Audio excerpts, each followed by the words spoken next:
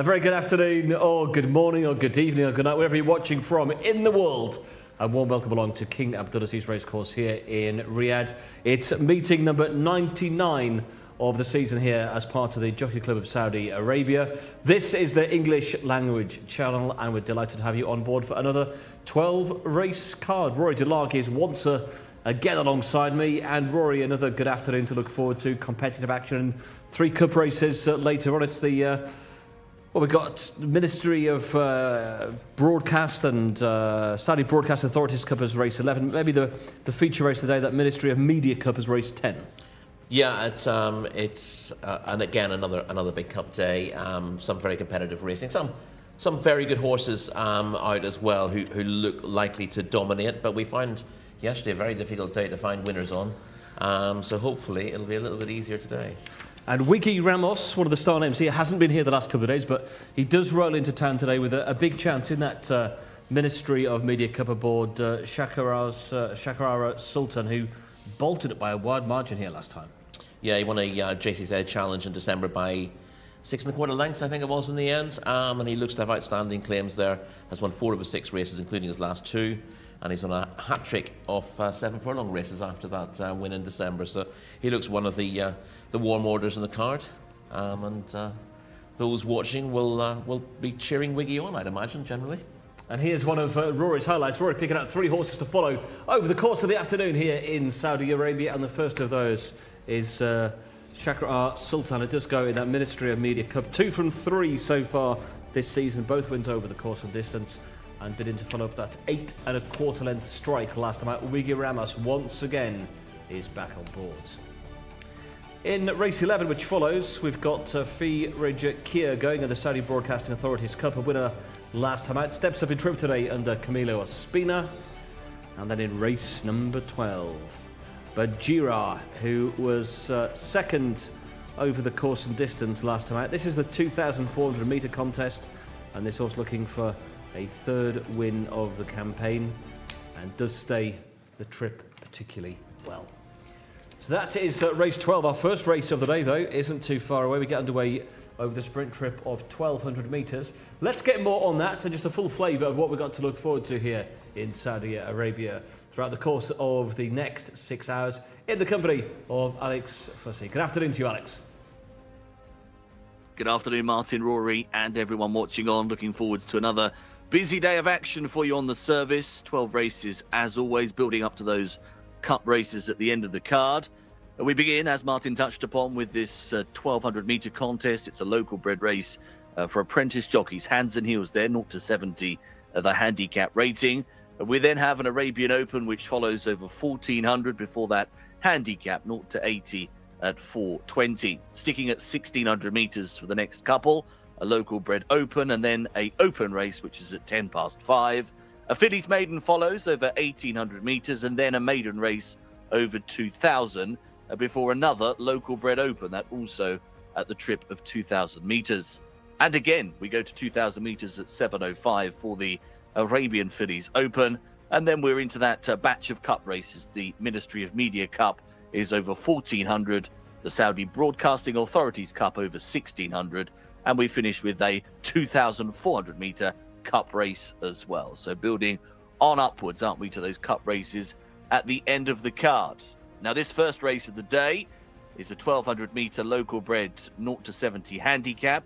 Apprentices in action here, hands and heels, so no use of the whip or pro cush in the closing stages. Number 1 is Barka Al Johara, that's Abdullah Al Hussein. 2, Jamrat Arab, is an interesting runner, actually. He's been placed a couple of times. 3, Bidawa, 0 from 14. She's looking quite exposed. Number 4, Al Hajjar, has won before, was a winner back at meeting 76. Is from the Gaith Al Gaith team. Number 5, Mohib Al Dariya, Mohammed Al Shavnari. 6, Til Alfred, that's Tariq Al Mansour. 17 is Al Raifa, Naif Al Mudiani. And 8, Janay, who's Ayad's Al Tarisi's mount. We head on over the page to number 9 at the top of the next list, which is Bihaf's Al Rahman, 0 from 6 so far in his career. Mohammed El Yami is on board number 10, Al Emrada. 11 is Shibble Lady for Mohammed Al Jami. 12, Gala Sad. A 0 from 6, also his record. There's quite a few maidens in here. 13, Abu Al-Bashaya, Mohammed Al-Hubayl. And then the 14, Ertiafe completes the field. 0 from 5 so far is his record. So 14 runners in our first race of the day. Quite tight on the international markets, I can tell you, for this opener. Bidawa is just about the overall international favourite. Let's head back to Martin and Rory to touch upon their thoughts in this opener. Yeah, thank you, Alex. The first of the runners into the paddock, and Bidawa is around the 3-1 favourite on the international markets. 4-1, second best is Al Raifa. Al Horja is around 7-1. Abu Abashir at 8 and 10-1, and bigger the remainder. But down the card, Roy starting off with number 1, Barker Al Jahara. 1 win from 7 starts. It's been over a little bit further the last couple of times. Been racing over 1400. Comes back in trip today on handicap debut. Yeah, she beat Farah Al-Anaya half a length and a 7 furlong maiden 2 starts ago, meeting 88. And wasn't disgraced when 7th of 11 and a non-winners of 4 last time out, which looked a bit of a tougher race there. Eased in class and down to the 1200 metres today. And she's not easy to kick out of the equation. Obviously, these handicaps are very very hard to unpick. There's very little between.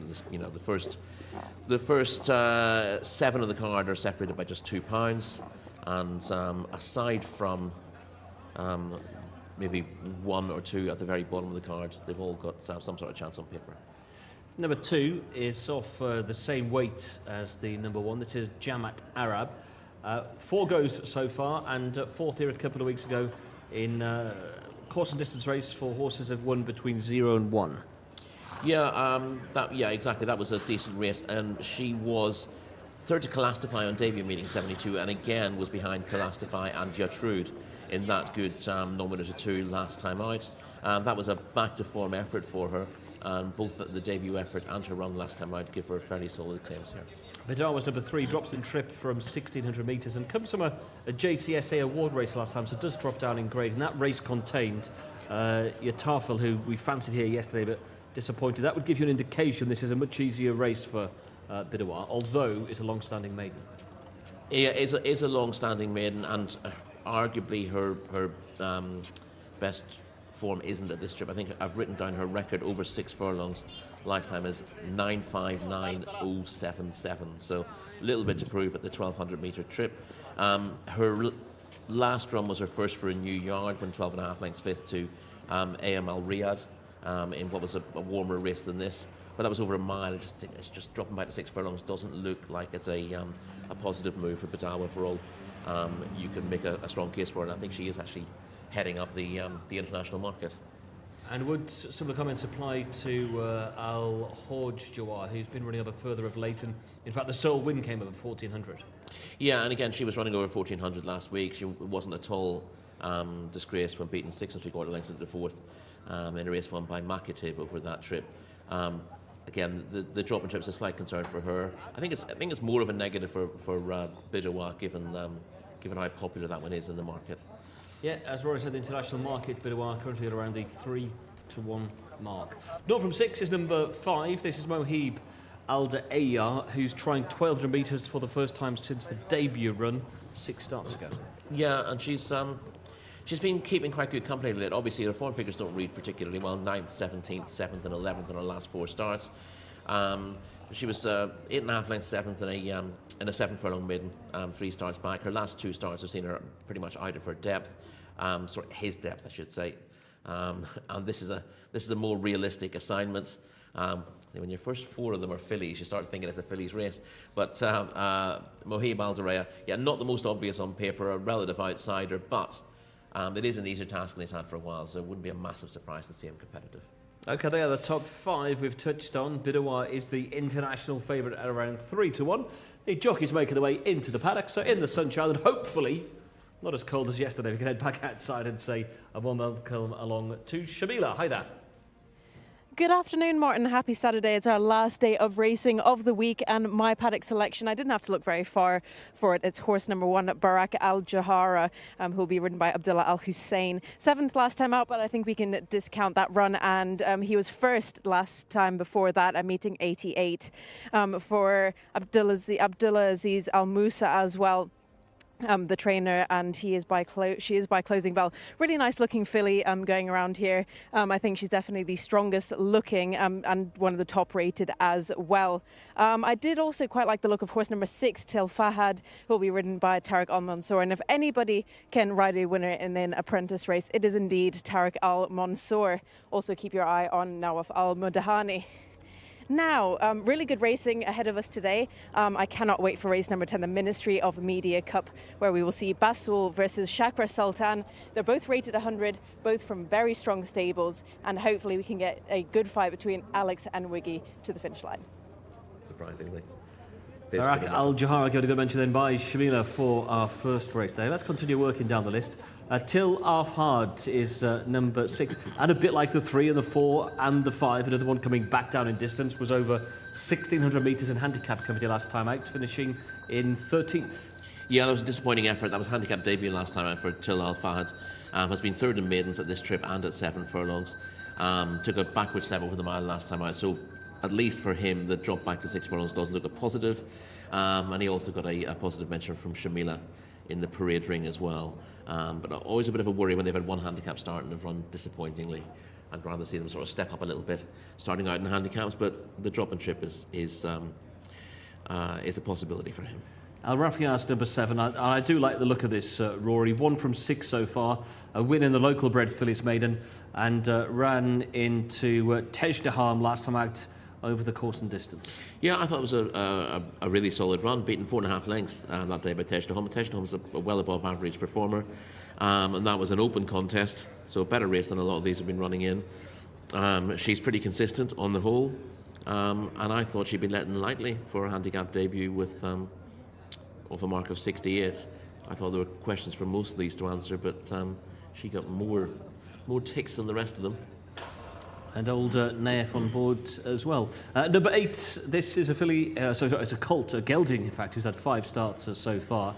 3rd over the 1,200 metres, 3 starts back, and this is only the 2nd go over the trip. Yeah, 2nd go over the trip, 1st try in a handicap.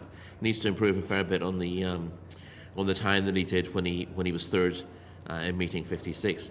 Did 1:16.13. Those early maidens don't tend to be particularly strong affairs, and that's reflected in the fact that he's struggled since. We then move down to number 9, which is Bafaz Al Rahman, who's 0 from 6 so far, and tries a bit like a profile of many of these, trying 1,200 metres today for the first time. Yeah, was behind Shibboleth Lady when 8th over 7 furlongs in a maiden race last time out. No reason why he should turn the tables with Shibboleth Lady, who's not particularly easy to fancy himself. That's an odd one that Shibboleth Lady is actually not a filly. Behalf Al Rahman, I find quite hard to warm to here. He's been running respectably, but he's not progressed from a reasonably promising start, and doesn't look particularly well in off 66. It is hard to fancy quite a few of these. Number 10 is Ali Rada, who's had 9 starts so far. 0 from 3 over the trip, and another one has been ever further of late. Yeah, she's been running in fillies maidens the last 2 starts. She finished a creditable 5th on both of those occasions.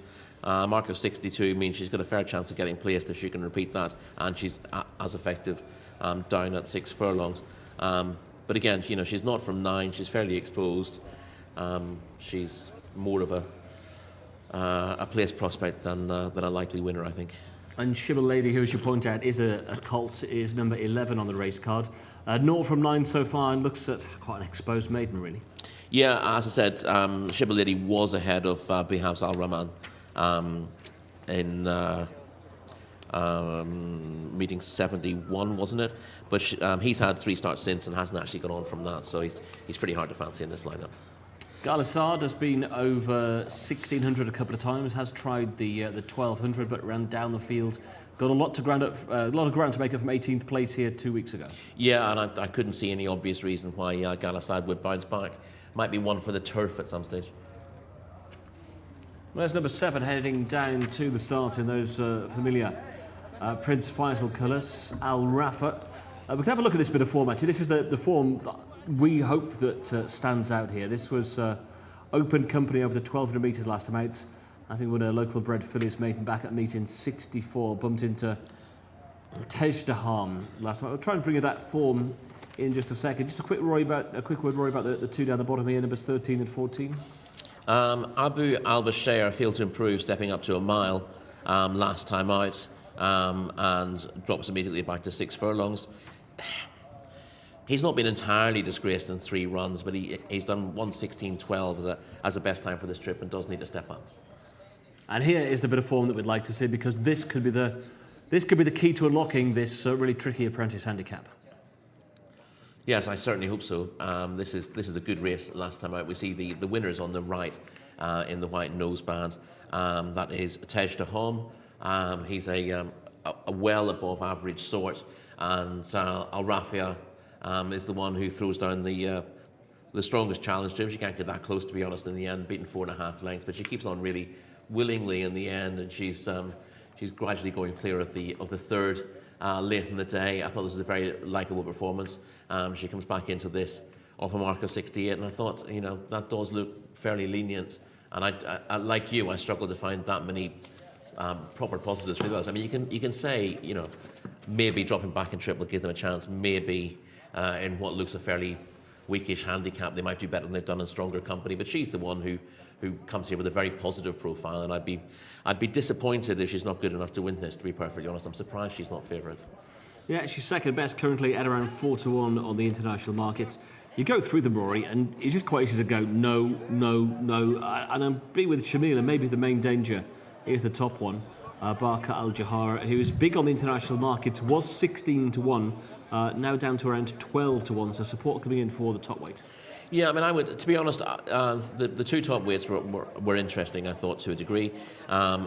If anything, I thought Jamrat Arab was maybe the one with the more appealing profile. She did disappoint a couple of times after a promising debut, which was back to form when forced behind Kalastify and Yatrude last time out. I thought, again, that was an above-average contest. And if anything goes wrong with Al Rafia, I thought Jamrat Arab was the one most likely to step up. Okay, they are at the starts. We're both roaring. We're both roaring in with number 7. We're both rowing in with number 7. We are, yes, and we might be roaring number 7 home, hopefully. But yes, let's hope for a decent start to the day. It was fairly tough pickings yesterday. It was a horrible day yesterday. It was more than tough pickings. It was horrible.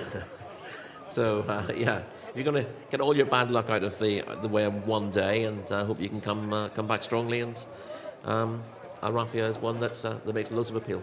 Okay, Alex, one task for you here, and that's to call home number 7 in front. I will try my very best, gents. Al Rafia, who will come from stall 11 here, so towards the outside as the rest of the field goes forwards. I thought Jamrat Arab had a good chance of being involved here in the shake-up, so I'm agreeing a bit there with Rory. Thought she was the main danger, or one of those dangers, and she's just gone forwards there into stall number 5. So we're down to the last, I would say, 4 or 5 runners to go in now. There is Al Rafia. Just gone into the starting stalls. Still got Ertefay to go in. Also got Alam Rada and Shibble Lady. Moving into the stalls. Abu Al-Busheya. Final one. Into the gates. We're ready. They're off. Saturday action underway. They go over 1,200 metres with a field of 14 in our opener. Decent start made by Barka Al Jahara on the inside. Also with some early speed is Al Rafair on the outside. Wants to go forwards, the red colours, but it's a very contested lead here. They're spread out all over the track at about 6 or 7 deep. Drifting a little to the right, Bihafs Al Rahman up there, and also bang there is Jamrat Arab, who will probably just have the speed to go past them all. So Jamrat Arab has gone on at this point in time as they make the turn left-handed. So Janra Arab leading by about a length over Barka Al Jahara. Also still there is Bihafs Al Rahman, and on their outside is Al Rafea. These four race clear. Gala Saad is following them through with Abu Al Bashaya trying to pick up. There's quite a few chances still with a little more than 200 meters to go. Barka Al Jahara up on the inside rail just has the call. Coming out of the pack now, Bidawa down the center is finishing with a real gusto. Bidawa is trying to get to Barka Al Jahara. Bidawa is just going to get up. Bidawa has got up to take the opener. Beats off Barka Al Jahara into second, and Bihafs Al Rahman finishes in third. Victory for number 3, Bidawa, who came from off the pace. 0 from 14 before today, but she has put her best stride forward. She was a little fractious going out onto the course, but she's controlled her energies very well in the run. Has taken this in a time of 1:14.01. And has scored by a length from Barka Al Jahara in second. Bihafs Al Rahman finishes in third. And Abu Al Bashaya was in behind those in fourth, but a distant fourth at that. Right up there with every shot. Al Rafea early, but weakened out of it rather tamely. And Bidawa finally breaks the maiden. Order of finish in our first of the day is 3, 1, 9, and 13.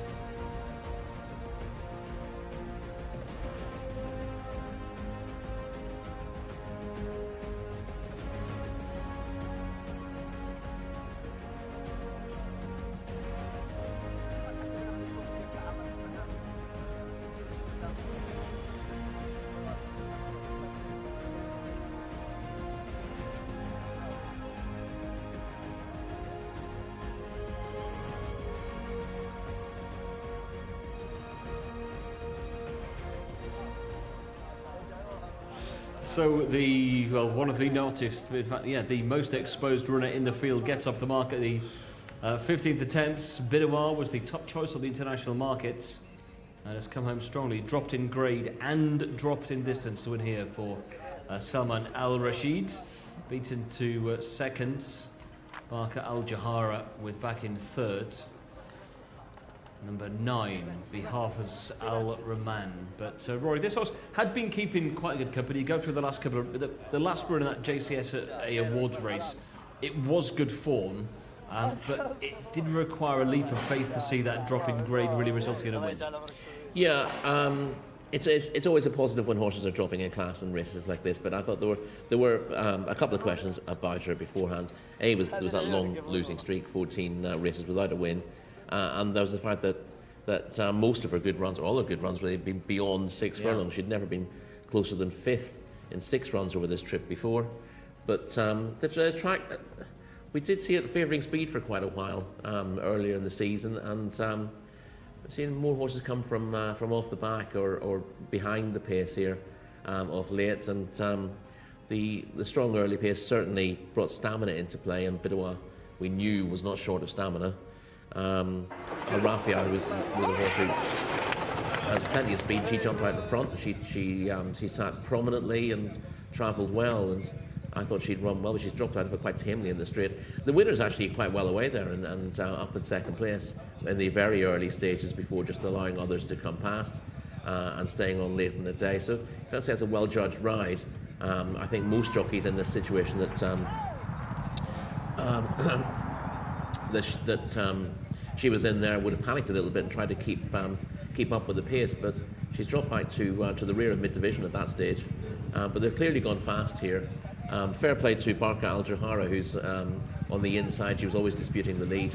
That's the black colours with the light blue sash. She's the one of those at the front end who's kept on best of all.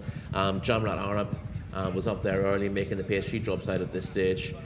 She had a decent chance on paper. Al Rafia got into a good position, but again backs out of it from here. And you see the winner, having dropped back to the rear of midfield, is coming home strongly at the moment, and her stamina for a mile very much coming into play at the end of the day. To get the job done, Bihaz Al Rahman in third, running an okay race. But again, she's now not from 7. This was at least a better effort than she put in last time out. Yeah, trying that to 12 meters for the first time. Disappointing, I thought, from Al Rafa up on the outside. Got a good pitch early, just then got pushed really wide when the field bunched together, but it's been a weak finisher. She has been, yeah. I wasn't massively worried about the wide trip at the time, because I thought she was still travelling very well, but she doesn't find anything when asked for extra late in the day by Nawaf Al Mudiani, and her finishing effort is very underwhelming, isn't it? She's not really been like that before. Her one moderate run came in better class than this, and she ran really well against a good horse last time out, but she just hasn't brought her A game at all. And just it's perplexing when you see a run like that, because apart from that run at meeting 74, the form figures second, first, fifth and second. She's been ultra consistent in that light campaign so far. Yeah, you'd have thought, well, she doesn't win, she'll certainly be in the frame beforehand, but and again, when they come out of the stalls, you'd have been very happy with where she was, but the effort in the end was very disappointing. She's done a faster time than this as well. She's done 1:13.80 last time out, and so the winning time of 1:14.01 shouldn't have been beyond her, but for whatever reason, she wasn't in the same form at all. That's the first race of the day. It goes the way of the international favourite. The market's got it right. Bidawar off the mark at the 15th attempt at a win for Salman Al Rashid in the first race of the day. That local bred apprentice handicap over 1,200 metres, overhauling there. Barka Al Jahara on that inside rail. That's the first of 12 races here at King Abdulaziz Racecourse today. We move on to race number 2. Post time for this is just over 15 minutes away. Our second race of the day, Alex, is for the Arabian horses over 1,400. Absolutely, Martin. Yes, Arabian action next up for this second race on the card. There is a field of just 9 of them for this, so a rather unusually small field. Number 1, Alan Nood, 2-time winner, Abdullah Al Credis. Number 2 is Sasha for Tariq Al Mansour. Number 3, Maurea, Jimmy Carrion with 4, King de Violette, quite a lightly raced individual. Couple of runs, finished 4th at meeting 94, Mohammed Aldahan. Number 5, Umama, that is a newcomer with 6, Sultana Al Nuames, only had 1 previous start. Then the 7, Shafa Al Azam, which is Naif Al Anazi. 8, Shariat Al Kaladia, Mohammed Al Hubayl. And 9 is Hazal, who will be on the other page, Mohammed Al Shurima. There you see that 9 horse completing the field. So just the 9 of them here. Alan Nood is a very short priced favourite on the international markets. The question here is, gents, will this filly give the field a tonking?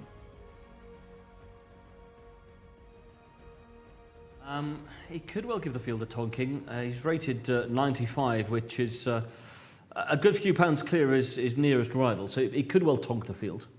He could, yes. We've been missing one of those recently, haven't we? A solid tonking in a race like this. But Alan Noods is rated 95 here, so she is clear of Sharfa Al Zaham, who's next in with an official rating of 86. They're both running off the same weight here, 56 kilos. And she will, on all known evidence, given how consistent she is, She has been placed in her last 5. She was, of course, a winner in meeting 64, but that was after the event. She was actually second past the post that day, and then Disqualified. she was promoted subsequently. So The first two did pull a long way clear in that race, didn't they? they did. I think they were over 10 lengths clear. She's very obvious claims. She has been in the frame, went back through all of them, 14 of 16 lifetime starts in the money, and the ones which she's not actually been in the money, i.e. the top 5, she's finished 6th. She was 2.5 lengths in front of Jcsa, when 3rd in a 1 mile open last time out, and she obviously should confirm form with that one. Jcsa's probably 3rd or 4th best in this field, but Al-Anud clearly holds her, and Sharfa Al-Hassan further down the card is probably her main danger. Okay, Jcsa, 1 win from 4, as Rory touched on. 6th at meeting 93 in behind Al-Anud. Been over 1,600 metres the last couple of starts, comes back down in distance here today. Number 3 is Maria, who's winless in 3 starts so far, meeting 76, 81 and 91, and has tried 3 different trips on each one of those occasions. Yeah, she showed her best form and dropped back to 6 furlongs last time out when finishing 3rd to Montfort in a 6 furlong maiden last time out. Form of that maybe a little bit suspect. The winner not rated particularly highly, and he won quite easily. Was beaten again next time. So although that looks a big step up from Mariah, I think she needs to prove that A, she's not flattered by it, and B, she needs to do a fair bit more, because she's got 2 stone to find with Al-Anud on the official ratings. We move then down to number 4, who's yet to get a rating. He's only had the 2 starts so far, finishing 4th and 6th, King de Violette. There've been runs over 1,200 and 1,600, so sandwiched in between those 2 distances today, and got beat by a whole host of the Al-Khaladias here last time out at meeting 94. Yeah, she was actually behind Mariah when 6th on debut. That was meeting 91. In that race won by Montfort. I thought she improved despite being beaten 14 lengths last time out. She was 4th to Wadir Al-Khaladia in a finish dominated by Al-Khaladia runners. He showed good form. She is called King de Violette, for goodness sake. Faded late on after showing pace on that day, and gave the impression that a drop back to 7 furlongs actually would be a positive. So although he doesn't have a rating yet, I think King de Violette is one to consider, certainly for places at the very least in this field. Humama is number 5 and Sultan Al Nawaim is number 6. Can you tell us anything about those 2 that's encouraging? Not an awful lot about Humama. She's making her debut. She does represent the Ashmeal stable, who get their fair share of winners. So I'd be interested to hear what Shamila has to say about that filly in the paddock. Sultana Al Nawamis has won a race that was in Poland. She doesn't look anything special on paper. She's got a rating of 65 based on her Polish form. She's making her debut in Saudi Arabia today, and it'd be a surprise if she's good enough to win based on the ratings. Okay, you touched, we come on to number 7, which is Sharfa Al-Azam, rated 86 on the figures. Will be the main danger to the very warm favourite Al-Anud. Yeah, she's a 6 furlong maiden winner who's been pretty consistent since that. She's been in the money on all her last 5 starts. She was 2 3/4 lengths 3rd to Iris de Violette last time out, with Mukatil behind her in 4th. Mukatil came out and won on Thursday in the Arabian race, so the form has been franked. She might even be a little bit better than a mark of 86. She's got £9 to find with Al-Anud, but again, as we pointed out, given that Al-Anud needed a disqualification to get that win on the board, strictly speaking, she's not from 16 in terms of finishing first past the post, and maybe she might be vulnerable with that in mind. And Sharfa Al-Azam, clearly on recent evidence, is the one who might be able to take advantage if Al-Anud is a little bit shy of going past the winning post in front. Yeah, I think this race does look ripe for an upset. Quite where it's going to come from, I'm not sure. Shamila, are you with the favourite, or can we get the international favourite turned over here? Thanks very much, Martin. I have decided to go with this beautiful filly alongside me here, horse number 7, Sharfa Al Hizam, who will be partnered with Naif Al Anazi.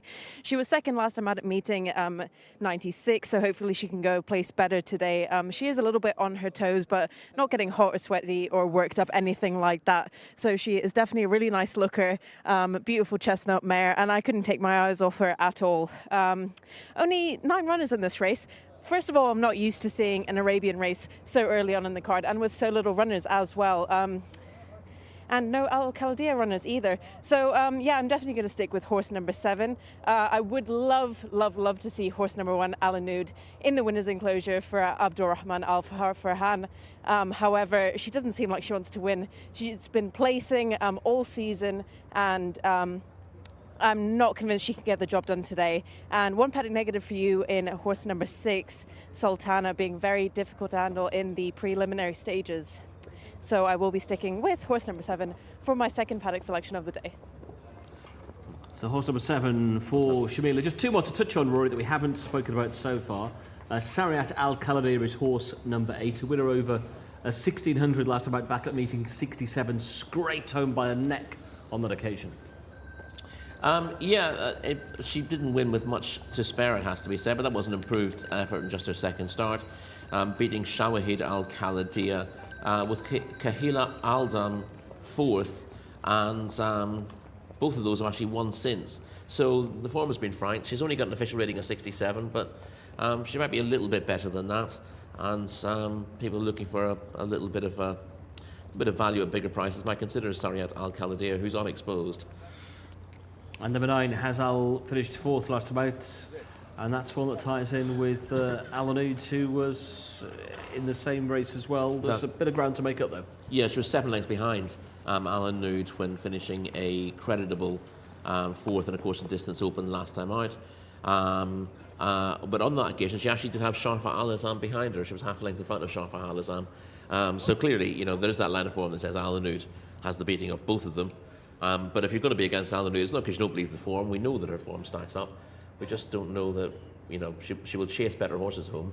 But will she put her head in front on her own, or will she sort of hang around and give others a chance?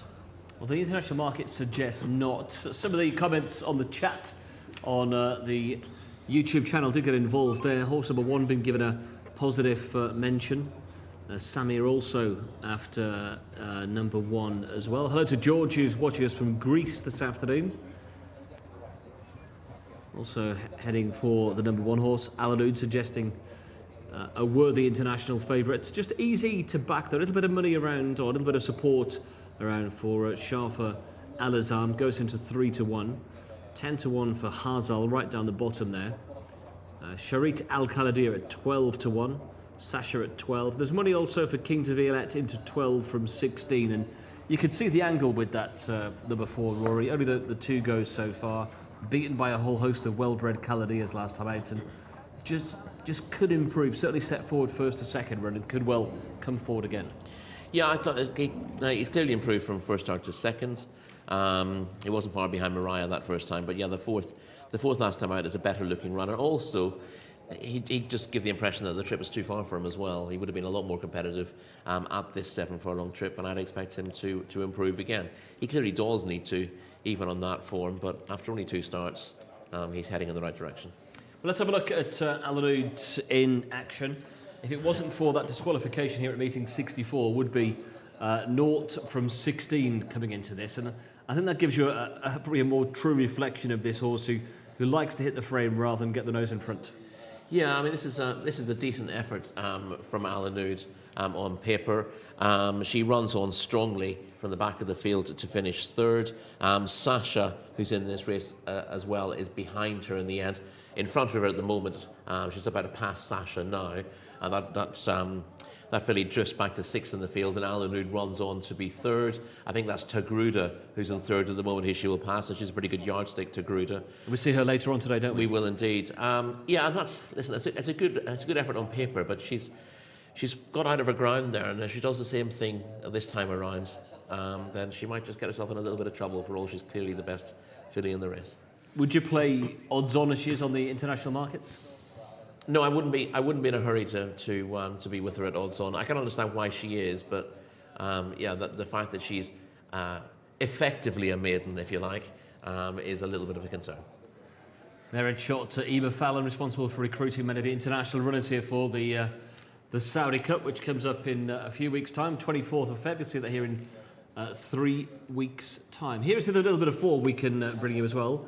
Shafa Al Hazam. This is the second insert. This horse running here early on this month, or last month I should say, when I went to February. This was last time up. Yeah, she looked likely to win this a long way for a long way in the contest. Shafa Al Hazam. This was just last week, in actual fact. It was. She led. She just, I don't know. She looked a little bit reluctant when she was in front early in the straight, and she's allowed Iris de Violette to come past and win that race. She needs to show a little bit more oomph here if she's going to get the job done. But she has got her head in front before. She was a winner in Taif over 6 furlongs, and she's clearly competitive on the form that she's shown. Worth pointing out that Mukatil, who was in that race, was a winner since, so the form is sound enough. You just thought she maybe should have got the job done from where she was. Hopefully she can let another de Violette come past today, and King de Violette can go on and play a big hand here. I think at 12 to 1 at the international markets, that would represent fair value. Yeah, I think he's. I'd probably have a short list of 4, and he'd be on it. So if you think about that percentage-wise, you're getting a reasonable, on paper, a good run for your money. We'll see if he does step forward as we expect him to. Yeah, and he's mostly up against the fillies as well. It's quite interesting to see a race almost entirely dominated by fillies. Just the 2 colts in the race, Hazal at the bottom and King de Violette himself.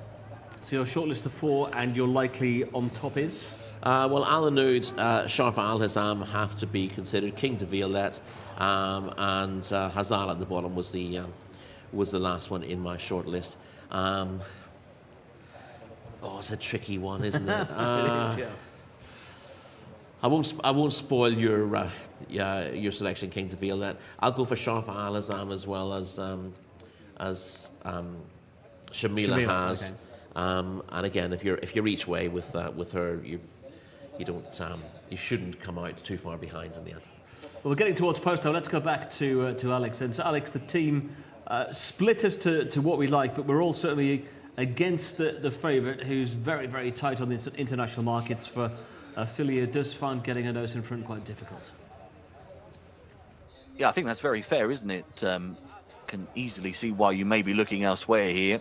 Al-Anud, who's got this habit of running well but being in the shake-up and not winning, and it could mean that one of the others is able to step up and beyond her today. And she remains obviously a short price at the head of the international betting. Shafa Al Hazam, no surprise that there's been a bit of support with her, particularly with 1 or 2 of the team here selecting her as well. She ran very well again, didn't she, when second last time out? The form has been quite solid for her. Hazal is, I thought, of a bit of interest actually. The 9, could easily see him getting involved in terms of a potential place position as we start the load now. So they are going in. There is Al-Anud, who heads up. Stall number 1 popped in and away. King de Violette is also in the stalls. Sultana Al Nawamis just going in. Sarihat Al Khaladia, Umama and Hazal go in together. Maria, Shafa Al Hazam, and also Sasha, the final runners for. Sasha is coming up and in, and is there. We are set. 1 or 2 a little restless. Starter giving out some instructions here. All clear, they are off and racing. Over 1,400 metres here in this Arabian Open. Just a little bit slower was Sultana Al Nawamis, just going to the back of the field after missing it a fraction. King de Violette was away alertly also. Right up there is Sharihat Al Khaladia. And to the outside is Hazal, blue jacket with the white sash. Shafa Alizam is in the next wave, is just off the pace at the moment, but they're well stacked up. Sasha is on the inside running rail and is followed there by Alanud, who races alongside Morea. Improving between horses is Sultana Al Nawamis. That one's detached, isn't it? Improving now between horses is King de Violettes with Hamuma. They're very well bunched here at the moment as they take the turn. Up top then, it is Sarihat Al Kaladia, who just leads the way, leading by about half a length from Sasha on the rail. King de Violettes is in third. On the outside, Shafa Alizam is coming forwards. Pushed along between them next is Hamuma, as they have levelled for home, as they now work their way to the final 300. Up top here, Sharihat Al-Kaladia still just has it, but now putting in a big effort is Shafa Alizam, Sasha, and between horses, Alanud is trying to get through, got through. Alanud has the lead and has now shot clear. Alanud is away by 4. It won't quite be a tonking, but it will be a nice performance and win. Alanud goes on to take it, beats Sasha into second, and back in third place was King de Violettes. Yeah, Alanud just off the pace, stuck on the inside for a little bit, but soon got behind, got a nice little gap inside the final 300, and was away and gone. Has gone on to take this in a time of 1:34.89. Beats off Sasha in the light blue and white colours. Tariq Al Mansour in second place, and she's finished in advance of King de Violettes, who again has put in a pretty fair effort for third. 5 1/4 lengths in the end, the winning margin. Quite comfortable, wasn't it, as you can see, shooting clear with 200 to go. That's how things are played out then in our second of the day. The order here is 1, 2, 4 and 7.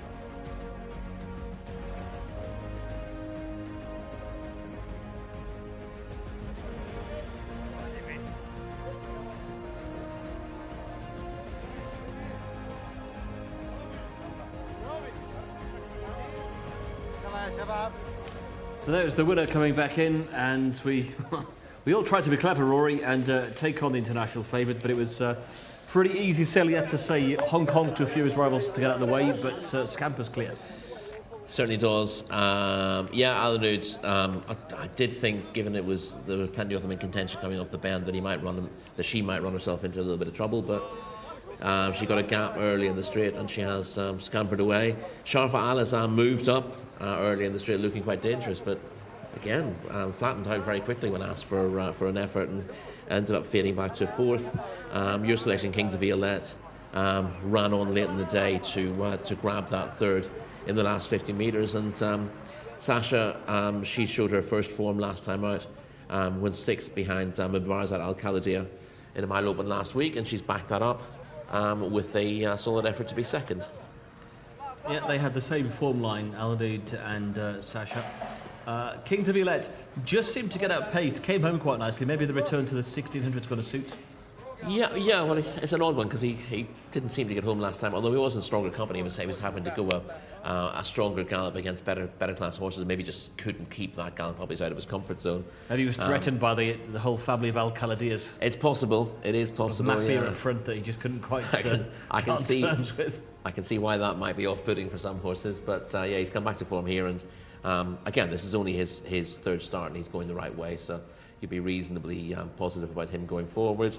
You'd be a little bit less positive about Sultana Al Nawamis, who was soon in trouble after the start and was virtually tailed off by the bend. So that one making its local debut will need to pick up his feet a little bit, or her feet rather, next time she runs.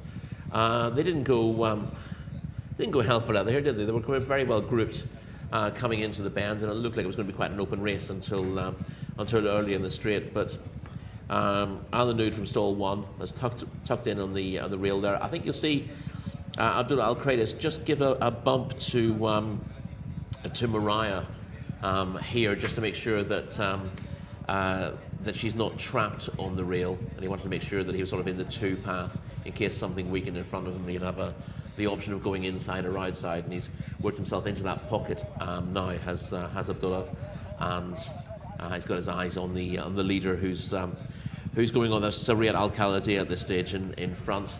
That one doesn't quite get home, as we see Sasha on the inside, just briefly being outpaced there, dropping back from second to about 5th, but she keeps on again to finish second. And Euro's King de Villette also got himself a tiny bit outpaced before plugging on. Yeah, it's disappointing for Sharfa Alazam, because she's actually come past 3 horses there travelling well, and she ends up allowing 2 of those to come past her again at the finish, to finish 4th. But Alanoud, she was a class act in the race. We just wondered whether she had seconditis, but no, not a bit certainly of not. And a good bit of placing as well, because the gaps have come. She's gone clear, and she's not winning out a turn either. She's not, and it's for me it's a good ride. I'm not suggesting ride of the year, but I think sometimes you see jockeys fall half asleep in races like this when the race should come their way. They just assume the gaps are going to come. But you see that Abdullah Kreidas, in the early stages, he makes sure that he's not trapped on the inside. He makes sure that he's making a bit of space for himself, and he knows what gap he's looking for. And then when that does open, he goes through it. I think he was proactive enough in this ride to ensure that that things didn't conspire against him. And Alanoud has now won well. She's actually beaten Sasha by further than she did last time out. So the handicapper might decide that she's worth a rise for that. But strictly speaking, she had plenty in hand anyway. So this, I think it was 5 3/4 lengths in the end she's won by. So she was entitled to do that on the ratings, and maybe will still qualify for these. Not in 95 handicaps or 80 to 95 handicaps as they are, but I wouldn't be at all surprised to see her back in open company against the big guns next time out. Yeah, you could see her going back over 100 plus based on that, but it's a second career win, and the first where she's passed the post in line. Alanoud winning our second race. Do get involved as well. Your comments are more than welcome on the YouTube chat section of the Jockey Club of Saudi Arabia's English-speaking channel, and it'd be fascinating, Rory, to hear where people are watching us from as well. We've had somebody in Greece so far today, somebody else in Portugal as well. So if you are on there, just drop us a comment on the right-hand side and let us know where you're enjoying the action from Saudi Arabia from, because we are going global all around the world here from Saudi Arabia. Do drop your comments into the chat section.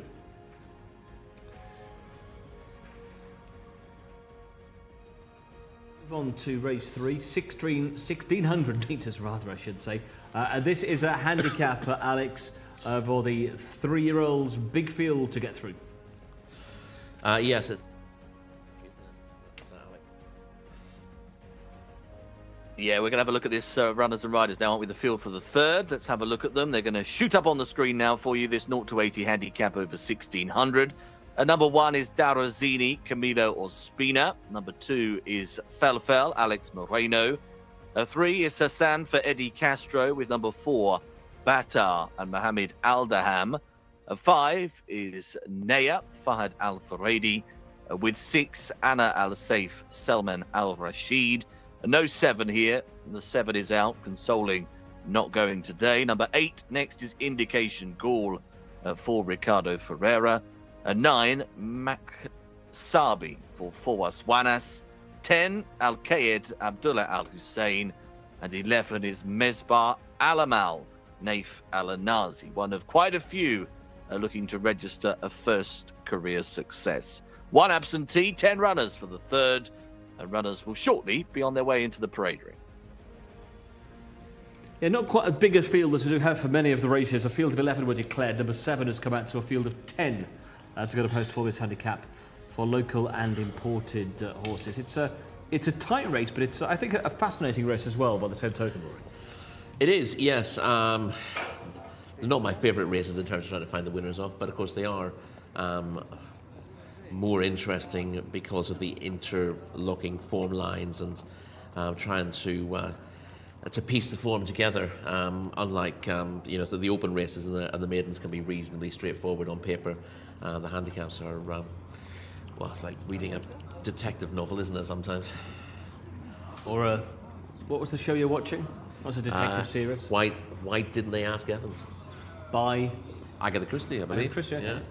Well, this is Agatha Christie-esque with Darazili topping the field here. Second best on the international markets, formerly trained in Ireland, had a couple of wins over 1400, but started off here over 18, finished 7th that day, and comes back in distance with Camilla Ospina in the plate. Yeah, from an Aga Khan family, Darazani, as you might guess from the name, and was in training with Mick Halford and Tracy Collins, who are now on the same licence. He was unfancied on debut, a big prize for a second start, but ran well to be second at Dundalk. And then he came here and finished a respectable 7th in an 1800 maiden first time out. He should build, and that cost €50,000 to come here. And connections, we're hoping he can build on what he did last time out. He should stay 1800 in time. I don't think the trip on paper would be a massive bother for him, but given he ran well over 7, you'd have thought the mile would be fine for him today. And he's quite an interesting one. He's got that profile that you're looking for a first-time handicapper, where he showed the ability to win a race on a second start. Didn't run to the same form next time out, but that would probably put him spot on for this. Do you like the angle of horses have come here and had a start, just got acclimatised and got used to the experience second time up? Generally speaking, although there was a theory that came out from the guys early on in Tythe that you needed at least 2, if not 3 runs to fully acclimatise there. And I think it's harder midsummer when it's really hot here for horses to come over from Britain or Ireland. At this time of the year, it's a very similar sort of scenario. In fact, I thought it's a bit of a positive coming here. If you're racing in Ireland or the UK in November and December, you'd love it out here at the moment. And I guess if you take our personal experience, it probably took us both a race to get on terms. So 1 run and you're up and running and good to go. Let's hope so. Yes. Number 2 is Fel, and this is a fascinating contender here. Alexis Marino is in the saddle. This horse is 1 win from 7 starts, was in Cup company over this trip last time up, but it was the 4th prior to that at meeting 67 that I thought reads well. Finished 4th that day. Al-Kawakabi was 3rd, and he franked the form yesterday. Yeah, Al-Kawakabi's been in really good form since then, and obviously was an impressive winner here on yesterday's programme. And to be honest, that run last time out, beaten 14 3/4 lengths, but Laila Elem, the winner of that race, is a bit of a superstar. That was in the Prince Faisal bin Khalid bin Abdulaziz Cup. This is an awful lot easier into not to 80 handicap for Fel, and he is straight in at the top of the list of likely winners, I would say, on the basis of that. Yeah, must have a big chance, and he does top the international market at just under 2-1 as well. Hassan is horse number 3, winless in 6 so far. And they just can't seem to work out this horse's trip. I'm not sure what the issue is with Hassan, because he ran a really good 3rd to Cathlahom, who again is an above-average performer in a Jcsa award contest back in meeting 62. But he's been beaten a total of 165 lengths in 3 subsequent starts. I mean, he's just not given his running at all. So I don't know. It's hard to back him. Or be with him at all with those runs behind him. Well, Shamila, we've given good mentions to Fel here. We think the number 2's got a big chance. Can you give us any encouragement from what you can see there in the paddock? Absolutely, I can, Martin, because my paddock selection for this race is horse number 2, Felfel, who will be partnered with Alexis Marino for this race. Only 10 runners and 7 of them are maidens, so I wouldn't be so keen on choosing one of the maiden horses, even though there aren't that many runners in this field. But here's Felfel here next to me. Just a stunning looking 3-year-old colt by Patriot Act, one of the highest rated horses in the race as well at 77. Alex had a good day yesterday having a double, so I think that he can have the same today. Nice rides today as well, but I will be sticking with Felfel. 2 positives and 2 negatives for you in this field. My second positive is horse number 4, Bata, who is a maiden for Thamara Dehani. But you cannot not talk about any Thamara Dehani horse in any contest whatsoever. They are doing so well this season.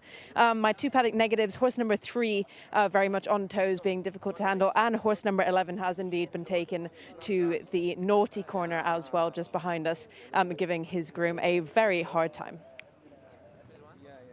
Thanks, Shamila. Well, good to see that number 2, Felfel, also is your selection, the international market leader currently. So we've talked about the top 3. That brings us down to number 4, Bata, who raced in the UK for Richard Hannon and has had 1 go so far here in a maiden race over 1,200. Steps up in distance today. Yeah, couldn't go the pace last time out and was sort of stuck wide. He does have a quite a speedy pedigree being by Blue Point out of Miracle Sarika, which is middle of the night in Irish, in case you're interested. Yeah, and her 3 runs for Richard Hannum were over 5 and 6. His 3 runs were over 5 and 6 furlongs, but he didn't look he could go the pace over 6 furlongs last time out. So it's not a massive surprise he's upped in trip to a mile. As Shamina says, you absolutely respect the stable's runners. They've been doing really well of late, but I didn't think Bata had a particularly appealing profile going into this. And if he does improve to win, then that really is saying something for Tamer Al-Dahani, who's he's a bit of a magician, isn't he? Yeah, the trip would also be a slight question mark I'd have for that horse as well. Nearest number 5 has been over 1,600 metres on the last couple of starts, finishing 7th and 8th, having scored over 1,400 back in the summer at Taif. Yeah, she won the big auction race at the end of the season. Quite a valuable race, but a real mixed bag of horses in those auction races early in the season. I don't think there was an awful lot of depth to the race that she won there. For all, she was quite impressive on the day, and she's found it harder off a break up in class since. In fairness, she was in the King Khalid Military Academy Cup 2 starts back. That was not an easy contest to be in, but she's beaten a long way, 42 lengths and a non-winners of 4 last time out. She does need an easier race. She gets one here, but she might have taken a bit of a battering to her confidence in those 2 races that she's been well beaten in. Anna El Sahef was 5th over the course and distance at meeting 86 in handicap company, and was tried to the Saudi Derby qualifier here last week. Yeah, his runs in meeting 95, which is the Saudi Derby qualifier, and meeting 81 were very tough races, and you'd probably judge him better on the one in between, where he was 3.5 lengths 5th in a course and distance 0 to 75. On paper, that would give him half a chance. His overall profile isn't particularly appealing. Last of all, the meeting 78 as well, so he's a little bit in and out, but when he's had half a chance in a handicap, he did at least run a lot better. Take out the 7, move on to number 8. Indication call comes across from Carl Burke in England. Struck once in 11 starts for the team. That was over 1,000 metres up at Ayr in maiden company. Up in distance today for the debut here in the Kingdom. Yeah, another one for Tamer Al-Dahani in the race. Ricardo Ferreira on board, both big ticks. But otherwise, I find Indication Call very hard to fancy at a mile. Yeah. He was fully exposed, I thought, for Carl Burke. He's a very good trainer. His best efforts came over 6 furlongs. He's bred just for speed. Doesn't look a stayer at a mile to me. And I can leave him alone for all. Both jockey and trainer are considered big positives. Yeah, he's 3rd best in the international market currently. It's around a 7 to 1 chance. Seems awfully short for a horse we've not seen for a while. Has joined different connections. Is unproven in the jurisdiction and is unlikely to stay the trip in a horse box as well. So awfully short in the market. Indication call. What about the 9? Mac Sabi, 0 from 5 so far. 4th here in handicap company last time. Up in distance today. Yeah, ran probably his best race when finishing 4th of 18 in a 7 furlong handicap. Won by Midrak last time out, only beaten 2.5 lengths that day. That was much more like it, but the handicappers raised him a few pounds for that. I thought it was a bit harsh for finishing 4th in a handicap, showing your first bit of form to go up in the weights. He may be able to keep the good run going, but I thought he was opposable from a mark of 62. And the bottom couple, Al Qaed is number 10, 0 from 7 so far. Yeah, not really going the right way. He ran okay early season here at Riyadh, finishing 4th in maidens his first 2 starts, but the last 3 runs have been disappointing, and he just looks like he's regressing a little bit at the moment. He's the rank outsider on the international markets, and another big price as well. One of the other outsiders is number 11, Meshbar Alamal, who was 3rd here last time out over the 1600. If anything, quite exposed, but did show more over this trip. Did show more over the trip last time out. The problem is he's rated at 46, but he's got a race of a mark of 62 here effectively, and that rather knocks his chance on the head. But yeah, otherwise, if he'd managed to get off his correct mark, it'd be interesting, because that was definitely an improved effort last time out. I know if Al-Nazi is on board, but that horse was reluctant to be mounted and had to be ponied down to the start, but it did calm down once Neif was on board. So they are arriving down at the start. Then race 3 of the afternoon here at King Abdulaziz Racecourse. 3-year-old handicap, 0 to 80 company, 1,600 metres the distance, and fell really hardening at the top of the market into around 6 to 4 now from 2 to 1 early on. So fell really well supported. Second best is Darazini. 1 run here so far, having come across from Ireland. The newcomer from Karlburg, indication call at 7 to 1. Similar price to the number 4, Bata. I mean, 1, 8, 4, all got questions to answer. I mean, this 2 just seems rock solid. Yes, I tend to agree with that. And the market seems to be dominated by sort of ex-Europeans, assuming they're bound to be different class to the locals. I wouldn't be at all certain of that. And Felfel just seems to have really solid local credentials. He's got his easiest task in a while. He's pretty reliable on the whole. There's not a lot not to like. Stays the trip, good man on board. The form's worked out well. He does look very, very solid. The main danger, Rory, where do you see that coming from? Well, Darazini might actually improve a fair bit from that debut here. And off the imports, I thought he was actually the most interesting of the 3 at this trip, certainly. Bata and Indication Call have shown the best form at shorter, and I wasn't overly enamoured by either of them. But I think it's the stable that's causing them to be a reasonably short price, because the stable's been flying in the last few weeks. We could have egg on our face, but Indication Call as the 3rd pick on the international market seems to be crazy. Yeah, I'd struggle. I mean, it's the right handicap mark, because he's been in nurseries, he's fallen on the weights a little bit to that mark of 66, and if his new stable have sort of found the key to him, then I suppose there's scope for him to actually to bounce back to his best form. But the pedigree is all speed, and that's what his form figures don't look bad. His form figures recently 4-3, 5-3, 8, but all his runs have come in smallish fields anyway. So he's actually not been beating that many horses. Well, they're at the start, and Fel is the only one really attracting any support on the international markets. It's a very, very warm order for Alexis Marino, who was in double winning form here yesterday. He joined us at the back end of the programme yesterday, and he's got a good chance of getting on the scoreboards. Here we do race in handicap company before moving back into open and maiden company for the next few races. Now 3 feature races come up at the back end of the card, kicking off with the Ministry of Media Cup. That's for Saudi-bred horses over 1,400 metres as race number 10. But we are just about on post time then for our 3rd, 1,600 metres the distance, and let's hope, Alex, it's this time you can call Fel home in front for us. Yeah, I'll do much better this time, I'm sure, Martin, hopefully. I think Fel, well, he's got obvious and very strong claims of getting his head in front. He hasn't he, as they pop themselves into the stalls. It was briefly touched upon, but Mesbah Alamal, the 11, he went berserk when Naif Al-Nazi tried to get on board earlier. He went right up in the air. Naif did very well to sort of get out of the way, really, and avoid any form of injury. So he was proving himself to be quite a handful in the prelims, and he's quite warm, as you can see there, as the last couple move up to the stalls. Bata will go in, stall 11. Also, Fel has just gone in, and we are standing by. All in. They're off. Racing away here over the 1,600 metre trip. One or two drifting a little to the right from the starting stalls. Early pace from Maxabi, combination of yellow and green. Also right up there is Naya, who's on the inside the grey, and wider of those now, Anna Al-Saif. For Salman Al-Rashid wants a bit of the early action as well. So that one tagging across and takes to the rail to lead. Right up amongst horses now, Indication Call, the yellow and black, improves into second. Back in third position on the inside is Naya. That one racing in advance of Makasabi.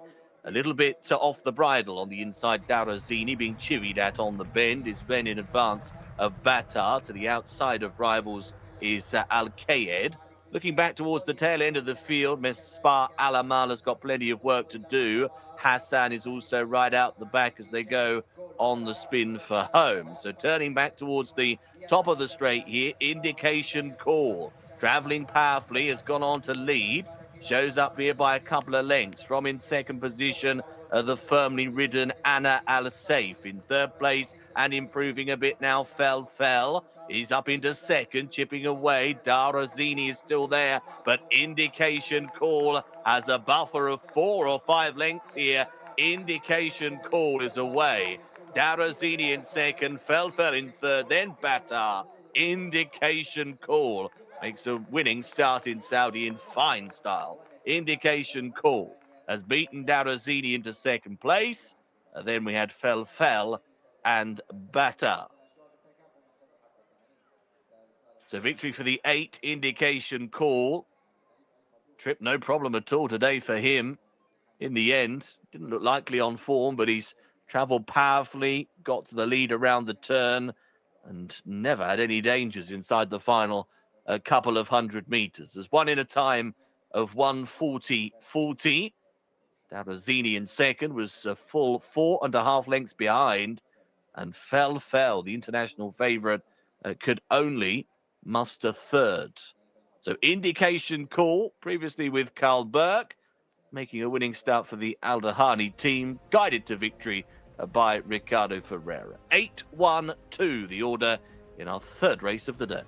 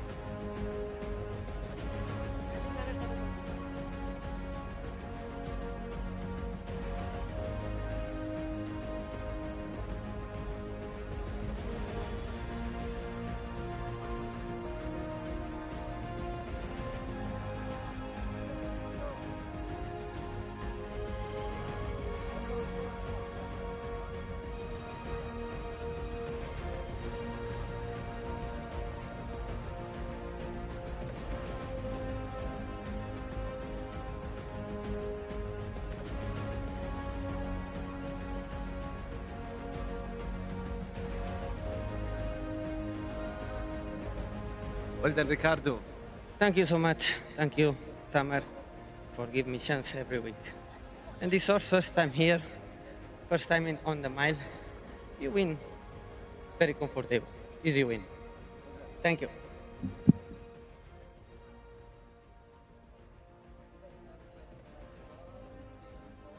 First winner of the day for jockey Ricardo Sousa Ferreira in the third race, a handicap for 0 to 80 rated horses, an open contest for 3-year-olds. And horse number 8, Indication Call, has won for trainer Tharma Al-Dehani. And I did say in the parade ring that you can't forget about these Tharma Al-Dehani horses. However, I was talking about a different horse, horse number 4, Bata. But Indication Call has won first time out here in the Kingdom of Saudi Arabia, previously trained in the UK by Carl Burke, and there are an awful lot of ex-Carl Burke horses here in Saudi Arabia, and they tend to do really well. But it usually takes them a few runs to get settled in. Maybe we see the best of them on their third run in usually.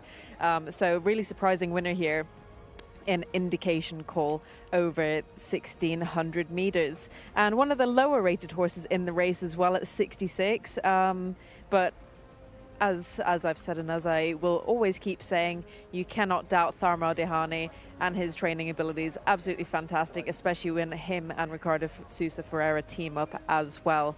And Ricardo is doing a fantastic job, might I add, this season. He's just finished weighing out there now, and hopefully we can get a quick word with him. Congratulations, Ricardo. That was really impressive for the horse's first time out here. Yes, thank you.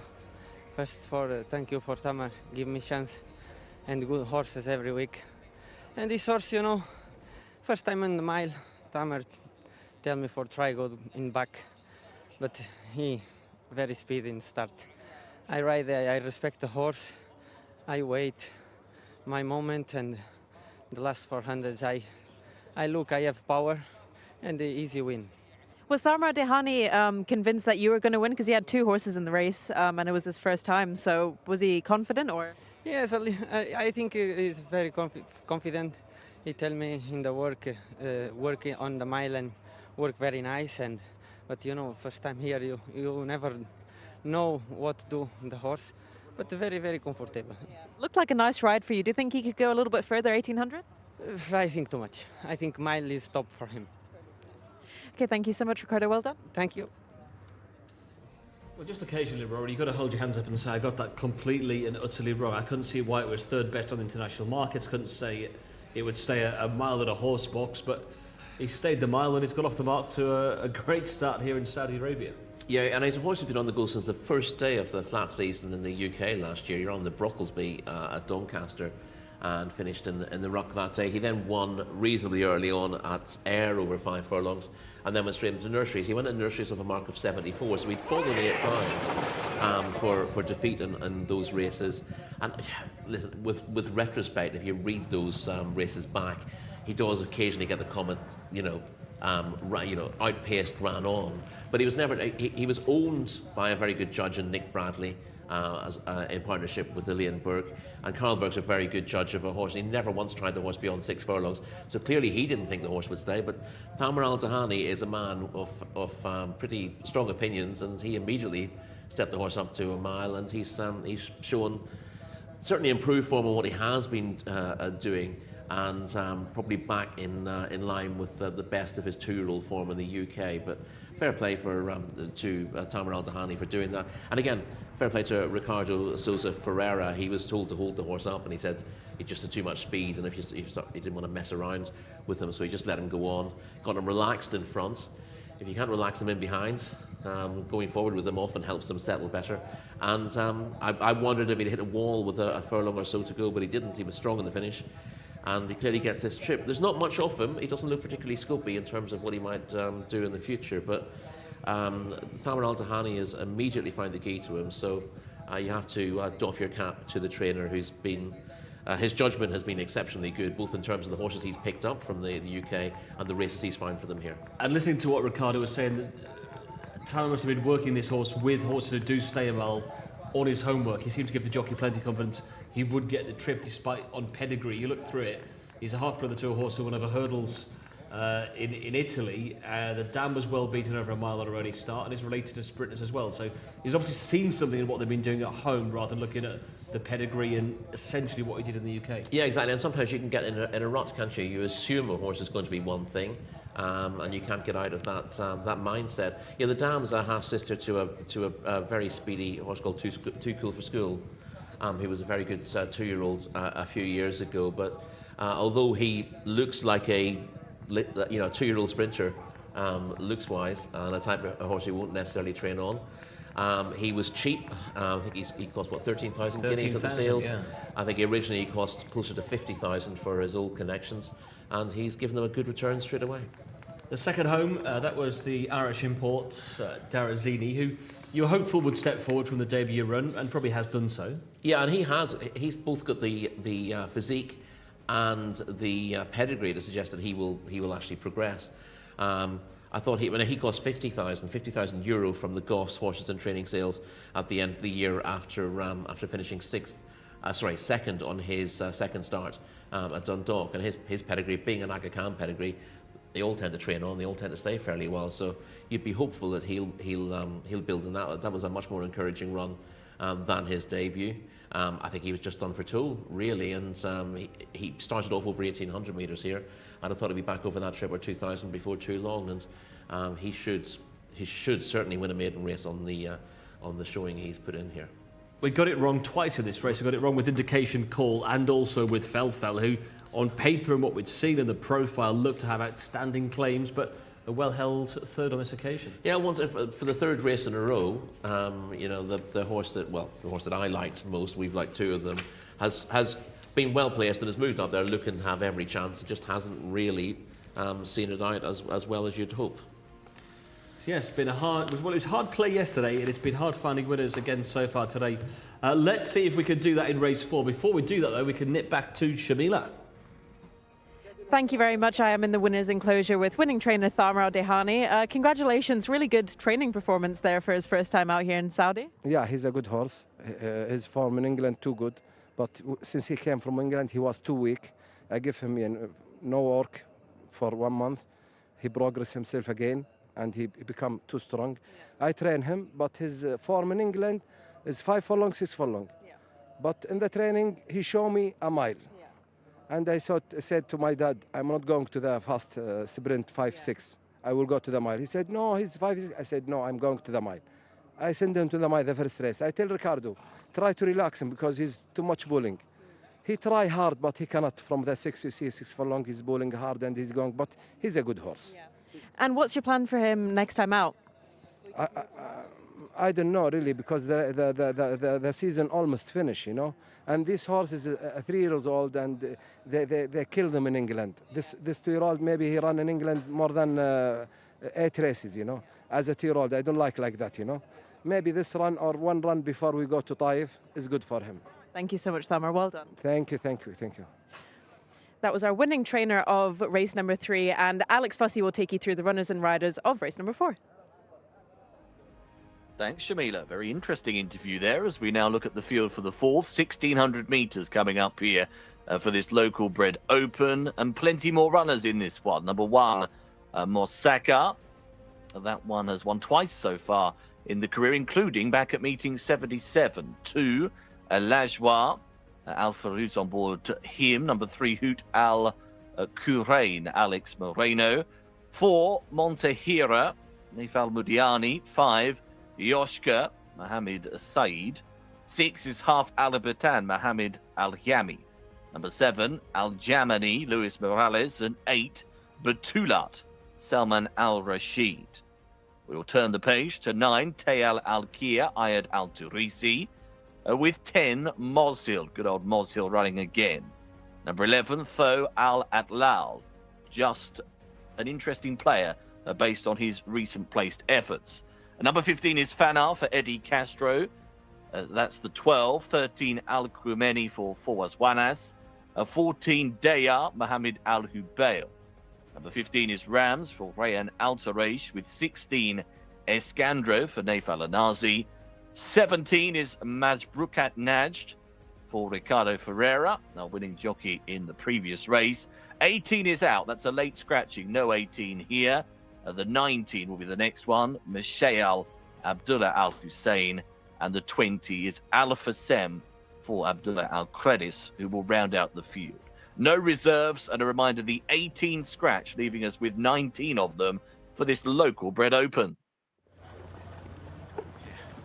Yeah, thanks, Alex. Let's just reflect on what Thamar Al-Dehani was saying, that the 2-year-olds in the UK, I won't use the word he used, but they're certainly hard trained and raced a lot through that juvenile campaign. Yeah, and of course, the 2-year-olds aren't raced at all in Saudi until June. Of course, we were talking about that horse having run in the Brocklesby Stakes, and it's quite a big thing in the UK to get a bunch of 2-year-olds together for the very first day of the flat season, which is March, which is in March, yeah, at the end of March, and then that he's had 8 runs in nurseries before he came here, so he's had plenty of action. And Tamer under no illusions that a break would do him good. He was very weak, he said, when he arrived, and he'd give him a full month off, and then he saw a different horse, a horse showing different signs in terms of what he wanted. His judgment has been vindicated with that step up to a mile. And again, you get the impression from him, that conventional wisdom was that he should run it at sprint trips, because that's what he had been doing. But he's not afraid to think outside the box, and not afraid to offend sensibilities either with the comments he made there. And it's, to be honest, I like to see it. I think a lot of people sit on the fence in this game, and when you interview Tamer Al-Dahani, or when Shamila interviews Tamer Al-Dahani, we always get something very interesting. Mark Johnson is one of the preeminent trainers in the UK, loves to campaign his 2-year-olds. I suppose now Charlie Johnson's got the licence, but yeah. An interesting conversation between the two of them with their opposing views as to how to campaign juveniles. Yeah, exactly. And but it also would be quite interesting there, because Mark Johnson tends to favour quite a big, strong horse as well. He doesn't tend to go after those sort of light-framed early 2-year-olds, but he's got no qualms about running them often. And again, back home, the conventional wisdom is if you run them often at 2, it's actually good for their bone development and stuff like that. And people will always remind you that Red Rum made his racecourse debut very early in the season. As a 2-year-old, he was laid out. His entire career essentially was trying to win a Cellar on debut for his first owner. That's all he was interested in doing. And then he went on to win 3 Grand Nationals, so it didn't do him any harm. But of course, there are exceptions that prove the rule in all these cases.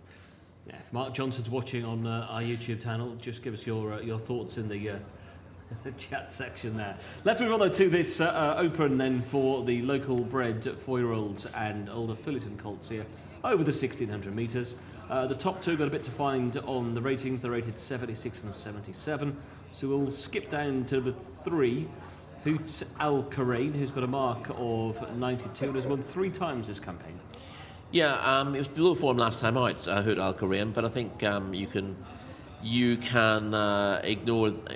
probably ignore that. His penultimate run, you can definitely ignore. That was in a 6-furlong cup contest. The trip would have been too short, and the company a wee bit too warm. But he won a course and distance open 3 starts back. The likes of Al Germani and Hafer Albertin behind him that day, and that gives him every chance of winning this. Well, Shamila got some punchy comments from Tamer Al-Dahani. Let's get back to the paddock and see what she's got ahead of race 4.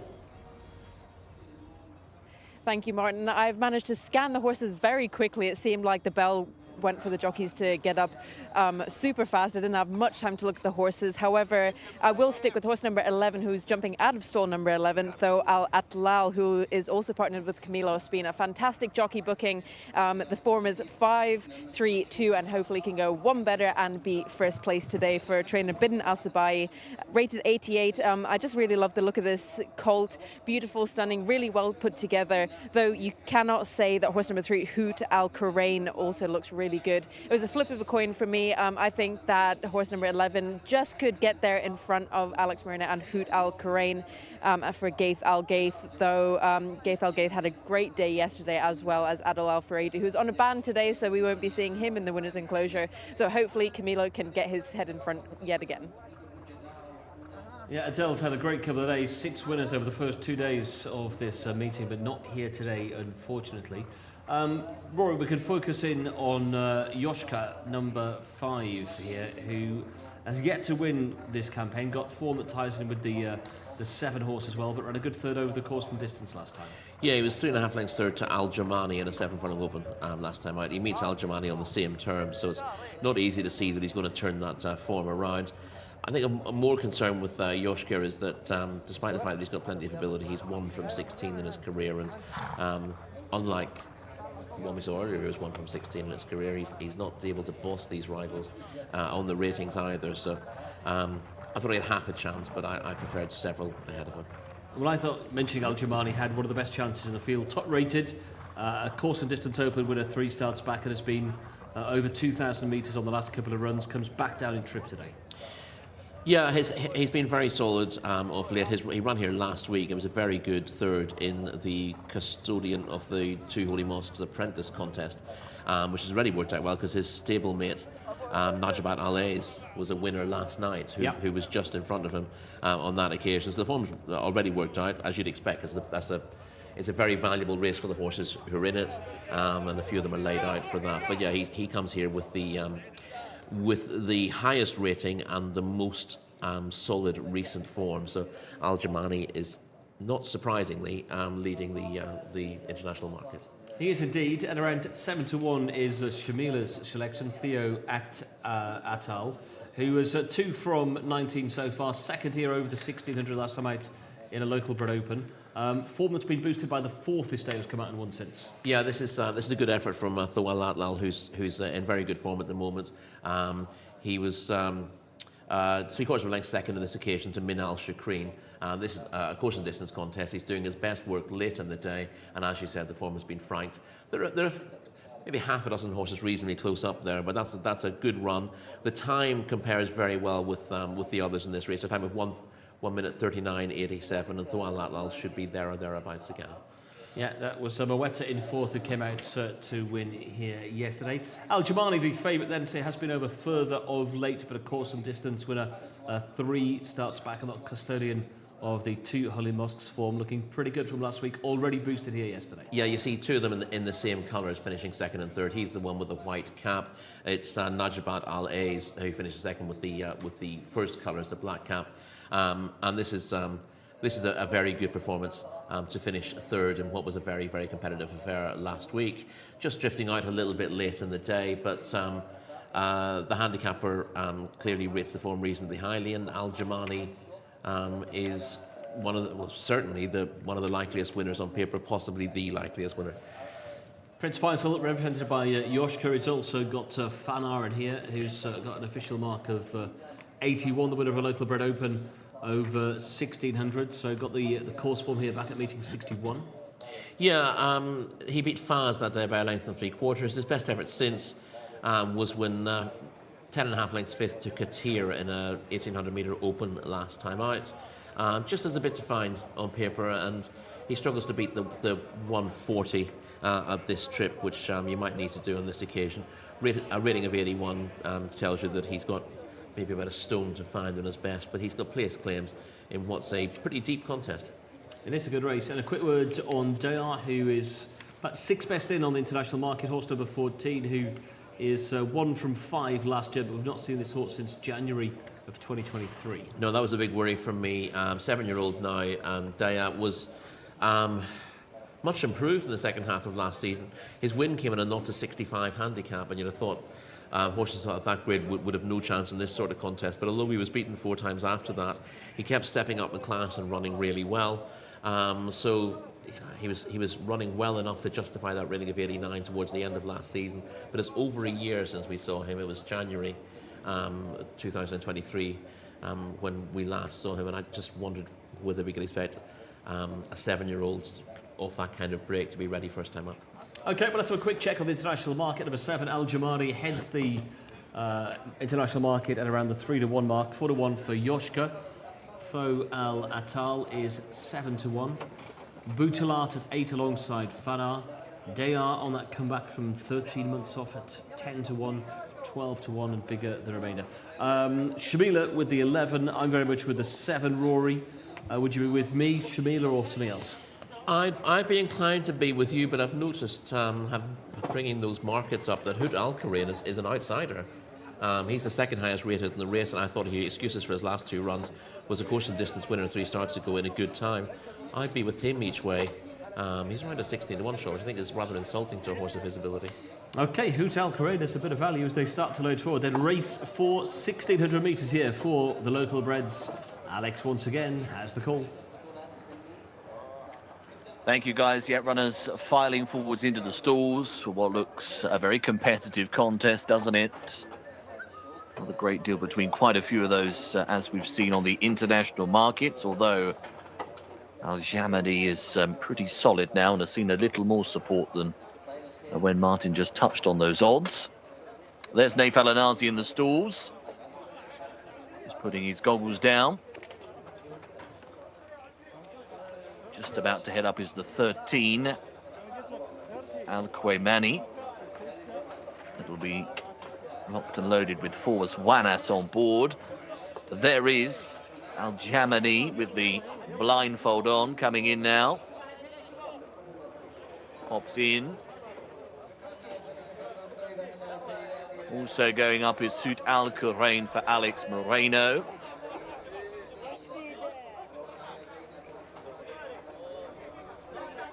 Still got about 3 to go. Mosaka, Jcsa, both still awaiting. They going up. Also half Alabatin. So Jcsa, final one. He's there now. Ready to go.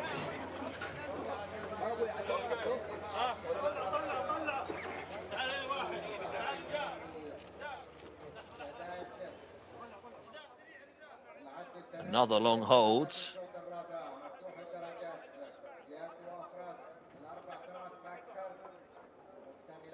They all appear okay in the stalls, but we still wait.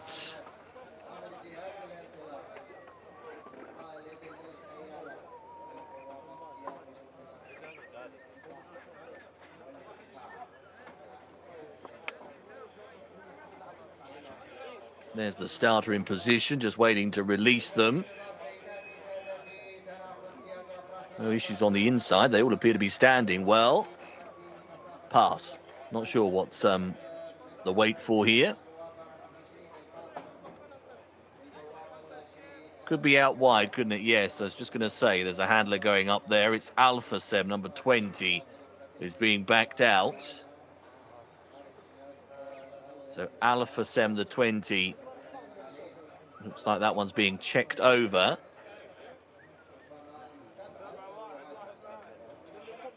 Spun back around and put back in. So Alpha Sem goes back into the stalls, and surely that means we are ready again. They're off. Jumping away over 1600 for this local bred open. The starter caught them in a pretty good line. 1 or 2 though are reining back, including Monteria, and also going towards the back end of the field is Tayal Al-Kir and Alpha Sem from that wider draw. A good early pace coming from Hoot Al-Qurain on the inside. The red and white colours is right up there. Also Mozhir is handy, and just a little wider of those is Escandro in the orange and red colours. They're being followed by Al-Jamani, who's not far away as well, has got a lovely slot there into 4th position. Fana is just in amongst rivals as well, is there in company with Rams. They're being followed by Majbukat Najd, who's next in the field. On the inside is Hafa Al-Batin. They're tracked through by Thoal Atlal, who's right in the centre of the field. Alpha Sem next, and in company with the likes of Dayar and also Tayal Al-Kir. But they're on the spin out of the back straight here. Up on the outside is Escandro, who leads the way. Has about a half length in hand, now stretches to a length. Over Al-Jamani in 2nd place. Up on the inside still is Hoot Al-Qurain, who's trying to fight on in there. Rams is still there to the outside, trying to finish his Butalat as well in the blue and white colours, but it's Escandro who still has a 2-length break, but appears to be getting a little leg weary here. Al-Jamani is chipping away, has moved within half a length.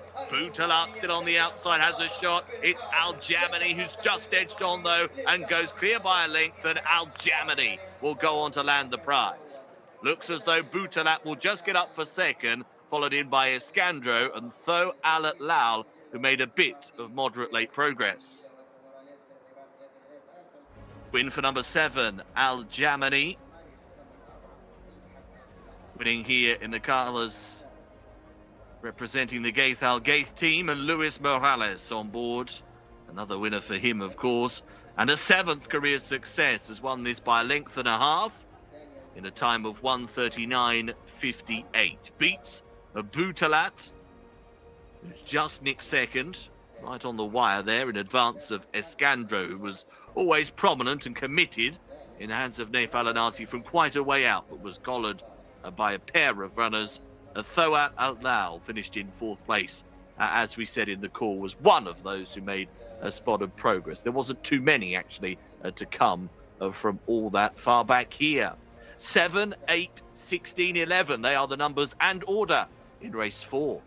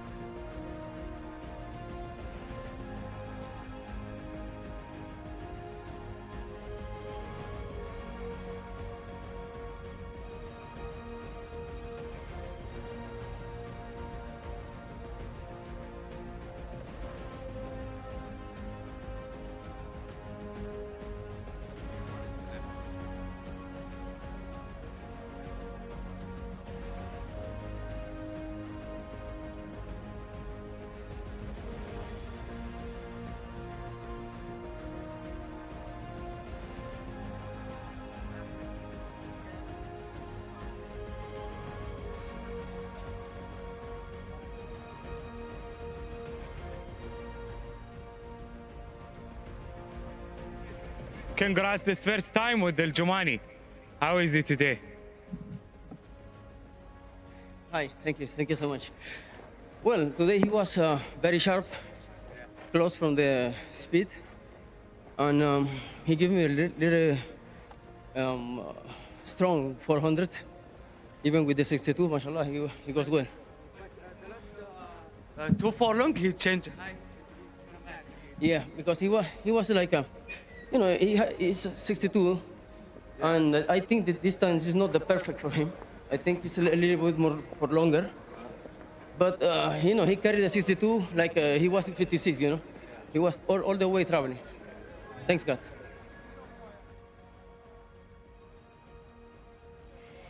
Horse number 7, Al Jumani, gives Louis Morales his first win of the day here in the 4th race, a local bred horses open for 4-year-olds and upwards, and this is a 5-year-old gelding by Seeking a Home for trainer Gaith Al Gaith. And it's not very often we get to see Louis Morales riding for Gaith Al Gaith, because it's usually Adel Al Faradi who is on board. This horse was 3rd in his last 2 starts over 2,000 meters. Last time we saw him in the winner's enclosure was before that at meeting 82 over 1,600. So they've brought him back down to 1,600, and it's done him the world of good.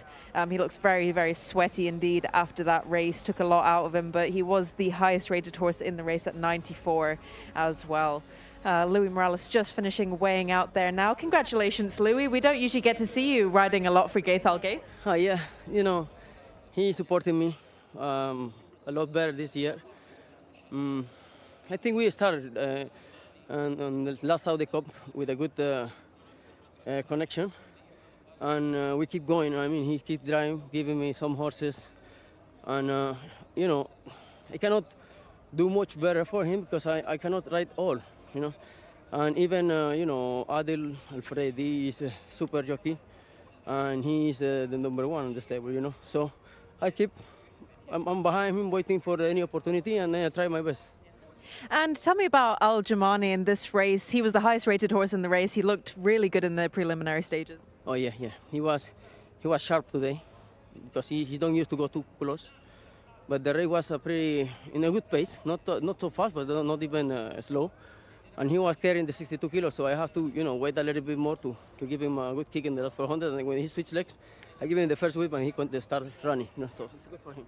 Would you say that he's definitely a miler, because they've dropped him back from 2,000 meters from his last 2 starts?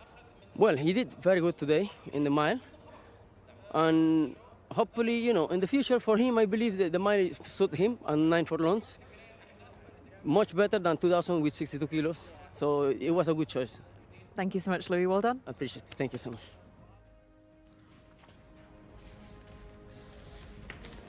Al Jumani sees off Boutalat and Escandro for the minor honours. He looked in trouble off the home turn, Rory, but he's certainly found, and once he's got rolling down the stretch, he never looked in danger. No, he's won nicely in the end. Boutalat ran on well in the end to just deny Escandro second place. Escandro had run really well from the front throughout this. He was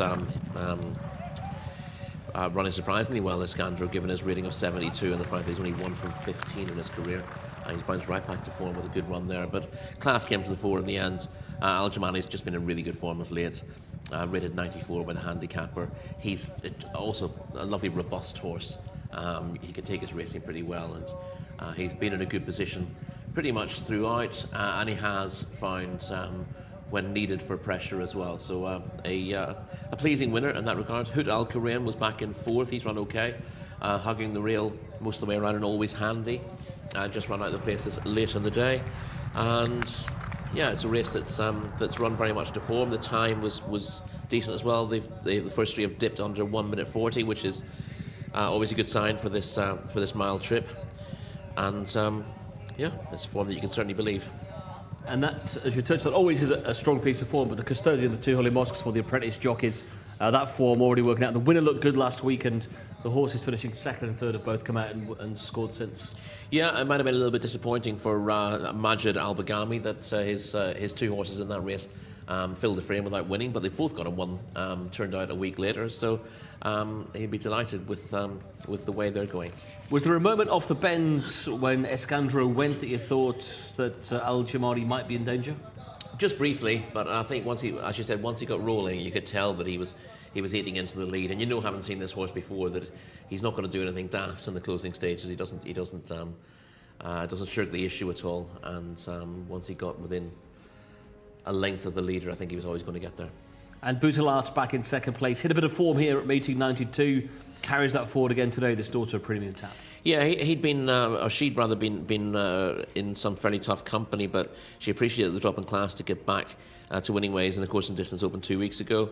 With the likes of Bin Far behind her in 3rd that day. Bin Far's run very well in a good race since. So the form had been boosted, and Boutalat, having got her eye back in last time out, has backed that up with another solid effort. She was racing off 60 kilos here. Al Jamani giving her 2 kilos, so 4 pounds. If you're looking at official ratings, she then had 3 pounds to find, and she's pretty much run to that form. The pair of them, you'd have expected them to be right in the firing line in the end, and they've run exactly as expected. Well, the international market gets it right once again. It's got it right in the first race with Bidouar, got it right in the second race with Alanud, and it gets it right in race 4 as well with Al Jamani, who wins as the 5-2 favourite. Much more open though for race number 5. We've got this open race for 4-year-olds and older for local and imported horses, and it's 6-1 the field for the next here in Riyadh. Full details back with Alex. Many thanks, Martin. Yes, this 5th on the card then on the way. Open race, as you say, 1600, and we'll have a look at the full field for you now. Number 1 is Pivotal Revive for Luis Morales. Number 2 doesn't go here, no 2. So the next we move to the 3, Irla Bandito, Tariq Al Mansour. Number 4 is Lucanus, Alex Moreno, with 5, Single Minded, Abdullah Al Credis. And no number 6 here, that's another scratching. So the 7 is the next on the page, Pride of Priory, Fahad Al Furedi. Number 8 is Monchou, had plenty of starts, 7 wins from 28 runs. And number 9 is Indiana B, making a seasonal debut, Abdullah Al Hussein. Bottom of that page is 10, Rare Ninja, Forwas Wanas. We head on over to the 11, Craft in Silk, Mohammed Al Yami, and 12, Gwiwant.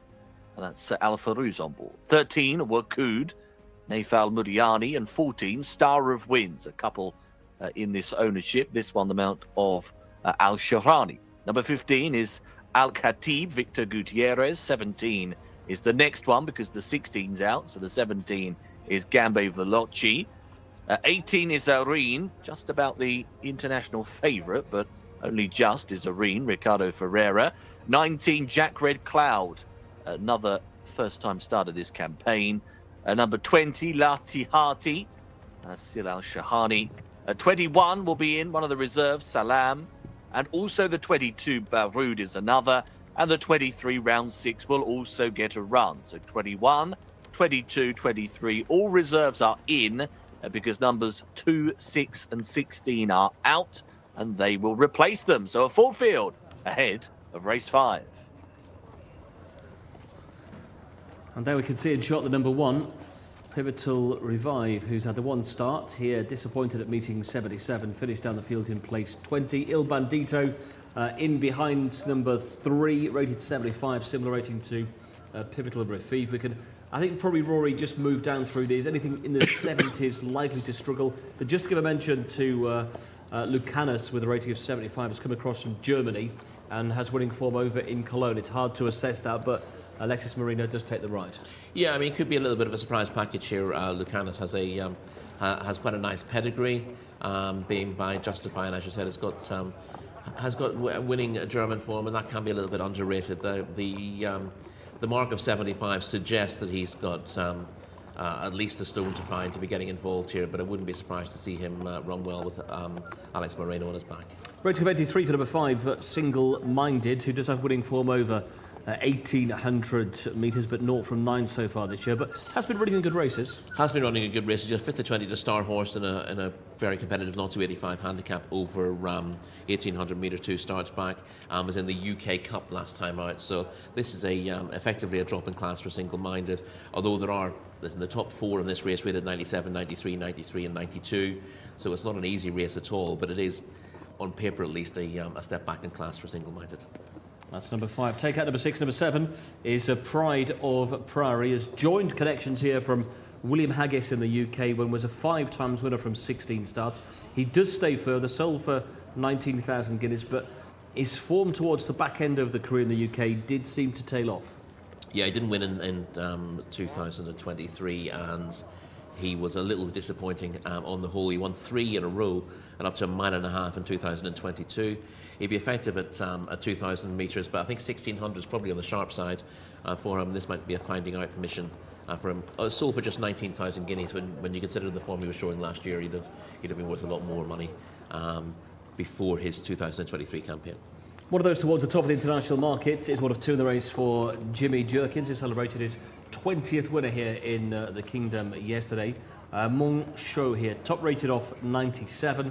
A light campaign this so far, does have winning form, and another who's been in better company the last twice. Yeah, below form in the Jcsa World Contest over course and distance last time out, but if you ignore that, he's big chances on the form that he showed at the tail end of the Taif season.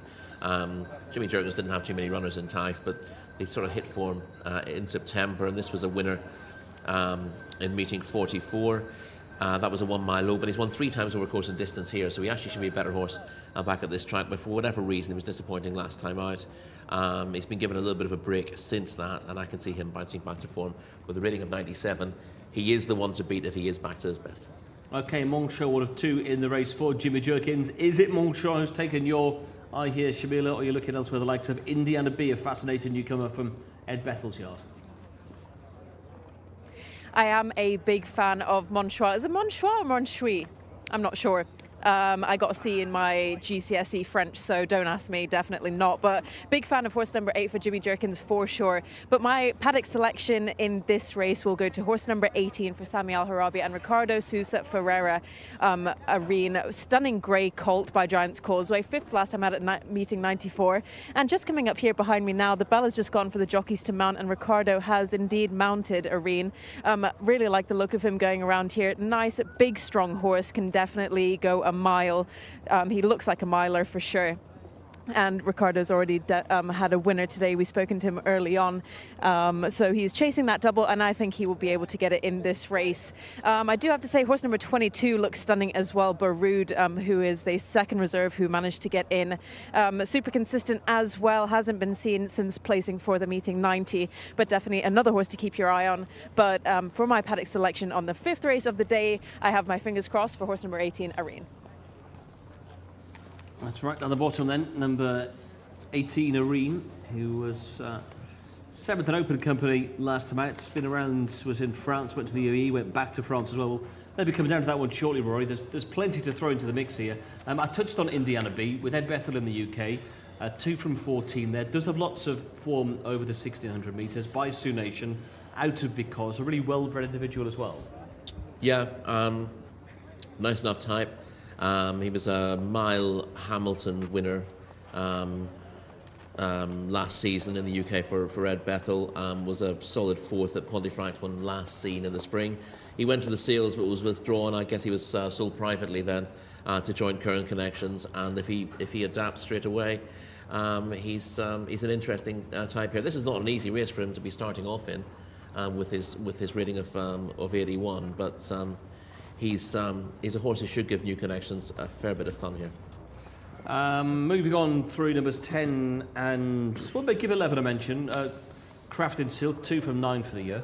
Yeah, disappointing last time out. That was in the Prince Sultan bin Abdulaziz Cup last time out, where for whatever reason she was tailed off, but she beat Sail on Silverbird and Neck in an 1800 metre 0 to 85 handicap in meeting 84. That form has been franked since. Sail on Silverbird was just touched off in her next start and then won on open.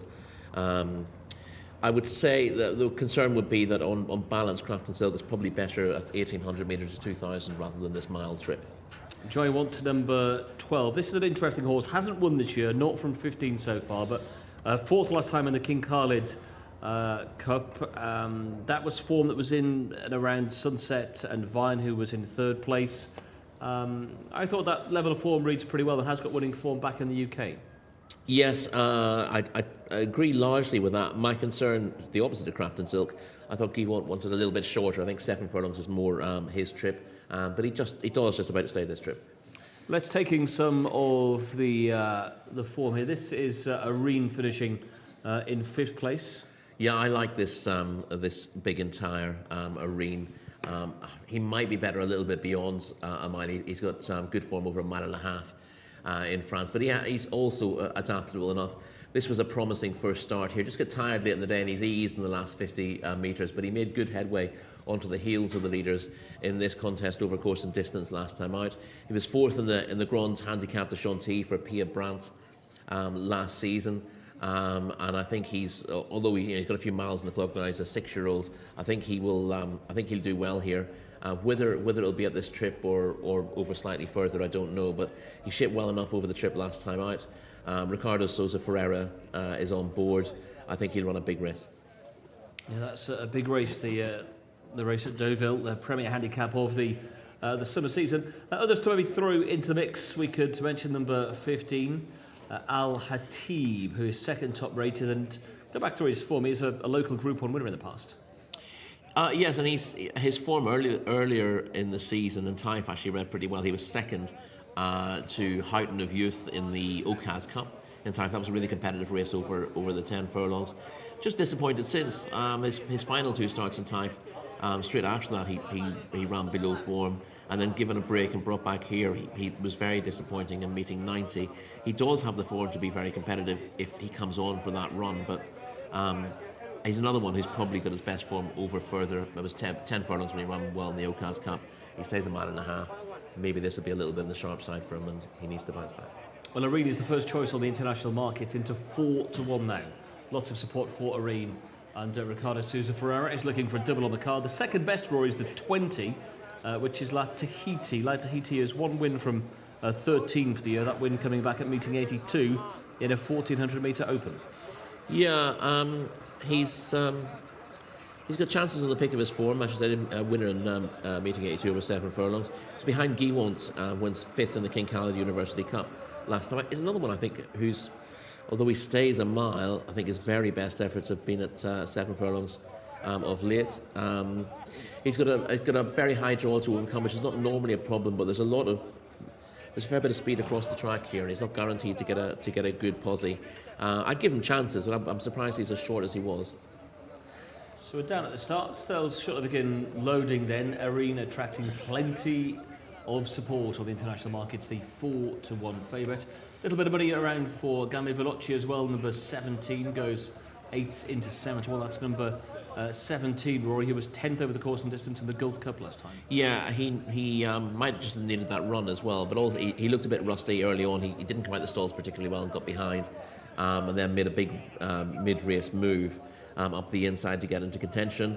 I thought he would improve a fair bit for that effort. Obviously finishing in midfield, 10th of 20, beating 11 lengths. He was a winner over a mile at Killarney for Joseph O'Brien last season as well. And I'd put him in the reckoning. I think this is a very open race. I thought 1 or 2 towards the head of the market were short enough. But Gambi Veloci is an interesting one. Azar, I mean, you could give Wakud, number 13, a decent chance as well on the best of his form. He hasn't been at his best lately, but he's got a rating of 90. He's had Monchois behind when winning the Jockey Club Awards last season here. He was fourth in there, wasn't he? Yeah. Yeah, and he's fourth in the Makkah Al Makara Regional Government Cup in Taif in the summer. Just hasn't been at his best since, but he could easily bounce back. And also a little bit of support, 12-11 into 10-1 for the 14. Star of wins, not from 6 for the year, but does drop in trip today. Drops in trip, and he's got very good form last season. He was running in the Saeed Al Majid Cup last time when well beaten. He won the Prince Khalid Abdullah Cup last year around this time. Prestigious race. Yeah, and he was only 2.5 lengths behind My Frankel in a good race a couple of starts ago. Trip's a slight question mark for him. He does stay further again, but he's got the class to bounce back and get involved here. Well, you get the flavour. This is really competitive. Shamila is with Irene. I'm guessing you are as well, Rory. Yeah, I'm with Irene. I'm surprised he's quite as short as he is, but I liked him a lot last time out, and I think he's going to build on that. So he just gets the vote for me in an open race. Okay, Irene on the international market, 4-1. The pick of Shamila and of Rory. We go back. Right, runners continuing their load here. Not too many more to go forwards. Loaded up pretty quickly. There is Pivotal Revive, who's needing a bit of encouragement. White cap on, Wakud has just gone in. Looks like we're down to the last 5 now. Make that 4. With Salam coming up, still 2. One of the reserves, Baroud, will come from 22 and round 6, 16 in terms of the starting stalls here. There goes Lucanus. Monchois goes in, as does Latihati. And we're set. And we're off. Racing away here over 1,600 metres in this open event. A bit slow to begin from the starting stalls was Jack Red Cloud. Will be right out the back end, and also Rare Ninja was a slow starter. Pivotal Revive on the inside for Morales away alertly. Also right up there is Salam in the quarters and cheek pieces. And another runner pushing forwards is Il Bandito, pale jacket. Wider, Monchois is next in the field, is racing probably in a share of 3rd or 4th place at this point in time. Single-Minded is in the next wave of runners alongside Indiana B. Back to the inside is Pride of Priory. Looking a bit deeper on the racecourse now. Craft in Silk is trying to make a bit of progress out wider on the course. They're well stacked up though here. First 4 or 5 covered by only a couple of lengths. It's Il Bandito on the rail over Monchois. They are followed by Indiana B, and also Salam is still there. As they go into the turn on the rail is Pivotal Revive. Outside of those, Craft in Silk is catching the eye. Orange and blue, the combination is really starting to pick up. Al Khatib is one of the next to turn in. They're in line for home, and it is now Monchois who's taken over and has gone away by a couple of lengths, having travelled well into it. In second spot now, Craft in Silk is the danger. They're followed through by Al Khatib in 3rd. From the back end, 1 or 2 start to run on. Single-Minded is plugging away. Craft in Silk is getting to Monchois, who's drifting over into the centre. Craft in Silk has nicked it. Craft in Silk has beaten Monchois. They were followed in by Single-Minded and Pride of Priory. Quite tight for some of those minor honours. Number 11, Craft in Silk, goes on to win race 5. Was a winner back at meeting 84. So another success for this filly, a 4th in her career. And she has nicked this one off Monchois, who was drifting away to the centre a little bit under pressure. Having travelled well, got clear, became tired and caught the general gist. Looking at this bob for 2nd and for 3rd and 4th, I should say, pretty tight, but it looks like Al Khatib will probably get the bob from Single-Minded. It is confirmed that Al Khatib is 3rd. Then Single-Minded ahead between that pair at the line. So 11, Craft in Silk wins in a time of 1:39.34. And in the end, a little bit cosily, 3/4 of a length. Good overhead there. You see them coming off the inside rail late in the piece. 11, 8, 15 and 5 in the 5th of today.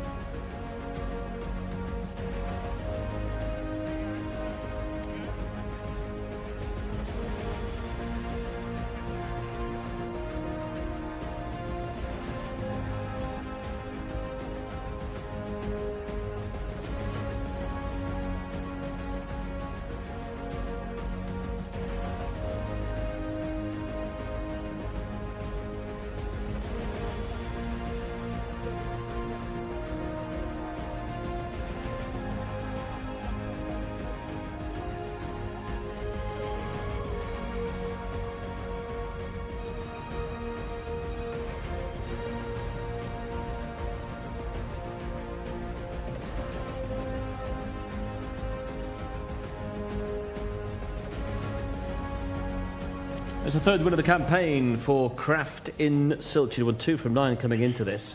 She had been largely campaigned Rory over a little bit further, but you look back through her form and her last win came over 1400, so she's versatile as regards the trip, and she guns down Monchois in the closing stages. Yeah, she's an interesting one, Kraft and Silk. We saw her in winning action in Taif as well. She's, I believe her dam won the Ripples deal at Royal Ascot Silkwood back in the day. I think Michael Jarvis trained her, if it's gone back that far. And she ought to stay, being by Master Craftsman. She should be a mile and a quarter, mile and a half finish. She often didn't get home in her early races when trained in the UK, but she's pretty strong at the finish of her races now, and as we saw today, given a strongly run race, fully effective at the 1600 metre trip. She was indeed closing stages once again. At this stage, Monchois for the Jimmy Jerkins looks to have things sewn up inside the 200. Yeah, he went clear, Monchois. I thought he was going to hold on. He obviously was below form last time out, but looked really well in himself, and I thought he was going to take this, but he wandered off a true line and got a little bit lonely in front, and Kraft and Silk ran him down late in the day, but good to see him bounce back to form. Well, as we go back then from the stalls, we saw Pivotal Revive, early pace coming from that one, also from Monchois, who was up there in the early stages with Lucanas, and right down the bottom the 21 Salam. As you thought, there was plenty of pace early. Yeah, and that's set up nicely for a horse who stays a little bit beyond this trip. But yeah, a few of them wanted to go forward. As you said, Pivotal Revive went forward there. Il Bandito showed a little bit of form, as did a little bit of early. Single Minded, who's run respectably, I think, has finished 4th in the end, and was always fairly handy in the yellow colours. That's the grey, in about 5th place as we watch it now. And obviously, Monchois was up there from the start, seemed to travel very strongly, and to be honest, for a long way, it looked like he'd been produced perfectly to go and win the race, but didn't quite get home in the end, having wandered off a true line. And this Kraft and Silk is she's a nice mare when she's on song, and she bounced back from that disappointing run in the Prince Sultan bin Abdulaziz Cup last time. The one thing about that, she didn't take anything out of herself. She just didn't seem to fancy it on the day, and has been well beaten. Just came home in her own time, but she's right back to her best today, and she's proved game in the finish to run down a highly rated runner in Monchois. And Arene's given no sort of a show whatsoever from stall 18, was towards the back of the main body early and just backs out of it, even leaving the back straight. Yeah, disappointing given the promise he showed first time out. I kind of thought he might want a mile and a quarter to show his best form here, but I thought he ran well despite looking a little bit rusty first time out, so I thought he would do better for that. But in a well-run race over this trip, he's just found himself unable to go the pace, and you see him in a bit of trouble, the grey towards the back of the field with the blue cap and the stripes, just never able to get himself involved. Hopefully he can bounce back from that, because he's a lovely looking horse. And there's no real shocks all to the yellow colours there, the grey horse staying on as well of Single-Minded, who'd been keeping good company this year. If you're reviewing it, you've got there's no great shocks in amongst the top 3 or 4. Not really. Al-Khatib, we were talking about beforehand as well. He's a horse who we know stays a little bit further. The concern with him was again the mild trip, but he's rated 93. He's bounced back from a couple of moderate runs here, but there were big gaps between those. He ran the final day of the Taif season, was a bit disappointing, and then he had a long break until turning out here 2 weeks ago. He's come back. Come on a lot for that, and has returned to probably his best form under Victor Gutierrez to finish a good third. But yeah, you're right. These are good horses finishing the frame. Craft and Silk with an official rating of 89, but receiving that allowance here, and also getting a bit more weight from Monchois, because you get penalised for the number of races you've won in these races as a rule. So yeah, the fact that Craft and Silk getting £8 from Monchois. They were exactly the same horse on paper. Then Monchois rated 97, Craft and Silk 89, but with £8, and they finished that way. Al-Khatib rated 93, just in behind. Yeah, all the right horses in all the right places, essentially. Craft and Silk was a big prize on the international markets. If you're following the figures there, 16-1 in the end, beating Monchois, Al-Khatib, and Single-Minded, who was back in 4th place. It was a hot-looking race on paper. It took a fair bit of unpicking, and it was Craft and Silk who has come to the fore to land a 3rd win of the campaign. Next up, we move into Maiden Company. This is for fillies. It's for 3-year-olds, local and imported races. It's race 6 on the card, approaching the halfway mark here in Riyadh. And full details of our next. Back with Alex. Cheers, Martin. Let's take a look at this field then. Another big field, a field of 20 here for this fillies maiden. Number 1 will be Hamra Newt, 0 from 9 so far. Number 2, Latifa, is also quite exposed, 0 from 7, Tariq Al Mansour. Number 3, Zahiyat Najd, is the mount of 4 Waswanas. With the 4, Shalfa Ali. She's only had 2 previous goes. 5 is Al Reem, the international favourite. Naif Al Anazi thought she had strong claims here, with the 6, Hugger Tree, also quite popular in the international betting. Number 7 is Perlata for Mohammed Aldaham, with the 8, Al Fuz and Eddie Castro. Number 9 will be at the top of the next page, and that is Saureen for Abdullah Al Credis, with 10, Al Safira, Abdullah Al Shara. Number 11 is Waba, one of the first-time starters. Still Al Shahani will be riding. Number 12, Sula, Al Farouz gets a leg up over her, 0 from 7. 13 is Norwira for Camilo Ospina. 14 is Al Jazur, 0 from 4, the record for her. 15, Venturine Al Arab, 0 from 3 for her. 1 or 2 of these have had a few goes. 16, Nermeen, Alex Moreno. And then we go on to the next page, which you'll see 17, Rital and Ricardo Ferreira. Then we have the 18, Meshukat Najla, that's Mohammed Al Hubail. 19, Sukat, Muhammad Al Shamari. And 20 is Tashowok Alain, Fahad Al Faradi. 20 runners. For the 6th, the fillies maiden, I'm off for a lie down. You're back to the boys. Well, enjoy, Alex. Don't take too long. We are back with you very shortly for the post time in just over 10 minutes' time. Going through this race early on today, Rory, I thought we could both knock out quite a few of these that don't have winning chances. Yeah, it seemed that way to me. Well, there's still a fair few you can give chances to. There's 3 on the first page of our form guide that I put a cross through, and another 4 on the second page that I didn't greatly fancy. Well, number 1 is Hamra Newt, who's 0 from 9 so far, over 2,000 metres last time out, and was second, but was still an 8-length second as well. Beaten 8 1/4 lengths by Johanna. The winner rated 62, so Johanna would have probably have have her work cut out to be competitive here. And Hamran Nut, having been pretty comprehensively beaten there, it was a step in the right direction, but she's got a mountain to climb here, it seems. Number 2, we can skip over, rating of just 43.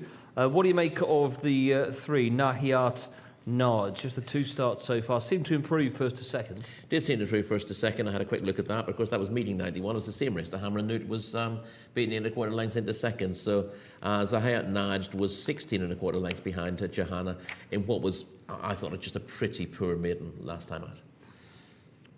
We then have number 4, Shalfa Ali, who's had the 2 starts so far. Probably get similar comments, 12th and 7th from those 2 runs. An official mark of 74 for Al Reem, who was second here over the 1400 at meeting 70. Yeah, has been second in fillies maidens over both 7 furlongs and a mile this season, and was in a tougher race than this last time out. We'll see the winner of that. Yadar was the winner of that mile maiden last time out with Lahab in second. Al Reem was caught wide that day as well. I thought it was an excusable run in a stronger race than this is. She's upped in trip from a mile to 1,800 metres, and in a race, as you said, that lacks depth, she's one who must be shortlisted. She's officially the highest rated in the race. And she's the top pick of the international betting at around 2.5 to 1. The main rival, according to the international market, is number 6, Hugger Tree, who didn't manage to win in the UK over 1400 for Michael Bell and made its debut here over that trip to finish 11th in a winners of 2. Yeah, it was a moderate enough debut here, but it was a stronger race than this. And you could also say that she's entitled to lead the run. I do like. I like Michael Bell as a trainer. He doesn't punish his horses. We heard strong views about the way 2-year-olds are campaigned in the UK earlier on from Thamar Al-Dahani. Well, I think kill was the word used. Yes, Michael Bell he will run his 2-year-olds, but he won't run them into the ground. And I thought Hugger Tree, for all she failed to win between 5 and 7.5 furlongs, she was placed 3 times, and is the type to do better. As you may guess from the name, she's owned by the Gredley family. A lot of horses owned by Bill Gredley over the years have had names like that. I remember Environment Friend back in the day had one called I Want a Planted Tree and stuff like that as well. So Hugger Tree, I made sure that I checked its UK form. I thought this must be a Gredley horse, and indeed she is. So if you're with it, you can be a tree hugger. Yes, indeed. I think that's how you've got to define yourself. We'll skip over number 7, who was well beaten on debut at meeting 80. 3 starts so far for Al Fouz, number 8, rated 57. Course and distance 5th last time. Yeah, it was in front of Al Reem when 50 Yadar and Lahab in that 1 mile maiden 2 weeks ago. That was certainly a step forward in form. The ratings say that she's a bit to find. The key there, I think that Al Reem probably didn't run to her form when 9th that day. And Al Fouz, although you could argue that it looks like she's improved past Al Reem on that piece of form, the ratings tell you the handicapper isn't convinced by that. She's still got £17 to find on those ratings, and I'd have thought Al Reem is more likely to turn those tables than for the form to be confirmed, given the overall form. Just want to hark back to Perlata briefly. Okay. I know she was well beaten on debut. I had a quick look at the video earlier on. She sneaked in as a reserve that day, and I don't think she was particularly well fancied. She was also drawn very wide, and she raced wide and off the pace early on. I thought she shaped a little bit better than the result. She was beaten almost 15 lengths in the end in 10th, but it was a quiet ride for her introduction, and I wouldn't be surprised to see a little bit of improvement from Perlata. Wabar, number 11, debut in the Kingdom. Anything we can report there? Yeah, the dam's from a prolific US family. She's a half-sister to a couple of multiple winners, Commodero and Awesome Gent. Commodero won the best part of $700,000 in the UK. Not the UK, in the US rather, winning minor graded races. And obviously with plenty of winners in that family, it's worth paying attention to. Well, this is a difficult race indeed. Hopefully Shamila can put us in the way of what's looking good down in the paddock. I'm trying my hardest, Martin. 3 fillies in particular caught my eye, but this one is my standout paddock selection for race number 6. It's horse number 8, Alfuz, who will be partnered with Eddie Castro this time. 5th last time out at meeting 91. She is a really nice looker. I thought that she was being really cool and calm and collected here in the parade ring. It's what we like to see, especially in these fillies contests when they've only just turned 3 years old, remember, so some of them are very not experienced. But she is taking to it really well. She's a 3-year-old by Vino Rosso as well. Just a really stunning looking chestnut filly. The other horses that stood out to me is horse number 3 and horse number 5, Al Reem, who is the highest rated in the race and will be partnered with Naif Alanazi. Nothing bad to report on anyone's behalf, apart from horse number 18 being a little bit on toes. I think the fillies are taking to it really well. So I will be sticking with horse number 8, Alfuz. Alfuz then for Shamila as we take in horse number 13. Just skipping back one off a mark of 57. Osula, 3rd in maiden company, 5th in handicap company. Just watching that video back, I thought that the step up in trip today could well suit. Yeah, she's not been running badly in the quarter lengths third to Sultanat Al Hijaz in a course and distance contest 2 starts back, and then 5th at 20 and a 0-60 handicap.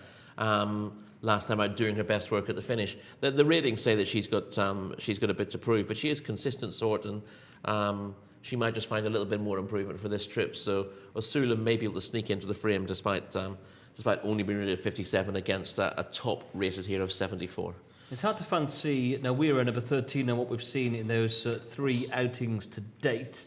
The most recent of those here in Riyadh, but Camilo Ospina does take the ride. Yeah, it's interesting to see Camilo riding, but I dug through the form with Nawira, and she's rated at 145, and you think, 145, she'd be an absolute certainty, wouldn't she? She's rated at 45, and I thought, has the handicapper maybe missed her here? And I've gone through the form, and I can't really find it, so I'd be surprised, even though Camilo was being booked, if she was good enough to figure in the finish. Adventurine Al Arab carries a mark of 64. This is horse number 15. 3 starts to date, 2 goes over the 1400, the debut over the 1200, steps up in trip today. That step up in trip is going to need to find or unlock some improvement. Yeah, I thought she caught the eye to a degree 2 starts back when beaten 10 lengths into 6 behind Tasfahill in a 7 furlong maiden, but I was hoping for her to step up again next time out. I thought she was disappointing when 11th.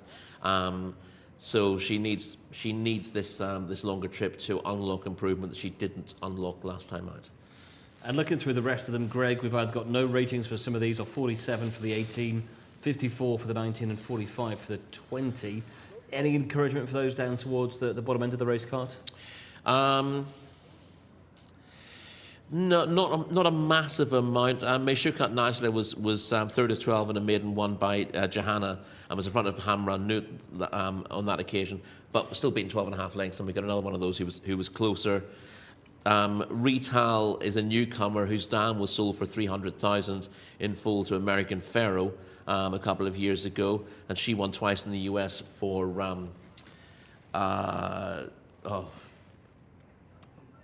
I've forgotten. She won twice in the US. She won twice in the US. Doesn't really matter who it was for. So that's an interesting enough pedigree. The daughter of Liam's Map. So I thought Rital was well worth a look. But the others, I thought, are a little bit defined towards the bottom of the weights there. Okay, the lights have come on here in Riyadh. The sun is setting ahead of race 6. We're coming to the halfway point, and Al Reem is a very warm order on the international market. Al Reem is the 2-1 favourite. It's 7-2, so 3.5-1 for Hugger Tree. And then have Namin at 8-1 alongside Alfuz. Adventurine Al Arab is a 10-1 chance. Zahat Najd at 12-1 alongside Shalf Ali and also Osula. And also 12-1 is Mashakut Najla as well. So you can just see from the way the market's shaping up, Rory, you take out the 5 Al Reem and the 6 Hugger Tree, this is wide open. Yeah, it does look that way, and there aren't many with really solid credentials coming into it. Obviously, Al Reem is around a 2-1 favourite, and she's coming off a 9th place finish in maiden company. So there might be a bit of a surprise in store here. Let's see if we can. The one that I thought was interesting in the big Perlata is something like 33-1, and she was only 10th on her debut, but I thought she had very little chance the way that panned out. She only came into the race late in the day as well as a reserve. And I think it's very harsh to be judging filly like this just on the one run. She's well enough bred, and I can see her stepping up. The other one who could run well at a fair price. I say a fair price. I need to confirm what price that is in the first place. And number 3, Zahayat Naj took my eye in the preliminaries. The form is nothing special, but she stepped up certainly from debut. 12-1. Yeah, I mean you can look at the form of that and say that she's held by a couple of these, but she might just be a late developer. She's certainly got size and scope about her. So those two might find you a biggish priced winner, or at least a place among them. In a very, very difficult race, Al Reem does head the international markets. Your selections, of course, on the chat section of the Jockey Club of Saudi Arabia's English feeds. You can give us your selections. Marino and number 16, the selection for one of our viewers there. That's Namian, who was 8th here on debut. This filly by More Than Ready. Selection also for number 5, the market leader on the international scene there, number 5. Looks well sorted for a race like this. In fact, the 5 coming up a few times, and the 17 as well given a chance at slightly bigger prices as well. That is Rital, who's on debut here in the Kingdom. Ricardo Souza Ferreira is on board, looking to double up after indication call success a little bit early on. So behind the stalls they go then for race 6, come to the halfway point this Saturday. Shamila with Alfouz. I'm going to take a chance on Usala to step up in distance today. Been running pretty consistently well. She should go reasonably well enough. And Rory, you go. And I'm throwing a real left field one in here with Perlata. Perlata for Rory. So here we go then, Alex. Race 6. It's all yours. Thank you, guys. Yeah, won't be too far from a start here. Just waiting for runners to go forwards here, aren't we? Have to be honest, I really thought Al Reem would probably win this. So, albeit she is quite short enough at the top of the market in a race where you could throw 1 or 2 rogues into it, I thought this could be hers today. Waiting for them to load up. They are about to do that now. Hamra Newt is going to be one of the first to go forwards. We'll pop into stall number 1. We are down the card in terms of stalls positions here. And a reminder, no reserves, just as we were, all 20 of them standing their ground. Just going forwards there is the grey, Perlata, Rory's fancy at long odds on the international markets. Perlata's just gone into the stalls. Latifa just going up as well, dark green and black into gate number 2. So Coot is in as well. Wider, well, I say in, might just having a look at the stall's position before stepping into it. Into a little push. Also working on Rital, or 17 for Ricardo Ferreira. We've already seen Ricardo with the winner today. There's the 4, Shalfa Ali. Couple of starts so far. Latest of those was 7th at meeting 71. She's in. There's Alfouz, Eddie Castro going up and forwards. Getting there, aren't we? Nermeen is in. Serene. And Venturine Al Arab for the final couple. Then they'll be set to jump. They're all in. Very upsetting 5 Al Reem. Better now.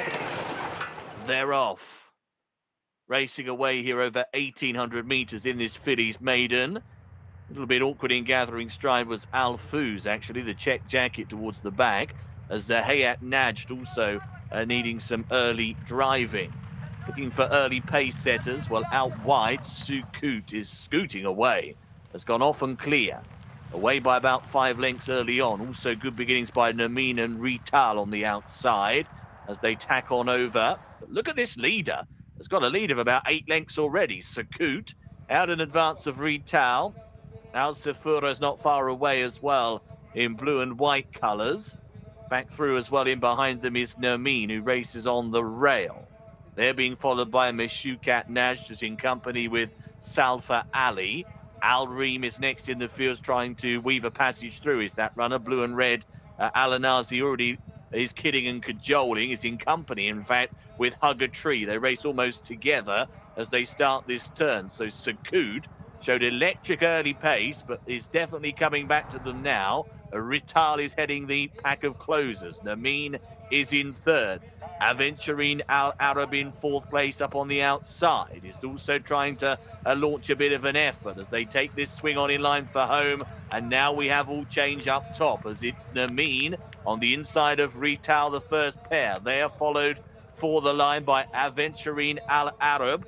Back on the inside is Meshukat Najla. Not many getting involved in this. Couple of closers, Awaba and also Nawira. But as they work their way inside the final 200, it is Namin who has shrugged aside Rital. And Namin for Alex Moreno is going to go on and win this Fillies maiden by a good 6 lengths.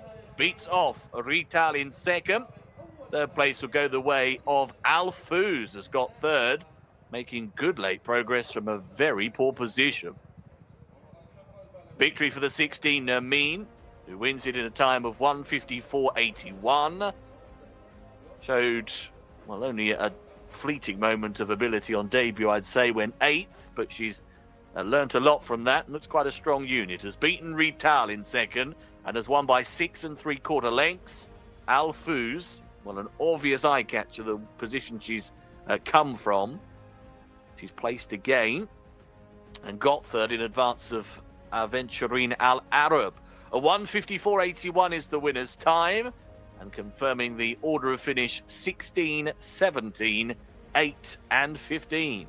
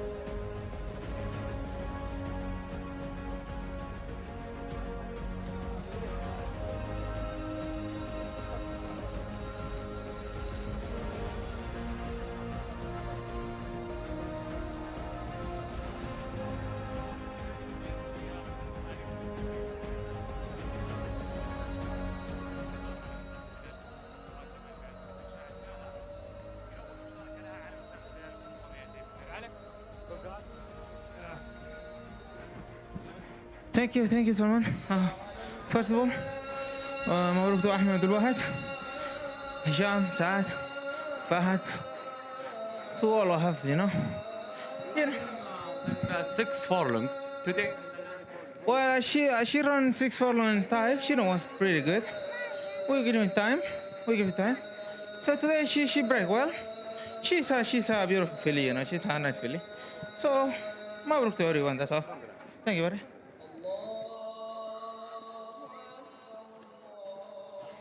Race number 6 goes the way of horse number 16, Nermeen, owned by Saad Ahmed Abdul Wahid. So huge congratulations to him and Alex Moreno, of course, on board this filly. We haven't seen her since meeting 27 when she came 8th over 1,200 meters. So they've given her a nice long big break there since the Taif season and have aimed her for this race. And I asked the owner just before we came on air, was he expecting her to win? And he said, absolutely I was. So he was really confident from the start. So Very well done to all involved. Really nice 3-year-old filly there by More Than Ready out of Gone to Town, jumped out of stall 16.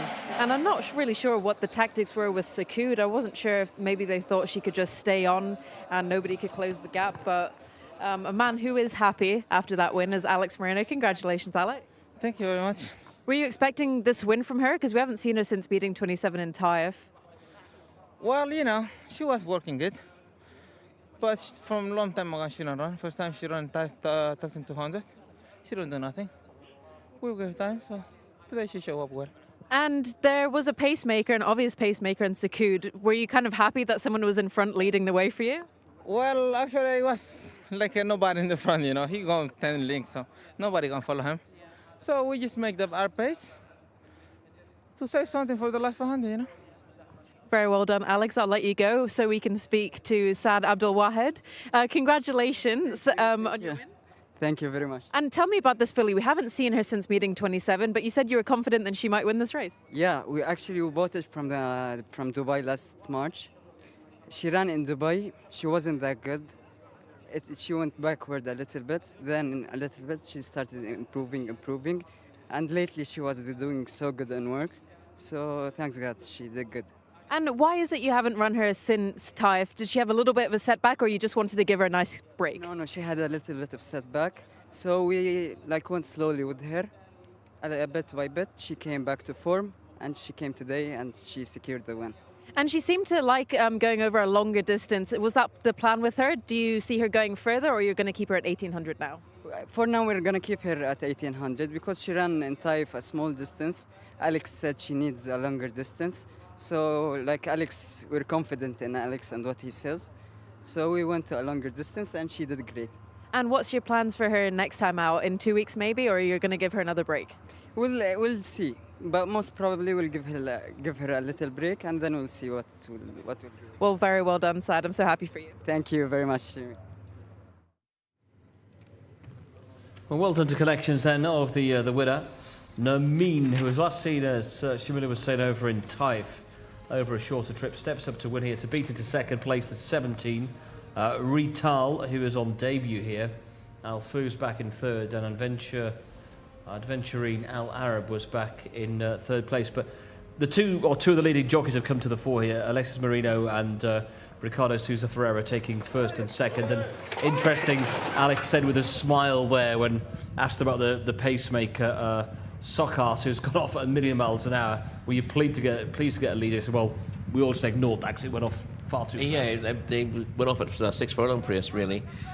Did Sakud and folded on the home turn. But a fair play to Nermeen. There wasn't much to go on, really. She hadn't been seen since quite early in the season, meeting 27 in Taif.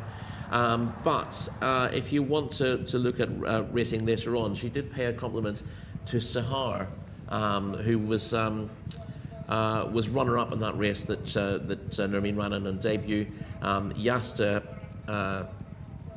Jcsa here, the winner of that 6 furlong contest. Sahar was second. Sahar's gone from strength to strength since, and we'll see it in one of the cup races later on. But Nermeen, just underlining the value of that form after a lengthy break. Been a few horses who've sort of run early in Taif and then gone missing, who come back here and shown improved form. And Nermeen's the latest to do that, but she wasn't the easiest to find on paper because clearly she did have a setback after that run, and it's taken time to get her back on track. And normally, fillies with that kind of profile are likely to need the first run back. But Nermeen has shown what she's capable of here. Obviously, the March step up and trip from 6 furlongs to 9 furlongs has been very much in her favour. She's been strong at the finish, and she's benefited from the strong pace that this race has been run at. The field well strung out in the finish. And we said beforehand there wasn't a lot to recommend on what we'd seen so far, but the jockey booking was eye-catching.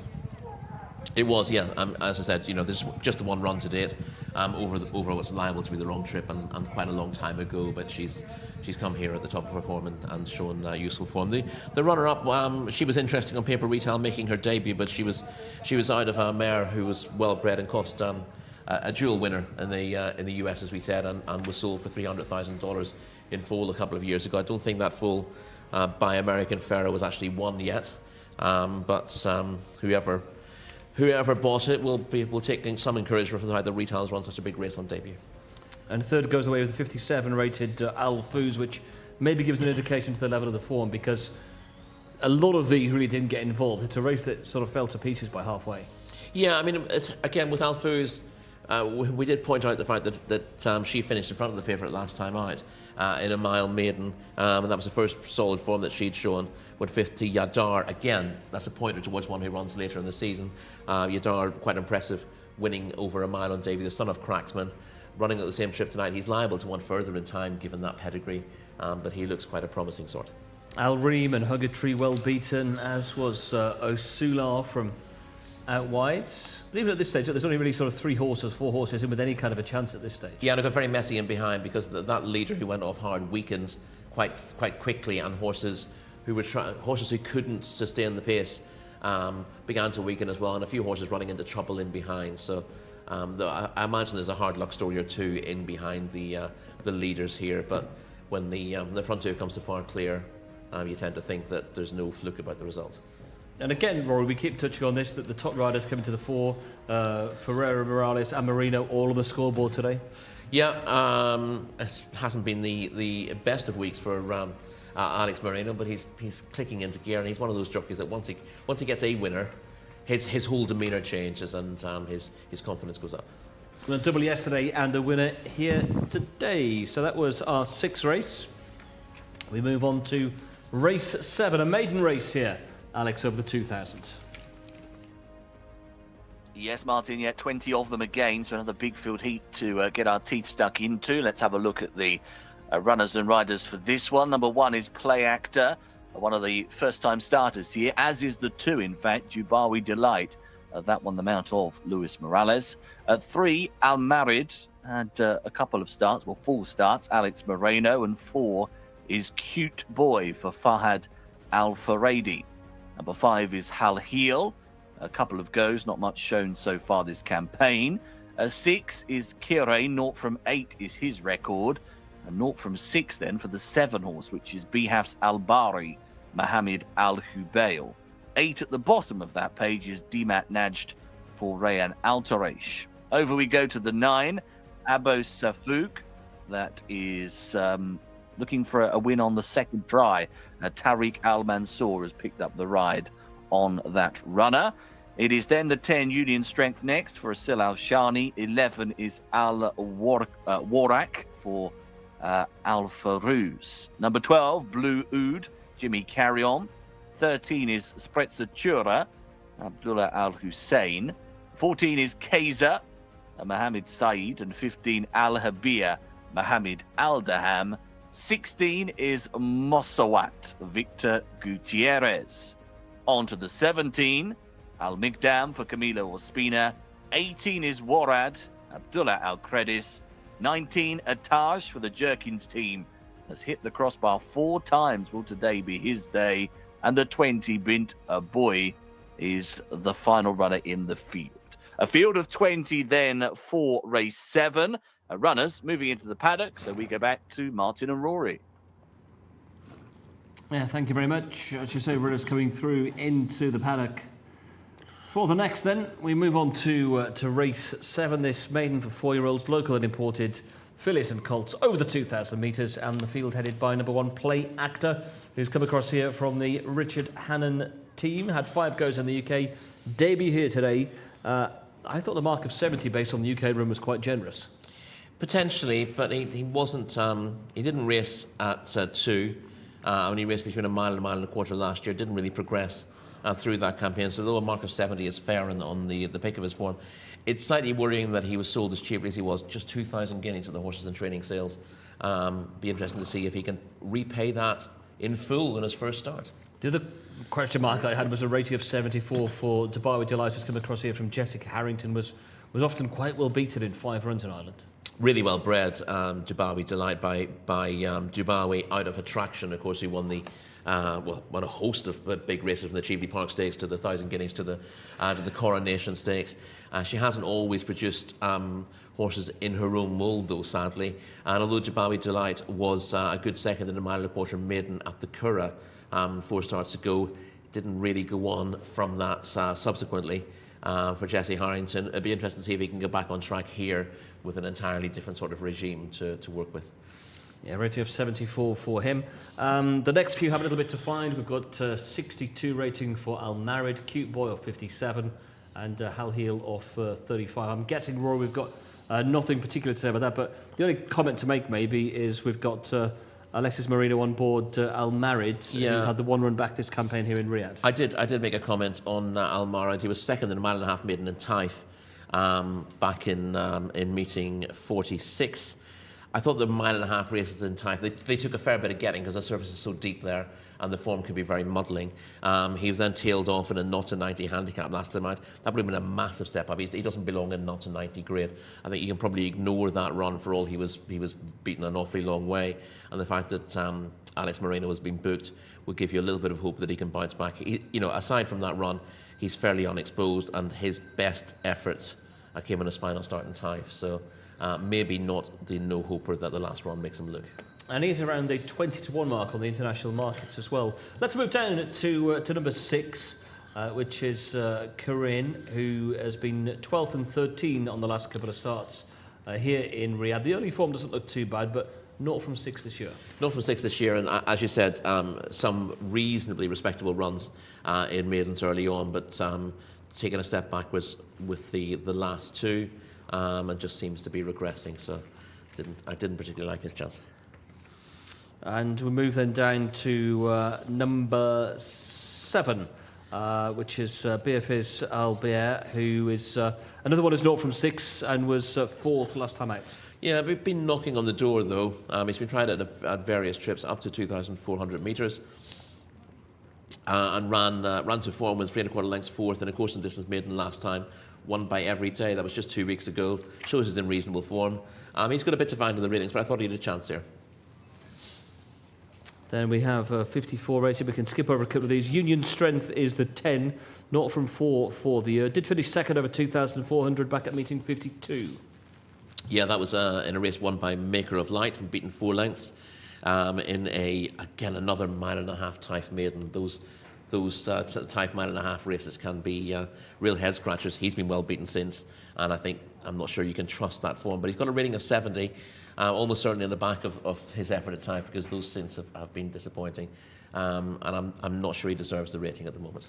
Yeah, rating of 70 for this. Difficult race once again. Shamila, what are your thoughts in the paddock? 2 horses initially stood out to me, Martin. This is my paddock selection of race number 7, Bifaz Al-Bari, who is partnered with Mohammed Al-Hubail, one of our very talented apprentice jockeys here in the Kingdom of Saudi Arabia. He was 4th last time out at meeting 91. A really good looker, was very much on his toes before Mohammed Al-Hubail got on board, but has calmed down significantly since then. Trained by Thamra Dahani, who's already had a winner today, so he is chasing that double, and for the same owners as well, but really nice looking horse. I couldn't look away from him. Definitely one of the best lookers in here. The second horse that I like the look of, but can't really give as my paddock selection. Always a bridesmaid, never the bride. Horse number 19, Ataj, for the Jimmy Jerkin stables. Second 3 times in a row. So it would be impressive if they could get him second for a 4th time in a row. But I will be sticking with Thamra Dahani's horse. Horse number 7 in this 7th contest of the evening. 1 paddock negative for you, and horse number 9 being very green in the preliminary stages. Thank you, Shamila. Horses then coming out onto the track for the next. Let's go down to some of the others with a bit of a chance. I'd maybe go down to Mossawat, number 16, 0 from 4 for the year, rating of 68. Number 16. Fair length and a half seconds to Riyadh Spirit in an 1,800 metre maiden. That's going back to meeting 66. Not if he got back to that form, he'd have a decent chance. Urjawania was 3rd that day, who's was runner-up here yesterday. That form would give him a chance, but he's not repeated it in 2 runs since. So he's still reasonably unexposed with only 6 runs behind him, but he needs to show that he can back that solid effort up at meeting 66. And this is probably his last chance to do it before you start losing faith with him. Dam is number 17. Yet to win this year in 7 starts. Up in trip today. Rating is 75, gives it a chance, as does the booking of Camilo Ospina. Yeah, it's pretty highly rated. There's only one in this race rated higher, which we'll get to shortly. He's been keeping much better company than this. But he does step up from 6 furlongs, and it's not like just over 6 furlongs last time out. He looks pretty speedy in his races. If you're stepping up to a mile, you might fancy that. But yeah, as I said, his form is solid in better races, but all of it at 6 and 7 furlongs, and the step up to 2,000 doesn't fill me with confidence, I have to say. Number 19 in shot. This is Ataj, well, we talked about this race this morning, where we thought was the most likely winner. Yeah, this is Taj running well. Went from the front this day. He lacks a bit of tactical pace. Went from the front. Gets swamped by Al Mowasis, who's the horse in the white cap who goes to the front here. I quite like what he does late in the day. He's well beaten at this stage, but he actually begins to eat back into the lead later on, and he clearly stays the trip well. He had several of these behind him this day when finishing second. He's got a pretty solid record. He's had 4 runs. He's been second or third in all of them. Shamila pointed out the obvious worry with a horse with his form figures, always the bridesmaid, never the bride. But my goodness, this is a good opportunity. Not had many chances. If he was 16 or 20 runs in, fine. But I'm not having that after 4. I can see why he's been beaten in the starts despite having plenty of ability, because he lacks a change of gear. But I think with a horse like this, you just need to make sure you make enough use of them. And I actually think that his wide draw is probably a benefit to him here. With that in mind, stepping up to 2,000 is going to suit him. It should suit him, yeah. The way he went, the way he was closing again at the line was likeable, and it absolutely stands out here. I find it difficult, even with those who rated close to them. I thought there were reasons to be against all of them, and the only reason to be against him is the fact that he's finished second a lot, and that's that's been really picky. And that is being picky because it's only a 4-race career. Yeah, and we look at that bit of form there. He was beaten 2 lengths, but came a long way clear of the remainder. And it could be winner number 21 here in Saudi Arabia for Jimmy Jerkins, who had that nice winner here yesterday in is it Felfal? Zefsaf. Zefsaf, that was it, sorry, yeah. That was his... Get all the vowels right. All the right vowels, just not necessarily the right consonants. That was in race 4, that sprinter who could take higher order next season. So let's take you through the international market as they arrive down at the start for this, our 7th. And the favourite is number 17, Al-Gadam, who is just under 2-1. Taj is 2.5 to 1. Play Actor on debut here is at 6.5 alongside number 2, Dubai. Would you like the well-bred horse from Ireland? Al Warak at 10s, 12 to 1 for Union Strength alongside Warad, and 16 to 1. And bigger the remainder. I'd have the 2 of them flip round, wouldn't you? I'd have the 19 favourite over 17. Definitely, no doubt. But as I said, Al-Magdam has got solid form, but it's a big question mark how well he stayed this trip. Whereas, although Taj is stepping up a trip, he's looked in need of it. So, without doubt, I would have those more today. But come on. And in fairness, even the old clock's right twice a day. Indeed. If you're tuning into this, I'm doing quite well in the UK this weekend and in Ireland, but yet to really hit top gear in Riyadh. But hopefully we can kickstart with this, because this does look a standout. This would nearly be the if I had to nap one on the night, this would be the one. And Jimmy with winners last weekend. He had the winner here yesterday, and of course a good second in the... Monchwa maybe should have won earlier on, so his horse is clearly running very well. And as we discussed earlier in the week, he's one of those trainers who doesn't just run the horses. If he's 90% sure they're okay, he doesn't run them. He wants to be sure everything's 100% right. And also a second in one of our favourite horses of the last few weeks here in Riyadh, second in the 1351 sprint as well. Indeed, that was Honky Tonk Man, wasn't it, who ran such a fine race from the front before being mowed down by cold front. I can feel a cold front washing over us now, actually. There's been a cold front knocking around the last couple of days, the way that wind's been blowing around. It's not been very warm here in Riyadh at all, but Ataj, well, it is attracting support, closing in on international favouritism. Drifting is Camilo Ospina's mount. Al-Magdam nearly been joined at the head of the market by Ataj, who's coming from 3 to 1 on to close to 2 to 1. It's a pretty poor race, this, and I thought Ataj stood out by a a long way. A rating of 76 reads well in the context of this. Lightly raced, unexposed. The longer trip's got a suit, was second over the 1400, second over the 1600. Let's hope we can go one place better and win here over the 2000. We saw the form as well in finishing a long way clear of the remainder of the field. So race 7, we've got race 8, we go back into open company, and then we get to our feature races of the night a little bit later on as well. Those 3 cup races, 10, 11 and 12. Race 10, of course, the Ministry of Media Cup for fillies and colts as well. Wiggy Ramos, who's been absent the last couple of days, but he does come back with a ride a little bit later on today aboard the top one there, who won by 8 1/4 lengths last time up. So we've been long in waiting, Alex, for a winner. Please, can you call a Taj home in front? I will try my very best, Martin. I can't promise anything, but I don't know if it's a good or bad thing, because I agreed. I thought he was a real strong player today on the whole card. I thought he was one of the better ones. So hopefully he can deliver here and finally get his head in front as runners start their loading up process. He's out wide, of course. He's drawn out in 19 in the red and white colours of the Jerkin stable, and has got Ahmed Al-Shra guiding him around this 2,000 metre trip. So they are sorting themselves out, with first couple in. Play Actor's gone in. Demat Najd is also there as well. Just moving forwards is Cute Boy, dark blue and yellow, as we look up on high at the moment, don't we, over the top. There's the 7, Bihafs Al-Bari now going in. Mohammed Al-Hubail. He's run quite well a few times, hasn't he? A few placed runs. That's the 14. Kaiser. Light blue with the darker chevron. On the way up. Also going in Jubawi Delight.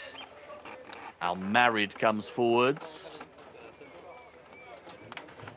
Sprezza Chura.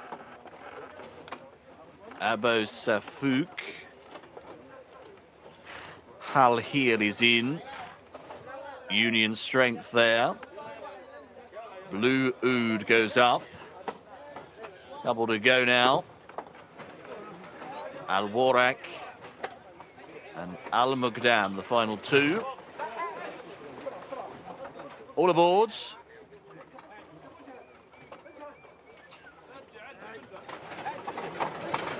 Very upset, still 12. That's Blue Oud reared very high in the air there.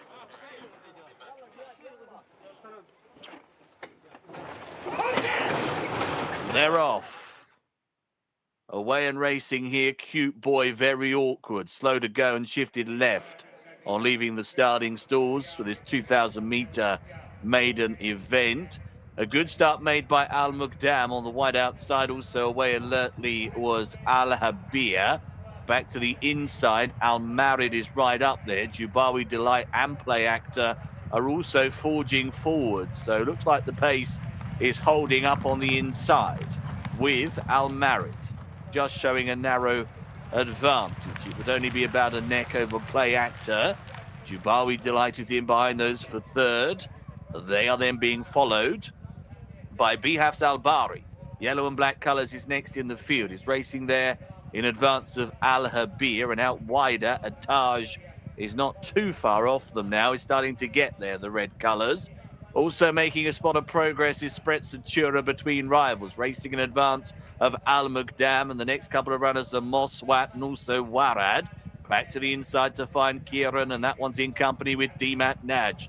Cute Boy is following them through right out the back end. Union Strength work, plenty to do there. Al Warak has dropped out of it. Al Heel is towards the back of the field, as also is Blue Oud and Abo Safouk. But as they turn back towards home, heading out of the far side, it's a tightly contested first 3 or 4 here, with Al Marid and the improving Ataj, who's come there travelling very well. Right behind them is Al Muqdam as well, trying to latch on. Still between rivals is Bihafs Al-Bari, but as they turn for home, Ataj is cruising along.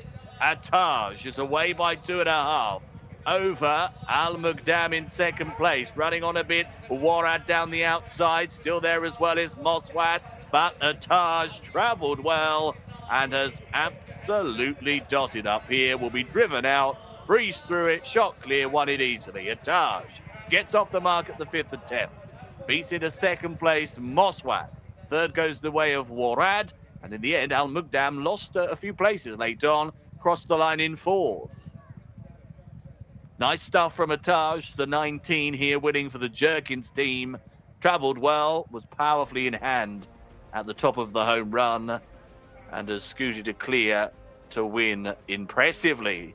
Good placed efforts before, 3 second placed efforts in a row.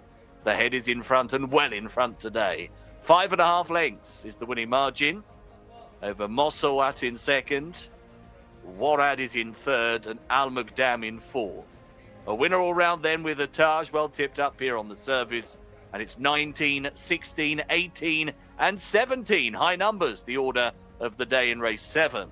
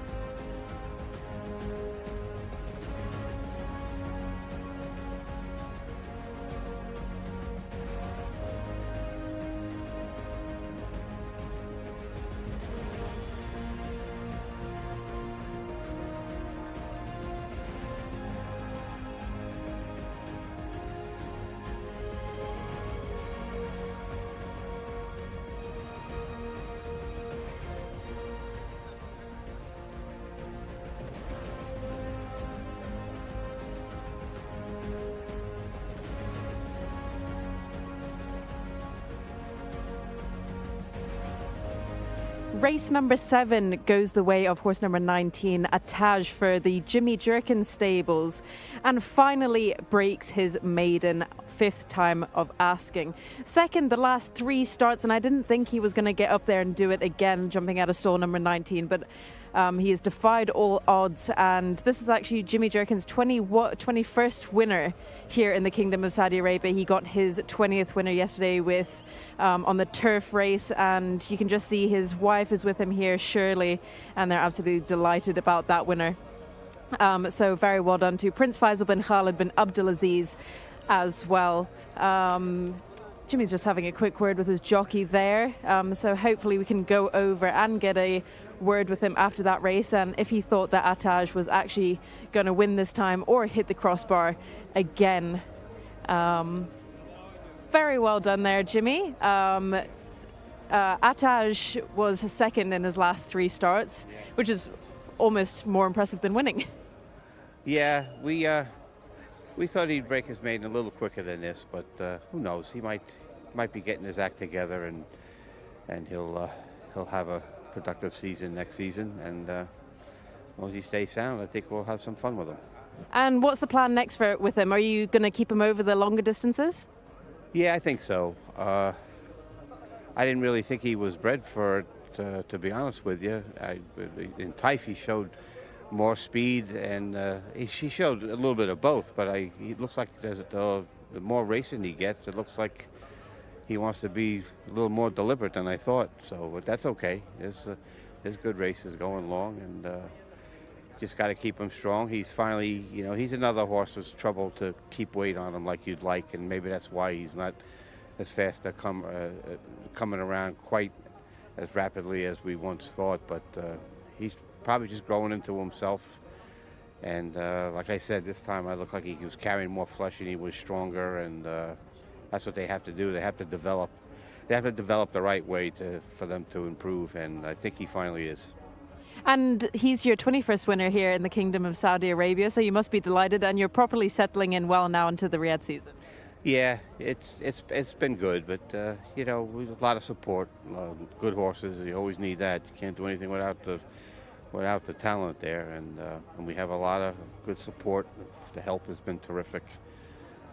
Everybody from Abdullah down to Raju and all the riders and the grooms, and everyone's there every day working hard. So it's always this kind of thing has to be a big group effort, else it's not going to. And we thought that Ataj had a big chance, and he's won as he liked really here, Rory. A nice performance to get off the mark, 5th time up.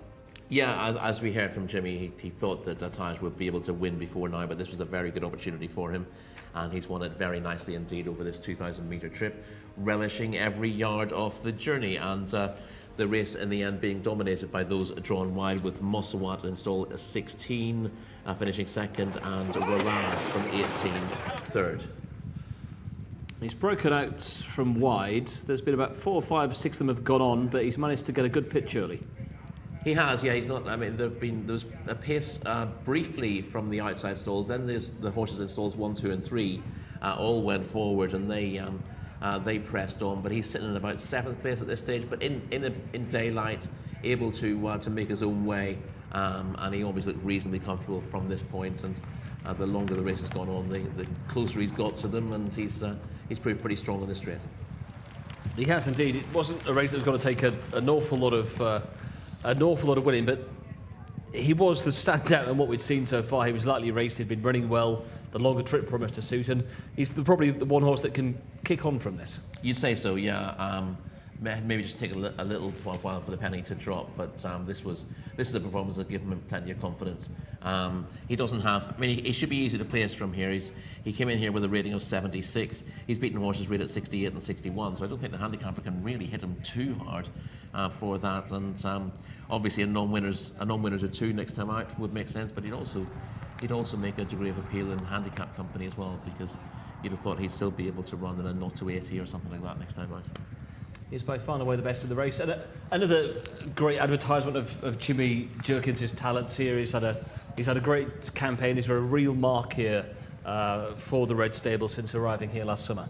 Yeah, and he's showed that he's patient enough as well, because obviously this has historically been a very powerful stable, but I don't think he was particularly happy with where he was with the horses in the early summer, and he resisted the temptation just to run them all en masse and sort of run them into form, and he's always looking for the key to each of these horses and finding out what suits them best, and that patient approach has really paid dividends. And he's made a big impact here, not so much with the number of winners that he's had, but just his whole approach to training, and his methods are they stand the test, and you can see that.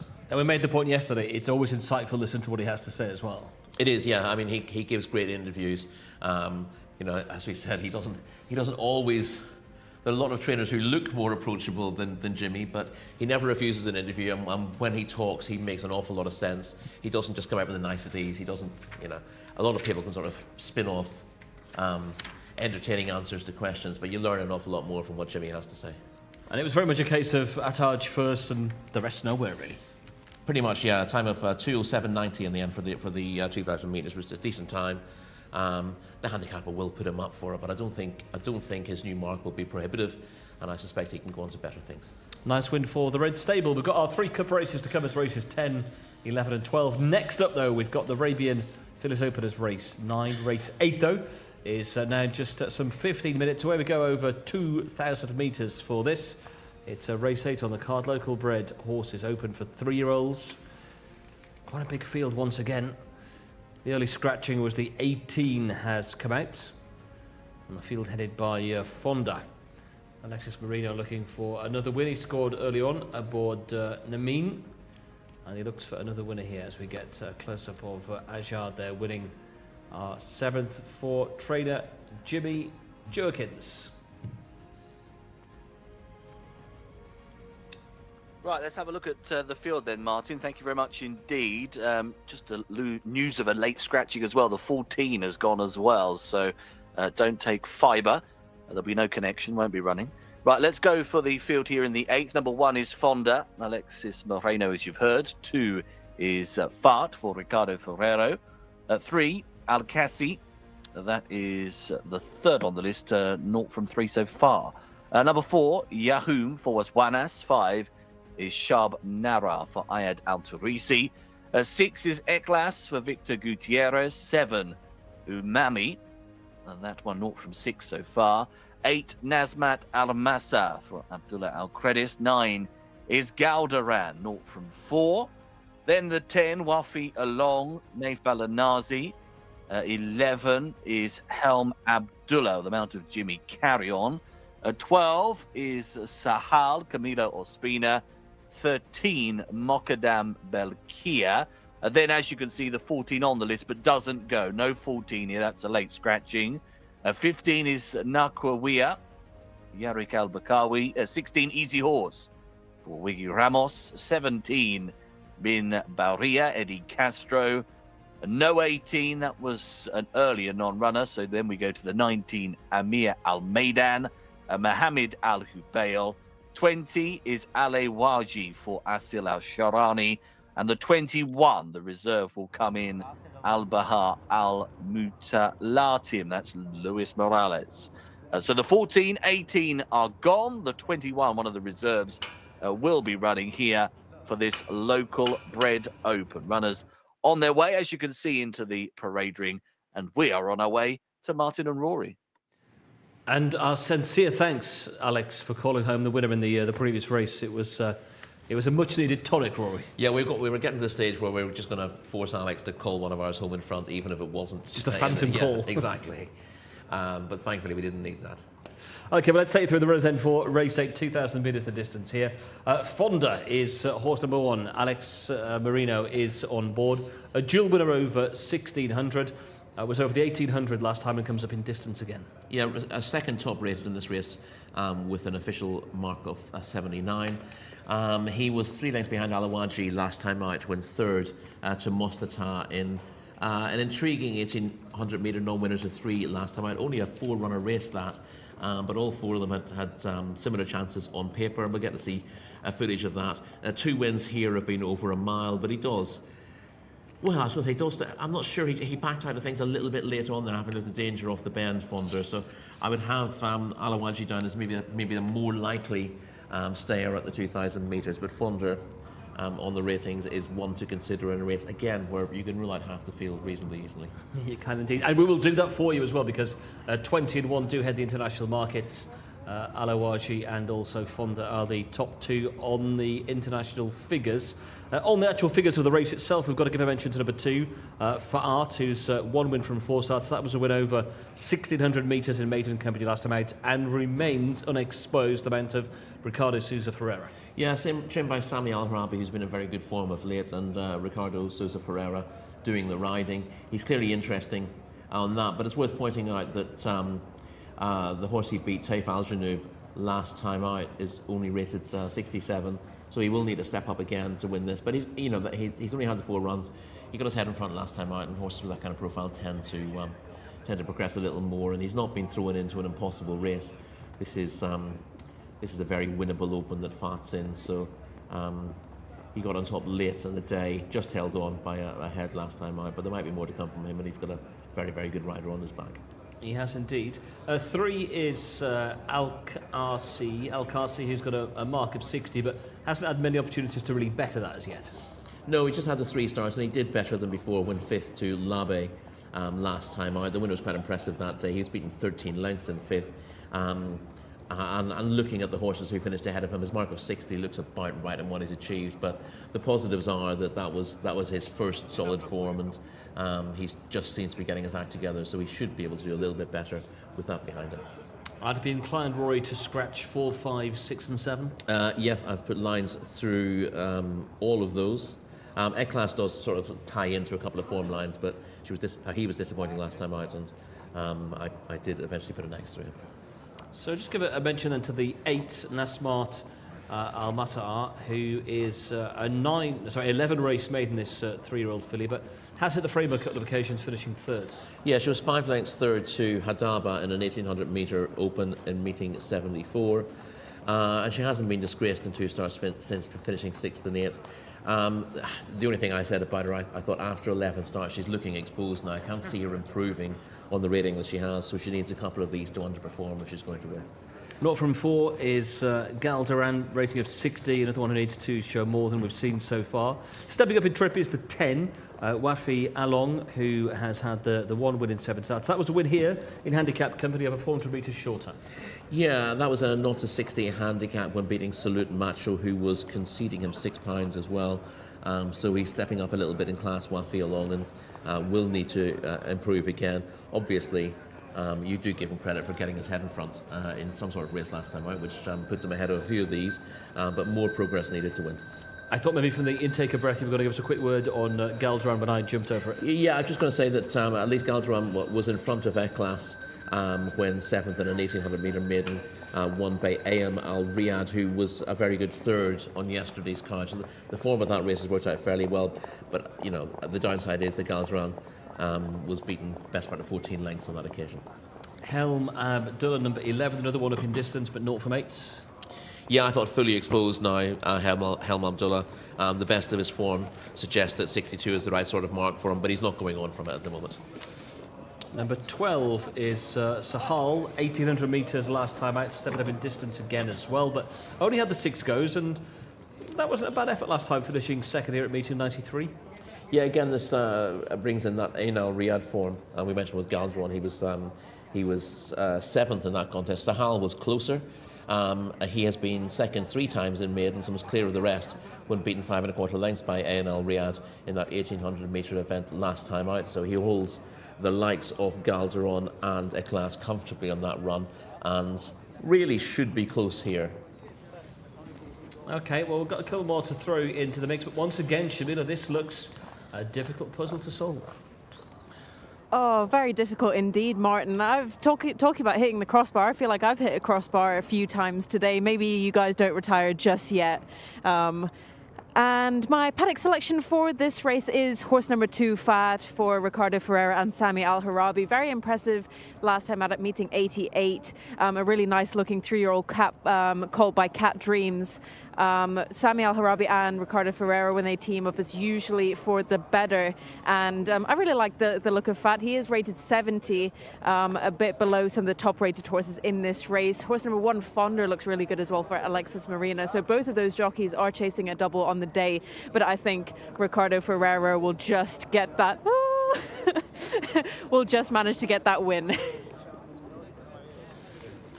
Well, it must be getting cold outside. Shamila's getting ever more wrapped up as we go into the latter part of the evening. She's almost been run down by Wafi Along there as well. So I don't know whether that colt is trying to make a point, but he's certainly got himself into the picture there. But I think Shamila has survived that minor scare. Well, 17 is Min Barry. I was in the King Fahd Cup last time out. 1 win from 9 starts, 2nd top rated in the field, and that win coming over 1600 in a winners of 1 to 2. Yes, was 2.5 lengths second to Shaykh last time out over 1800 metres. Fonder behind in 3rd place there, although Fonder was giving a bit of weight away to Minbaria that day. Minbaria is now 2 pounds worse off, so not much between the pair of them on that form. And as you said, she was in that Group 1 King Fahad Cup last time out, so you can ignore the last line of form. Okay, and we can have a look at this horse in action. Along with the top horse, Fonda, they finished 2nd and 3rd here back on the 19th of January. Yes, as I said, this was just a 4-runner contest, but it looked at a really interesting one off the bend. Alawaji on the inside led them into the bend, and Fonda looked like he was going to come with a very strong run late on, but in the end it's Mostata for the white stable in between them who got to the front late in the day. I thought Fonda backed out of this a little bit late on, so I'd be worried about his stamina for the 2,000 metres. But I thought Alawaji rather ran very well to be second, beaten just the length, and probably not helped by having to do the donkey work for the winner on that occasion. So I thought Alawaji would take plenty of beating here, despite being stuck out in stall 20. 2-to-1 international favourite, Alawaji. The horse we saw there finishing back in 3rd place is the 3-to-1 second best in the market. As we have a look at the 12, Sahal in action, finishing 2nd here. Yeah, I mean, Sahal had very little chance with the winner, but ANL Riyadh, the winner of this race, has run very well since. As we said, he was 3rd in a good race last night. So Sahal ran, I would say, up to his best in finishing 2nd here. And as you see, he ends up coming further clear off the others, although beaten 5 1/4 lengths in the end. So he does good late work here. With a rating of 74, he has something to find. 64, he says something to find, but I think he'll get closer to the main principles here. And I thought Sahal had a good chance of hitting the frame. Yeah, he was beaten 5 1/4 last time out, but he's only had the 6 starts, and more could come from him up in distance to this 2,000 metres. So the 20 is the international market leader. A little bit of money around for his rival from that race we saw when they were 2nd and 3rd. Fonda is now into 3-to-1. We then have number 17 at 4-to-1, 7-to-1 for the number 10, number 12 at 8-to-1, 10-to-1 from 12 for number 9, Galdiran, and it's a 12-to-1 and bigger the remainder. Lots of you getting involved on the chat on YouTube, the Jockey Club of Saudi Arabia's chat facility there. Number 19, the selection for, well, that was the previous race. George got it right, Attaj. So welcome winner for some of us, Attaj, in the previous race. This race then, Rory, in summary, as we head down to the start, the key players to look out for? The key players, obviously, Fonda, number 1, Sahal, who we mentioned, number 12, Minbaria, number 17, and Alawaji, number 20. I'd be surprised if we don't get the 1-2 from that quartet, if not the 1-2-3. Okay, I'm just going to just side with Fonda. I know that bit of form we saw wasn't overly encouraging for the step up in distance, but has been pretty consistent. The 2 wins over the 1600, 1800 last time. It is a slight question mark coming up in distance, but Alexis Marino on board as well, I think, is another positive for him. Your idea of the winner would be? My idea of the winner is Alawaji. If I was trying some sort of clever selection, I'd say Alawaji to win and Sahal to finish in the money as well. Well, after Fart was given a good mention by Shamila, number 2 has gone 14, 11, 10, 9, and now 8-to-1. So really good support for the 2s, stepping up in trip from the 1600 metres, very much an exposed runner for Art, and it's now to 8-to-1 from 14-to-1. It's a good support there. Yeah, again, representing connections who've done very well here in the last couple of weeks. So anyone who's been paying attention since the racing has been broadcast more widely will have noticed these colours, noticed Ricardo Sosa Ferreira and Sami Al-Harabi doing very well. And Fart comes here off 4 runs and a win last time out. I didn't think that was a particularly deep race that he ended up winning, but obviously he's entitled to improve. And if I had to stretch my short list of 4 to a short list of 5, he'd be the next one sneaking on. But I do think he's got a little bit more to do than the market suggests. And one of our viewers on the YouTube channel, just keeping their powder dry and not getting involved in the next race. They're very much looking forward to seeing Hatamat Al-Khaladia in our upcoming race number 9. So yeah, she's got an outstanding chance on the figures in that next race, doesn't she? That's upcoming in a few minutes' time. First off, though, we're 2 minutes to post for the next here in Riyadh. 3 weeks away from the Saudi Cup meeting as well. 3 weeks today it will be the world's richest race, the $20 million Saudi Cup, and that wonderful supporting undercard. News yesterday as well that you may have seen that Damien Oliver, the recently retired rider of Winx, will be coming out of retirement, as his countryman Glenn Boss did a couple of seasons back, to ride here in the International Jockeys Challenge.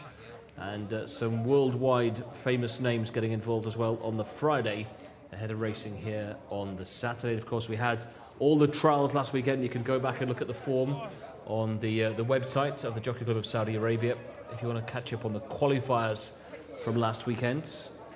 Last Saturday with the qualifier for the Saudi Cup itself, and the other qualifiers for the Neom Turf and the sprint races and the like all took place on the Friday. Indeed, yes, we saw some very promising efforts there. We did, yeah. Coldfoot was very good in the 13:51 sprint. That form boosted by Groom a little bit earlier on in the week as well. And of course, a good run in second from Honky Tonk Man. Right, going forwards, back to Alex then for the next race here in Riyadh. Martin, thank you very much indeed. Yes, it was a great card, wasn't it, last week? I thought that particular race could translate to Saudi Cup night. Right, we're going in here then. Don't forget, no 14 and the 21, the reserve is in. Al-Bahar Al-Mutalatim will go into stall 18. Runners continue forwards into the gates. Just going up is Al-Bahar Al-Mutalatim. Also moving in is Narkawiya. Next one up will be the 4, Yahoom.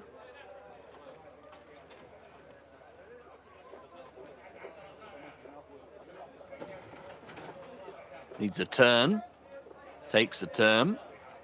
Helm Abdullah in the meantime has gone in. Also coming up now is Wafia Long. Only got about 4 left now. Fart, the strap jacket, going into 2 and a couple back. Nas Mat Al Massa and also Easy Horse. Last couple then being offered up for this local bred open, and we are there. Set to race.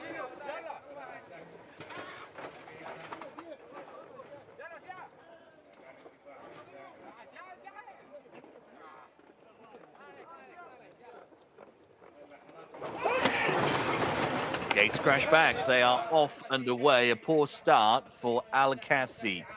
From stall 3, very awkward and right at the back of the field. Early pace, Eklas got a good beginning, also away well Nasmat Al-Massa. Another one up there is Fart in the striped jacket, cheap pieces and the noseband. Just in behind the leaders to find Yahoom, dark blue and orange colours in that next wave, as runners start to settle themselves into stride. Out wider, Amir Al-Maidan is another one into the front rank. Easy Horse is also on the improve and will be one of the first 4 now in the run. So it is Fart on the inside.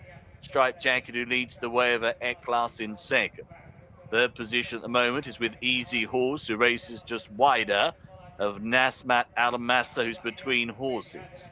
These 4 are followed by Amir Al-Maidan, who's then tracked by Min Baria, who's in between rivals. Right up there on the inside is Wafia Long as well. Trying to come through between horses, Umami is also on the improve. Back to the running rail, Fonda is looking for a little gap through, just stuck behind a couple of rivals at the moment as they take this turn. A wider, Ale Waji is now getting involved here. The check jacket is up into a 5th position as we go into the bend. Up on the inside it is Fart who just leads the way. It's only a narrow advantage.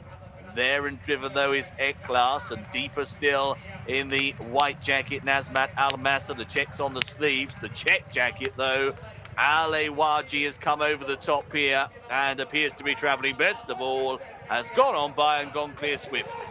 So it is Ale Waji who's away by 4 or 5. There's some late progress here from Sahal from the back end of the field. Might get a place. Fonda is still there pitching for minor honours only, as Ale Waji is going to run out a very easy winner. Comfortable success. We're again in the 5 or 6 length margin bracket. Second place goes the way of Fonda, and it's a photo third between Sahal and Amir Al-Maidan. Number 20, Alawaji takes that first spot, wins in a time of 2:09.15. Come up there on the outside, looming presence around the turn, and went well clear. It's actually 7 1/4 lengths, so one of our widest margin winners of the day. Fonda is second, and Sahal has been confirmed as the third horse home, just ahead of Amir Al-Maidan. Been quite easy stuff for quite a few of our winners today. This was another. 21, 12, and 19. The order across the line.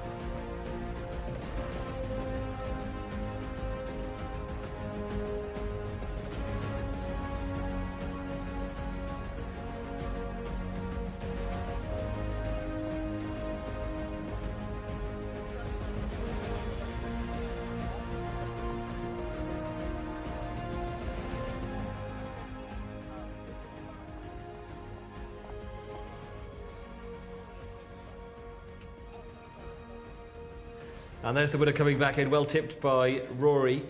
Al-Gahi wins, and wins pretty ready. Given a chase by the horse who was in behind him last time, coming from off the pace, Fonda. He just had to wait for the gap.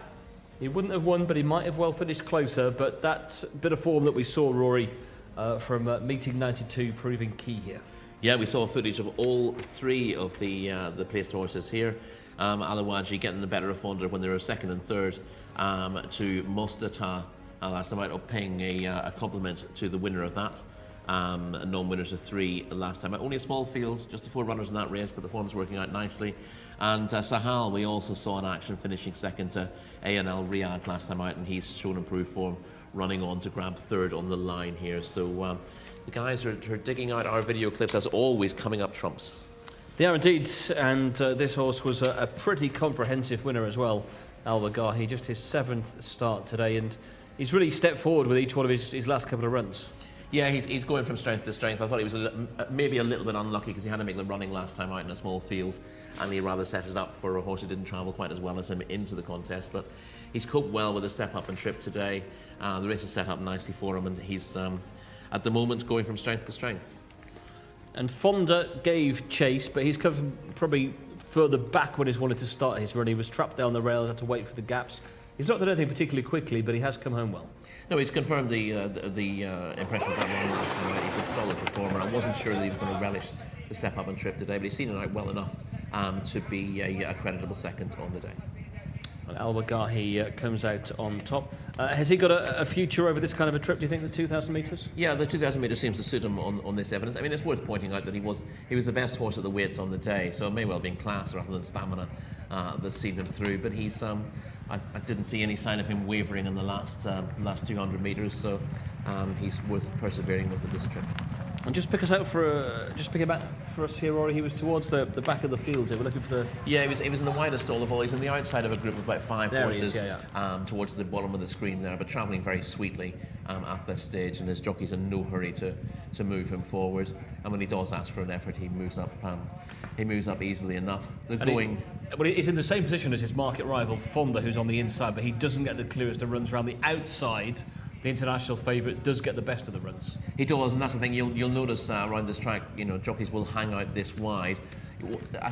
The only thing you need to worry about a bit being drawn wide is if you come into a bend and the horses are pushing you out of the bend, you will lose ground that way. But as long as you've got a little bit of space and you can move forward when you want, as he does here, he's now moved into 5th place.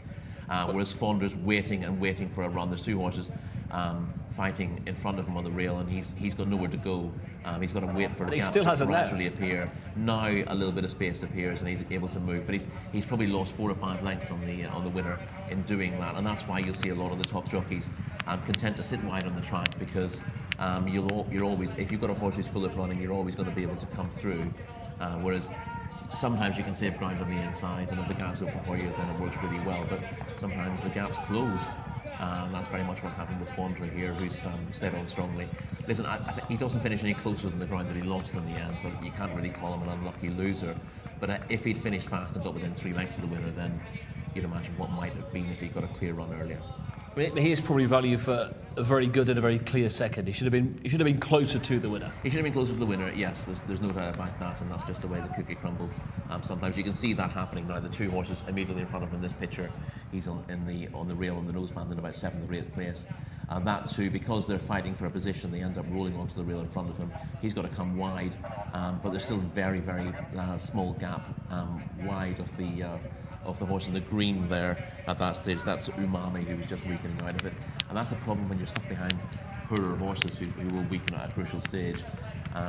The gaps close. If you're tracking a horse who's as good as you, then you know that they will take the gap with them, so you can at least follow them through and wait for it to appear.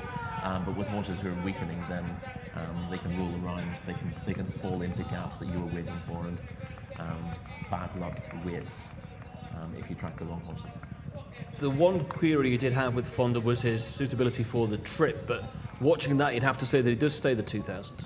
Yeah, it's certainly. I mean, the one thing that's happened with him, because he's been stopped in his run, he's able to find a bit more running for the finish.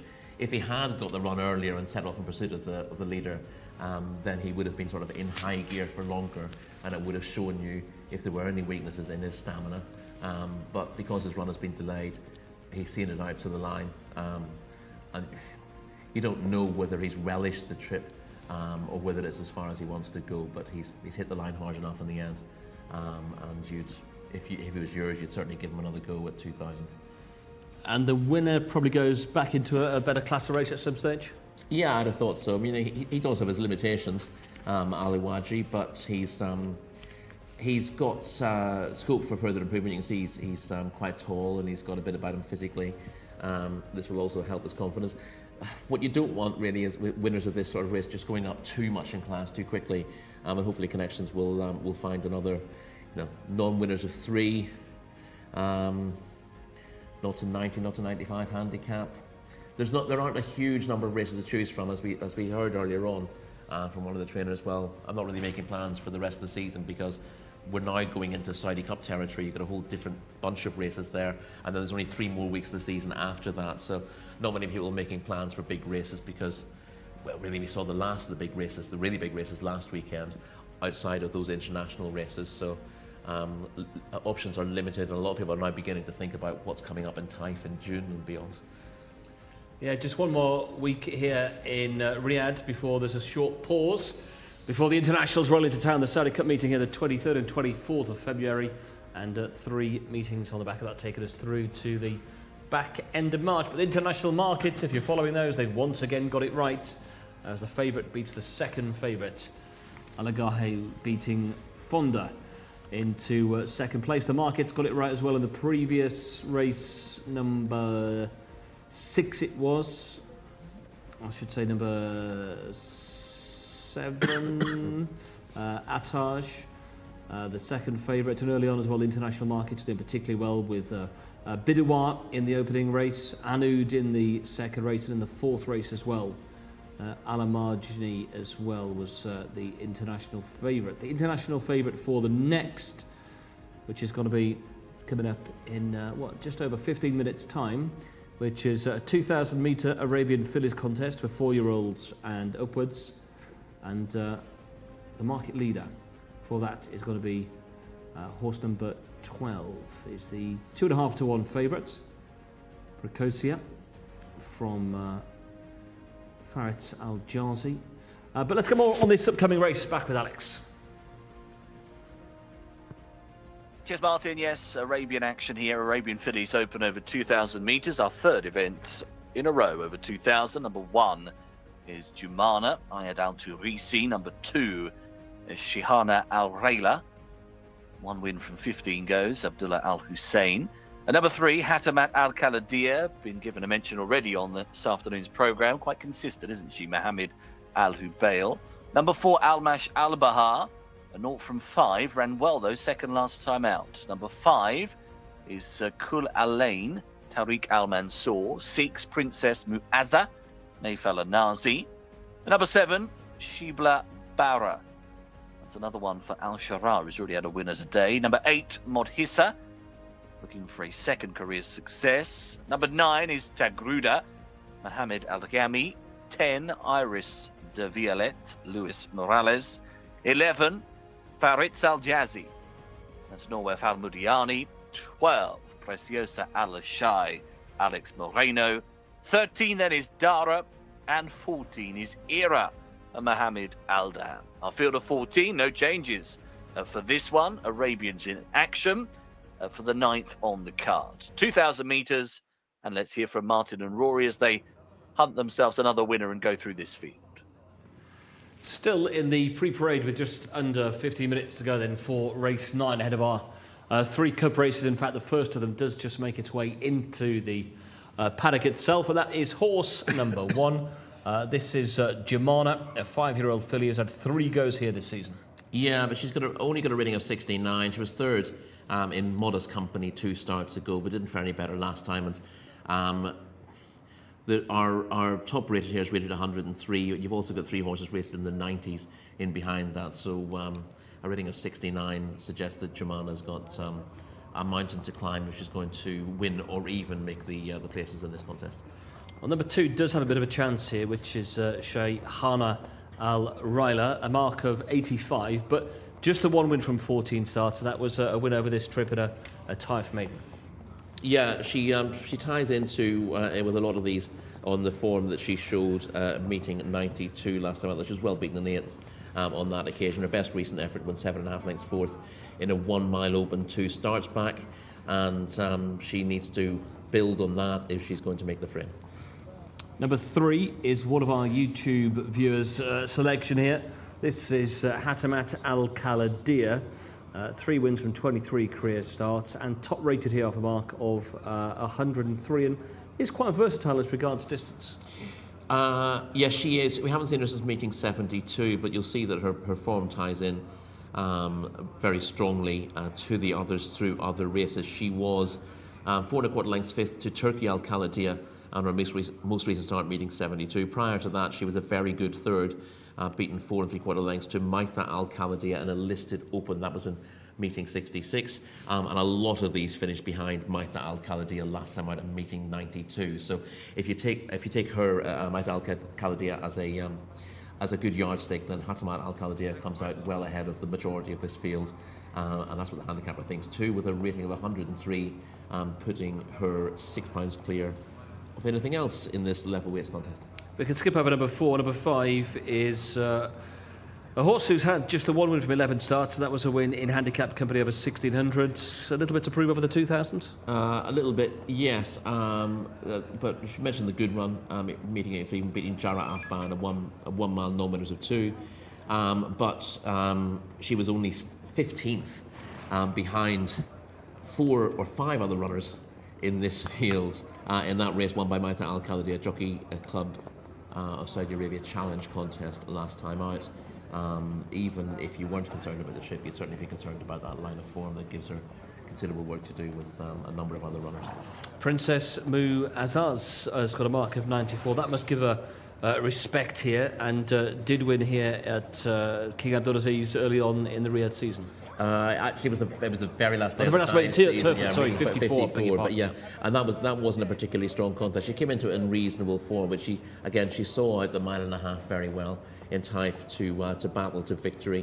She's found it a little bit tougher here, but her most recent runs, probably her best actually in her career. She was 5th in that race, won by Maita Al Khalidiyah, and she has the beating of most of these, with the exception of Farid Al Jazi, who was just in front of her last time out. But the likes of Modisha, who we'll get to shortly, Iris de Violette, Kula Lane, who you just mentioned, and Shihana Al Rayla, who we didn't give a mention to, were all behind her on that occasion. Well, number 7 has got winning form also from Taif. This is Shebla Bahre, 1 win from 9 starts, meeting 19 for that success. Yeah, but very disappointing last week when trailing home in 17th, and well, is a better race. But even if she does bounce back to her best form, the form she showed in that maiden in meeting 19 is not particularly strong, as evidenced by an official rating of 65. Mod Ishar is number 8, stepping up to the 2,000 metres. 1 win from 11 starts, but that win back in 2022. Yeah, she was beaten 10 lengths last time, went 6th behind Maita Al Khalidiyah. It wasn't a bad run, it was backing up a decent effort on her previous outing, but as you said, her wins come at 7 furlongs. Her best form a little bit shorter than this. A lot of the purebred Arabians are adaptable in terms of distance, but there's no reason to really think that Modisha is going to improve for the 2,000 to overturn a couple of form lads. Does Tagruda hold sound claims? 2 wins from 4 for the year, a strike over the course and distance at meeting 84, and a drop down to the 1,600 last time out. But that win was quite tidy by 4.5. Yeah, she won well. She had Shihana Al Rayla well back 14 3/4 lengths back and forth when winning that course and distance open. So we know she stays the trip really well. She has a very good yardstick. She finds the best, the horses in strong opens too good for her, but she always runs to the line to Gruda. So unlike a lot of this, some of these horses will sort of drop the bit when they're beaten. She just keeps running to the line. So she ends up being a good yardstick. She was a good 4th last time out over a mile in open company. She will run a race again. She should be. I'd be disappointed if she's not in the 4, but there are a couple of these with slightly higher ratings, and she'll need them not to be on their A game for her to win. Okay, Iris de Violette has won 2 of her last 5 starts and was a winner here last week. She was a winner last week. She'd only been 12th in that Jcsa challenge won by Maita Al Khalidiyah 2 starts ago, but she's taken her racing very well. She's been very busy, hopefully running and meeting 78, 87, 92, and then again last week meeting 96. That was a non-winner to 2 over 6 furlongs last time. Now she's not a 6 furlong performer. I think it was a weak enough contest for the grade that she won. She does actually stay further, so she should be competitive. But a mark of 87 again suggests this task is a little harder than the one she had last week. And Farid Al Jazi, number 11, was 4th here a couple of weeks ago. 2 wins to the name for this filly this season, but they've both been in the summer at Taif, but she is one of the top rated in the field. She is. She's been pretty consistent since time. She's been in tougher races and hasn't been disgraced in most of them. And on the basis of that 4th last time out, she should be in the frame again. And here we could see Hatamat Al Khalidiyah back on the 5th of December. Yes, this is her meeting 72, finishing 5th to Turkey Al Khalidiyah. This is a strong race. Again, plenty of Al Khalidiyahs towards the head of affairs there, but no disgrace in finishing 5th in a strong open last time out. And again, you see that she runs to the line.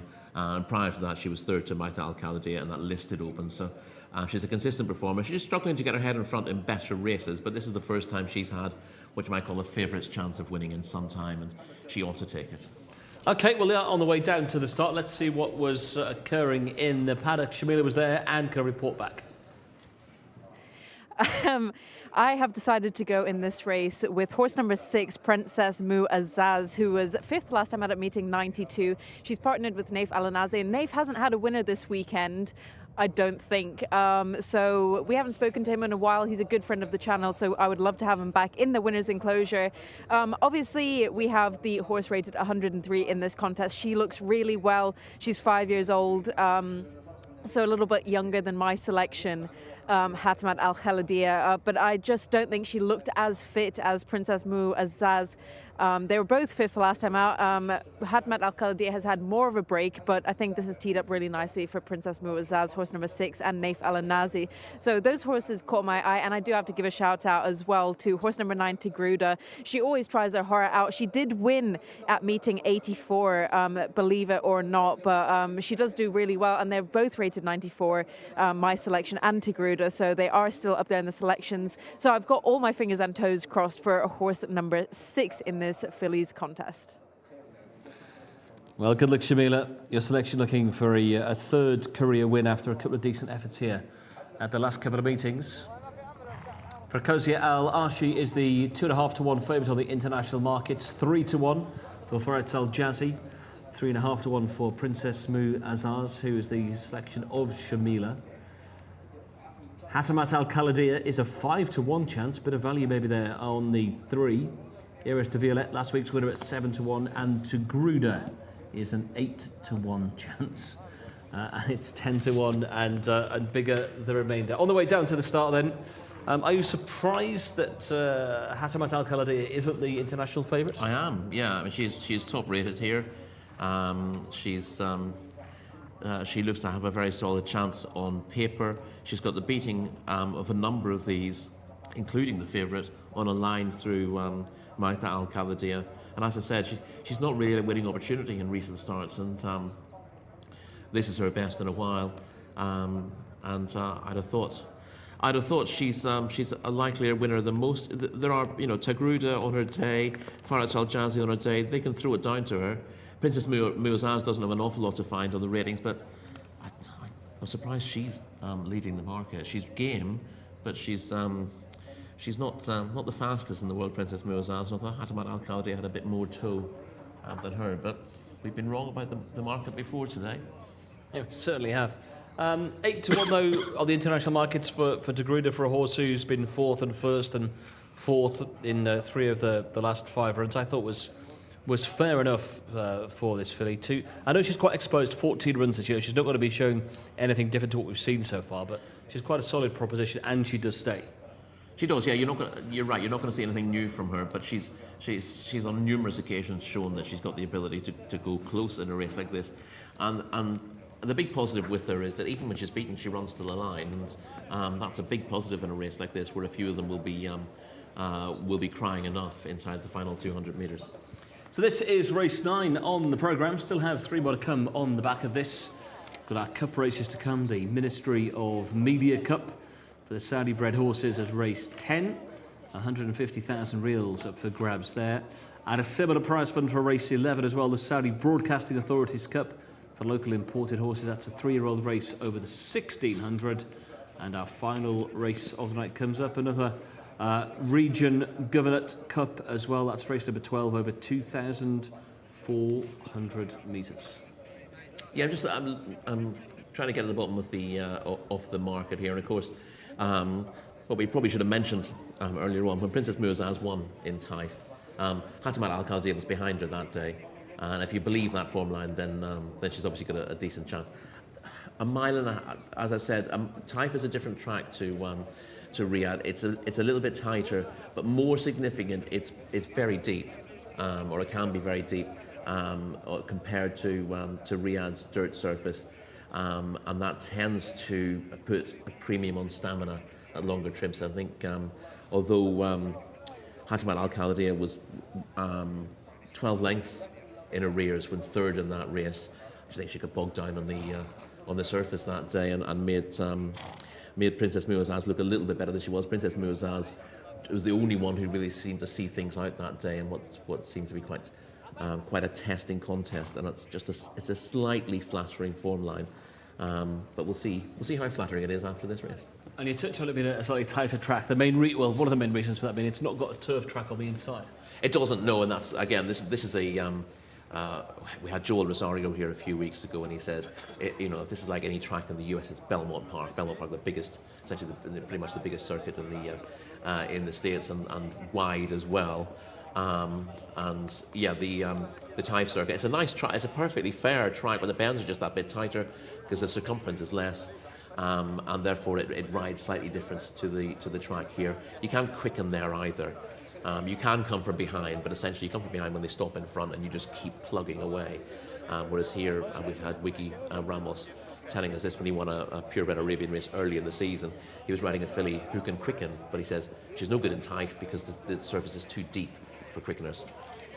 And we saw as well from these overhead shots, it's a point we made driving in today, just what a beautiful track this is. You go back to 4 or 5 years ago, all you really had was the main grandstand. They've done so much work extending the facilities here, moving the parade ring, building new stabling blocks behind here. I mean, to look at aesthetically, it's a beautiful place to be. It is, and it's going to get better as well as time goes on. They're always working on it. And I'm sure, Alex, it looks great from your position there, ready to call them home for race 9. Thanks, Martin. Always good views, good angles for us, isn't there, to enjoy the action as they go forwards here for this Arabian Open. Just moving in was Shihana Al-Rayla. Modhissa also going up there, moving forwards in the light blue and white colours. There's the top-rated runner, Hatamat Al-Kaladia, going up to stall number 3. Plenty of support for that runner actually in the international betting. It's now as short as 4s.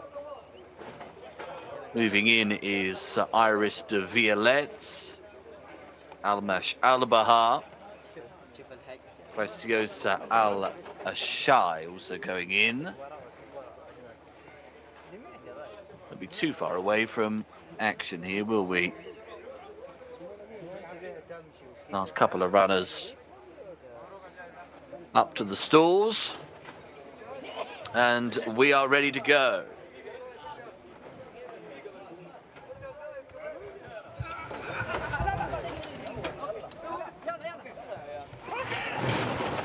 They're off.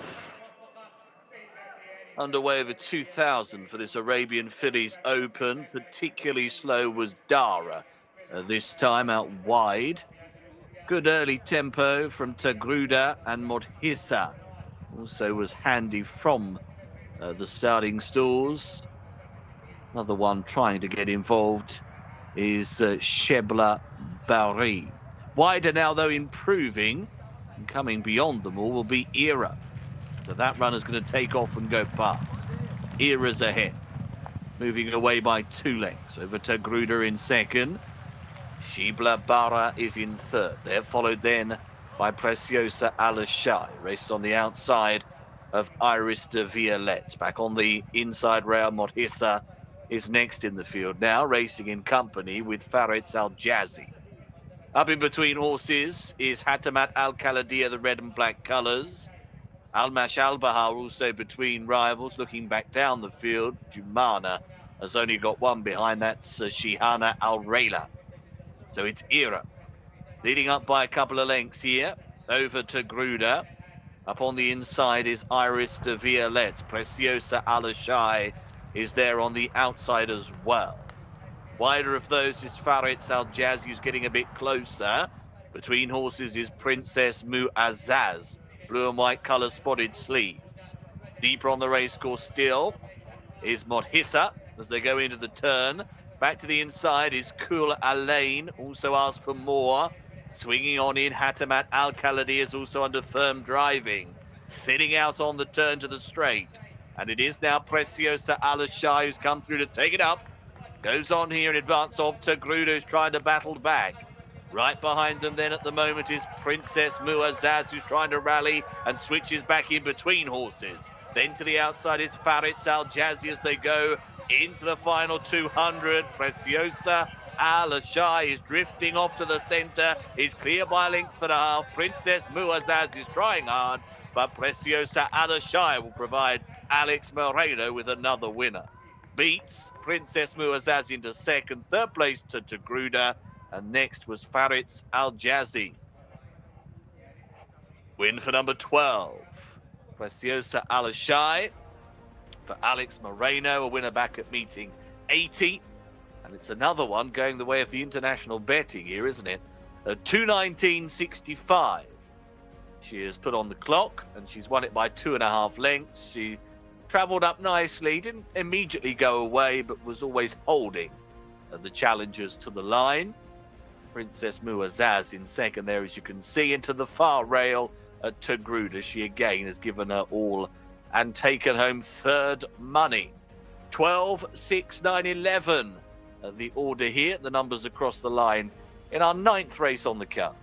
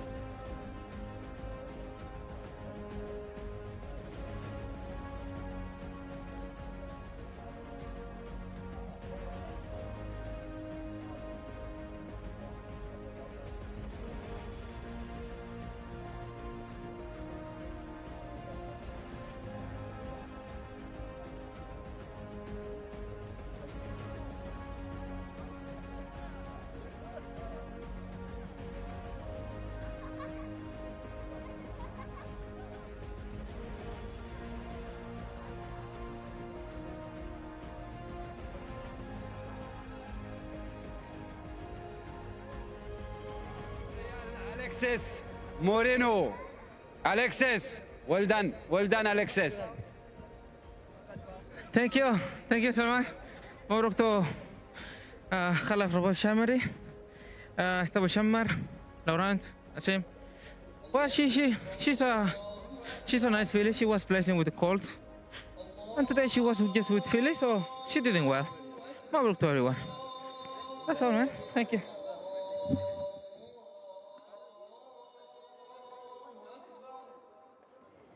A double on the day for Alex Moreno and 4 winners overall this weekend.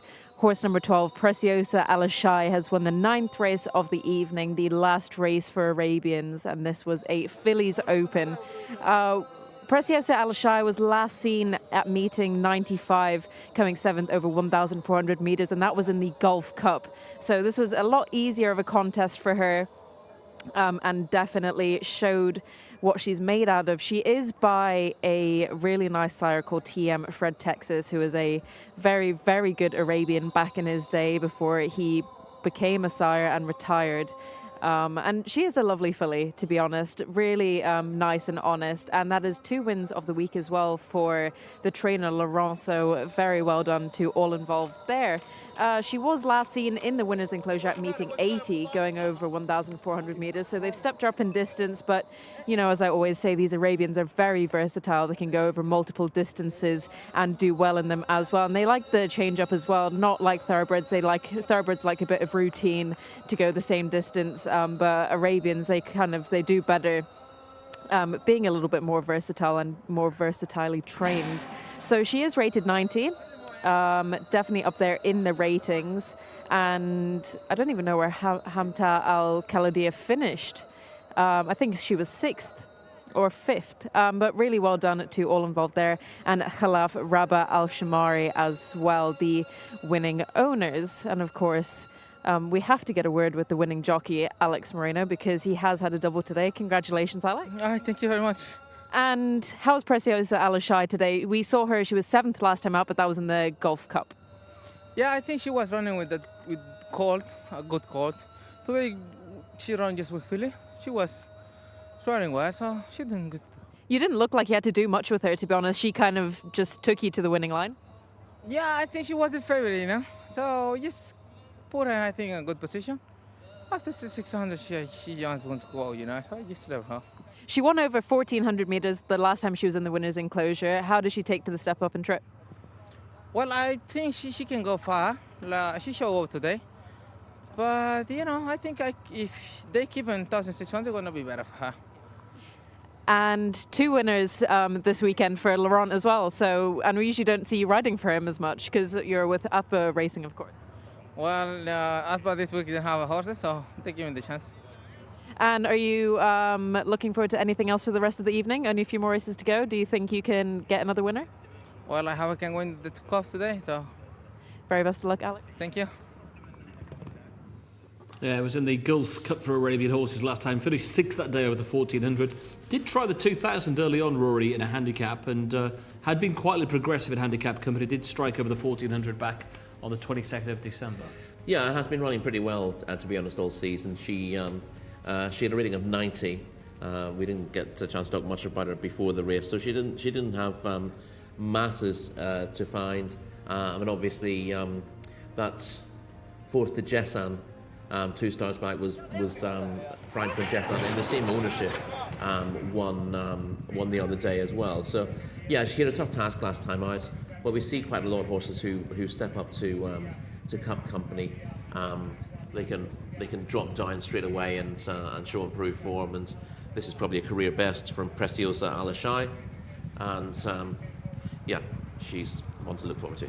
Yeah, another winner coming from that Gulf Cup. All the Caladias dominated. We had Jcsa come out and win from that race yesterday. And we also have this horse here, Preciosa Al-Arsi, coming out to win as well. And Shamila's with the winning trainer.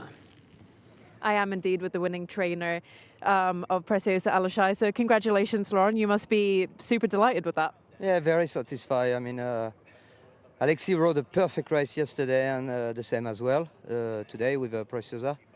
I was really confident with her today. We cannot ask for a better day yesterday and today, and with these 2 horses. And hopefully they will come back to the stable well, and we'll see what we'll do next with them. She's really versatile. She's won over 1,400 and she likes longer distances as well. What's the plan for her next time out? She can go on any distance, like from 12. Even I think for me, she could go on 1.5 miles. I mean, she's a very easy filly to ride. I mean, that's it. I mean, she's got a very, very good turn of foot. This is the main thing with her.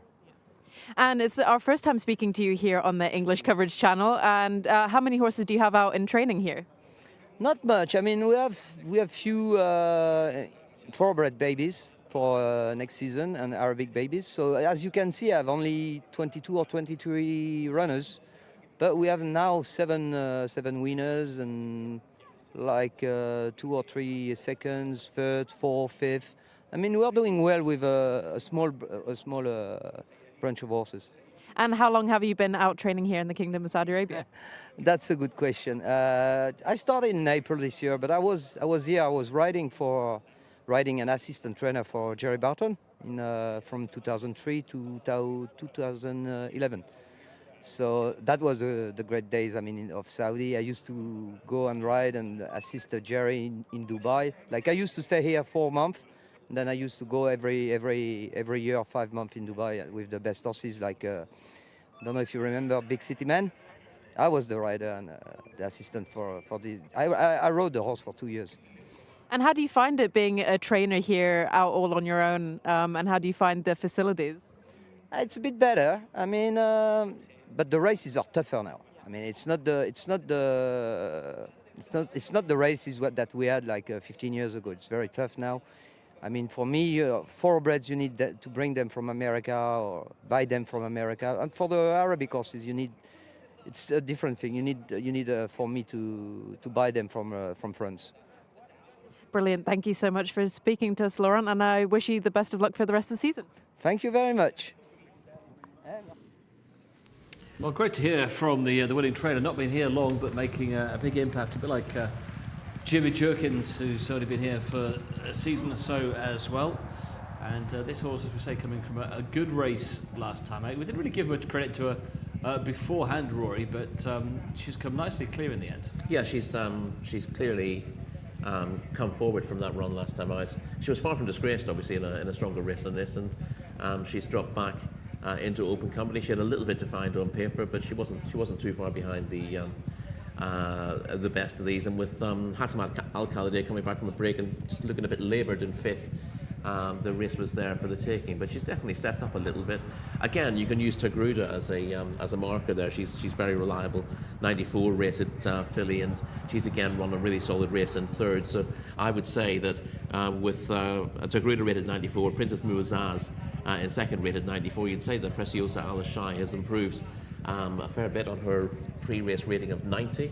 I'd have thought she must be nudging 100 on the back of this. Really good to hear from Laurent Laswell after the race there. He's obviously got a lot of experience as a jockey and work rider and stuff like that there over the years, and that's the first time we've heard from him here. Well, we've seen his horses running a few times in the Pure Bet Arabian races, and nice to get a different interview post-race as well. And he talked very well. I believe he spent time with Aidan O'Brien and Coolmore back in the day as well. Well, a nice performance. I wouldn't give up as well, as Rory was saying, on Hatamat Al-Khalideh. The first 4 or 5 looked to break clear, but that horse did stay on in the closing stages. So we come then, Alex, to what I think is our feature race of the night, the Ministry of Media Cup. Give us the details for race 10, would you? Thanks, Martin. Yeah, it looks a good one, doesn't it? This Ministry of Media Cup over the 1,400-metre trip. A field of 20, full field will go. We have got the international favourite at the top here, Chakra Sultan for Wigberto Ramos, looking for a third win on the spin. Number 2, Fozalita Tariq Al Mansour. 3 is Wadhahi Mohammed Al Hubayl. 4, Al Azra for Fahad Al Faradi, with 5 Saudad for Eddie Castro. 6 is Mortaja for Mohammed Saeed, and 7 is Jcsa, and that's Del Al Farouz. 8 is Al Bashit Ayad Al Tarisi, looking for another win this one, a 4th win that would be. We go then to number 9, Abu Khalaf for Waswanas, followed by the 10, Al Washmi Abdullah Al Credis. 11, Al Majraj, that's another one in this ownership, quite a few. Number 12 is Basul, another fascinating runner for the Gaetan Stables, Alex Moreno. 13 is Alam May for Rayan Al Taraish. 14, Mojawzal Mohammed Al Daham. 15 is Najim Al Wasil Camilo Ospina. Now there's no 16, that's an absentee. 17, the next one is Fighter, and that one has won 4 times, but recent form rather poor. 18 is Saab, Salman Al Rashid. 19 is Yana, Luis Morales. 20, Thalik. And also getting a run will be the 21 here, Saif Al Fala. Will get in as well as a replacer, the 16, so we'll go into that stall's position. That's your field then, touched upon ahead of this Ministry of Media Cup. Let's go for the pre-race thoughts now with Martin and Roy. Thank you very much, Alex. The runners in the paddock then, and what has become another cold evening here in Saudi Arabia. The temperatures certainly have dipped the last couple of days, and if you see the shots of the participants in the parade ring there, they're well wrapped up. It has gone very cold now, the sun has gone down. But let's take you through the field then for the Ministry of Media Cup. And Chakra Sultan is horse number 1.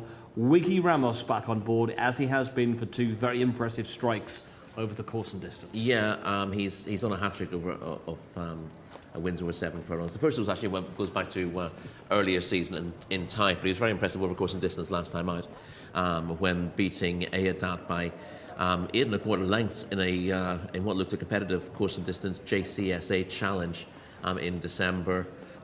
He's been given a little bit of time off since that, but she is rated highly here with a rating of 100. Makes one of the highest rated runners of the entire weekend, and I think be disappointed if she can't actually bring up this hat trick with Wiggy on board again. She looks a solid favourite. Yeah, she really came clear last time and does look ultra progressive. She's got a rating of 100. That means you could probably knock out the couple below her rated 76 and 84. Maybe just a quick mention though on the three.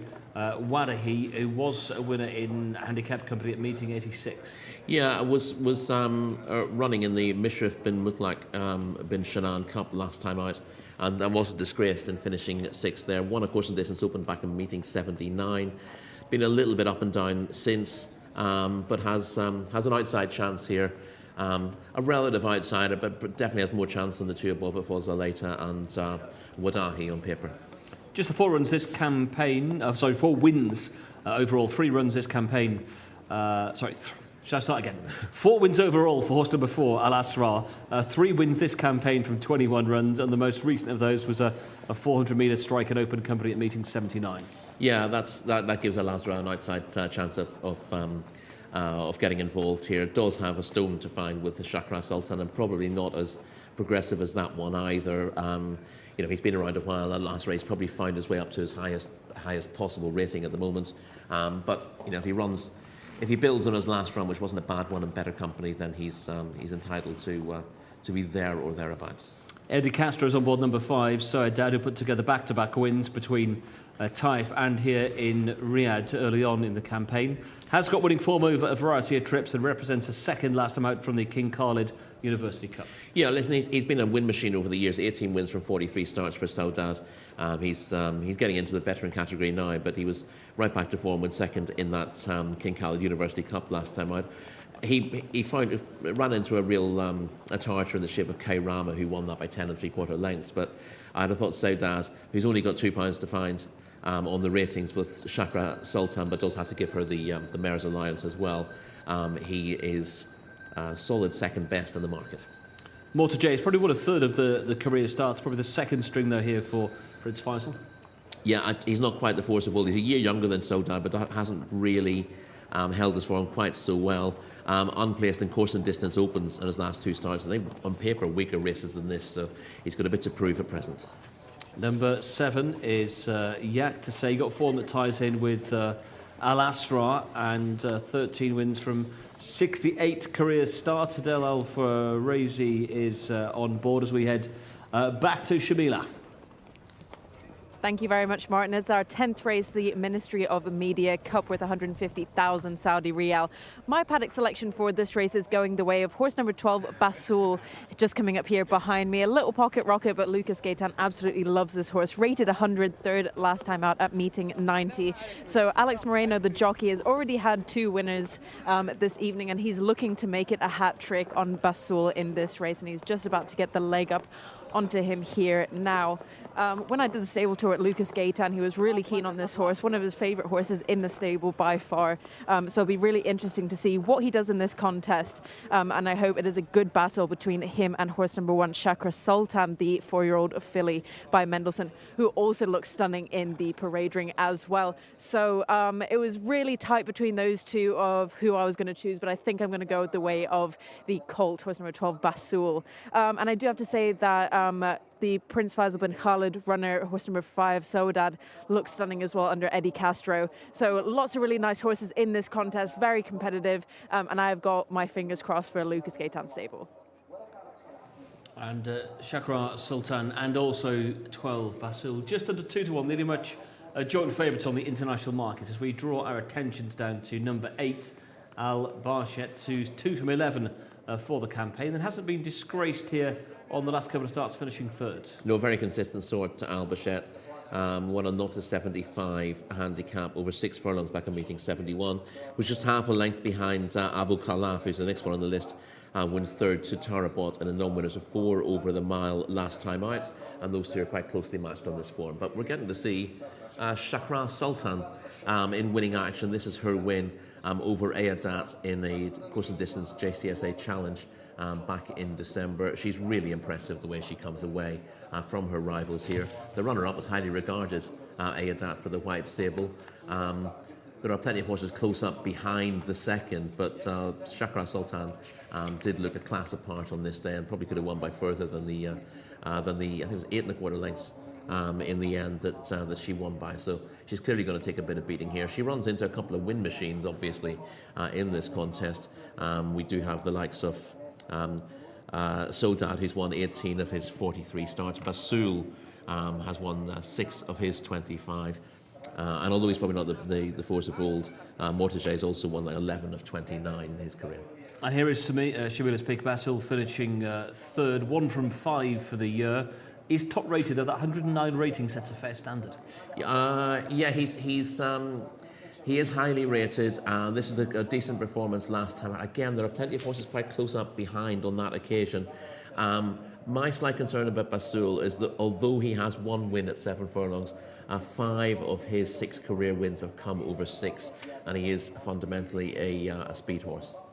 And Jcsa as well, we can have a look at here as well. This is horse number 7, finishing second here over 1600 in open company. Yeah, it's a decent run from Jcsa. We didn't quite get a finish off the top there, but he runs on well at the back end of this contest to finish second to Al Wahif in a 1 mile open last time out. It looks like he's going to get on top at this stage, but just gets out-battled without obviously doing an awful lot wrong himself. And he wins races when he gets an opportunity. It's not, you see him there getting worried out of it and wonder whether he will put his head in front. But 13 wins in a long career shows that he does win races given the opportunity. On recent evidence, he needs to find a little bit against the best of these. Quick word of mention of number 13, Ala Mahi. Just the 2 runs back this campaign and made an immediate impact on return to action with an open company at meeting 70. Yes, won the Ministry of Education Cup last season. Ala Mahi is still young, only a 4-year-old now, very lightly raced, and followed a win over course and distance 2 starts back with a very respectable 10 3/4 lengths, 5th of 7 in the Ministry of Defence Cup over a mile last time out. The 7 furlongs is probably the ideal trip for him. He's less exposed than most. He may take a step forward again, but he's also less battle hardened. I think being battle hardened might be really important in this race. Would that count against the top one here, Wiggy's Mount, Chakra Sultan? It is a possibility. She does have a big chance of getting a good position early on with relative outsiders, and next to her Fawza Later, Wadahi and Al-Azra, so she can take that good position. And we saw that she was well positioned off the bend last time out. Then that will help her. If she gets herself in a pocket early on and has to work to get into that position, that'll be asking a new question of her. But she's certainly got the talent to win it. But yeah, sometimes in a race like this with a big field, you're looking for something that's shown that they can overcome that kind of scenario. And obviously we've got several multiple winners in the race who do have those credentials. Well, it's a lively international market. 1 and 12, just under 2 to 1, head the international figures. Soedad's been really well supported here for Eddie Castro, number 5, goes 4 to 1 into 3 to 1, and good money also for Ala Mahi, number 13. That horse goes 10 to 1 into 8 to 1. It's 12 to 1 and bigger the remainder. I always like these improving horses that look quite flashy, Rory. The 8 1/4 length strike for Shara Sultan last time, I think makes that one the one to beat in my book. And given there'd been a good break between the run in Taif at meeting 15 and the win last time, there could be improvement to come. Yes, I mean, I suppose if you want to crab that at all, you might say, well, she's needed a gap between her races. Has she had a little bit of a problem? There's no evidence of that, and her career is all positive so far. She's also a striking looker. You know, she's got strength. She's got scope to do better. I think she's very likeable, and although she's meeting more experienced rivals here, I think she can get the job done. Yeah, and with Rory, I think she is really exciting. Shamila, though, with Basul, for the Argentinian trainer, who's done so well with 2 winners in the qualifiers for Saudi Cup last weekend in Lucas Gaitan. Soedad attracting good money, as is the 13. So 1, 12, 5 and 13 on top for the international markets. They're circling down at the start. We got a glimpse of that lovely trophy that the winner will collect here, the winner of the Ministry of Media Cup, 4-year-olds and upwards, Saudi-bred horses in action over the 1700 metres. 1 and 12, the international favourites. As we head towards the peak end of our broadcast here from King Abdulaziz Racecourse, still 2 more races to come. On the back of this, there is Alex Marino on board Shamila's selection, looking for a 3rd win.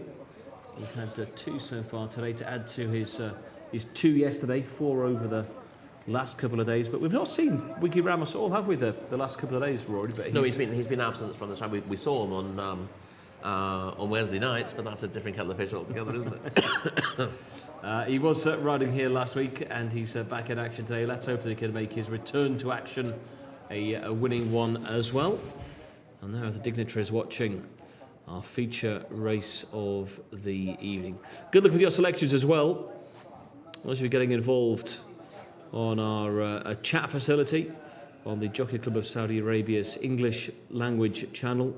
This is meeting number 99. You can put your selections and thoughts in the chat selection down the right-hand side. And also, do leave your name and where you're writing in from as well. We had correspondence early on from Greece and from Portugal. We are going global here from Riyadh, so wherever you are in the world, do leave us a comment as to where you're watching the racing from. So we're approaching post time. They're behind the stalls and in fact starting to load. So Alex Fussy has the call here on the feature race, race 10 here in Riyadh. Cheers, Martin. Yes, runners are going in, so we're nearly set for action, aren't we, for this 1400-metre event. Already forwards into the gates there is Mo Jozal. 14, the stalls position for him. Just one win so far from 23 goes. Saudade on the way forwards next in the first colours with the red cap, going in for Eddie Castro. Al-Bashir is already locked away as well. There's the 6, the white cap, Mortar J, coming up now. Chakra Sultan just edging it in terms of favouritism at the moment. Abu Khalaf has just gone in. Wadhahi is in as well now. Moving forwards, Najim Al-Wasil. Got a handful left. Jcsa is in. Al-Mazraj is there as well. There's Chakra Sultan, who is one of the final runners forwards. All clear given. They're off. Racing away here over 1400 in the Ministry of Media Cup. A couple of these quite slow to get going. Not those. Chakra Sultan, who pinged it. Black Jacket is flying forwards here on the stand side rail. Offered away and clear by 2. Jcsa was away alertly. Is bang up there as well. Also showing some early speed is Mortaja in a red-coloured jacket is handy. Another one bang up there in the red and blue colours is Wadhahi. He's back to the running rail now. So into the turn. It is Chakra Sultan leading up by about half a length here and continues to power on in company with Mortaja in second position. They're being followed by Jcsa, the blue colours on the inside. Next group of runners include Alameh, who's racing there in company with Basul and also Al-Mazraj and Al-Washmi as they take the turn for home. Chakra Sultan leading up here by about a length for Wigberto Ramos. He's trying to shrug off Mortaja, who continues to be banged there in second. These two away of Al-Mazraj, who's in third. The yellow cap, who's finishing off well from the back end of the field. Also safe Al-Fala is finishing right down the wide outside. Here comes Fighter from the back of the pack. All out Chakra Sultan in front. Chakra Sultan needs the line here. Al-Mazraj has just got past. Got up in time. Al-Mazraj has won it here. Fighter was a flyer down the outside, may have even got second. Chakra Sultan just run out of legs late on. Victory for the 11. Al-Mazraj, who's taken this, gaining a 6th career success, wearing away at Chakra Sultan, and Fighter has got second. So Al-Mazraj takes it, Fighter second in the end. Chakra Sultan was only third. Trio are away then, aren't they? A little way clear. Little gap of a couple of lengths. 3/4 of a length in the end, the winning margin. 1:25.87 is the winner's time.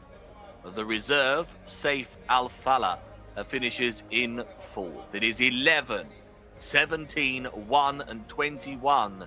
The order, Al Mazraj for a 6th win and lands the Ministry of Media Cup.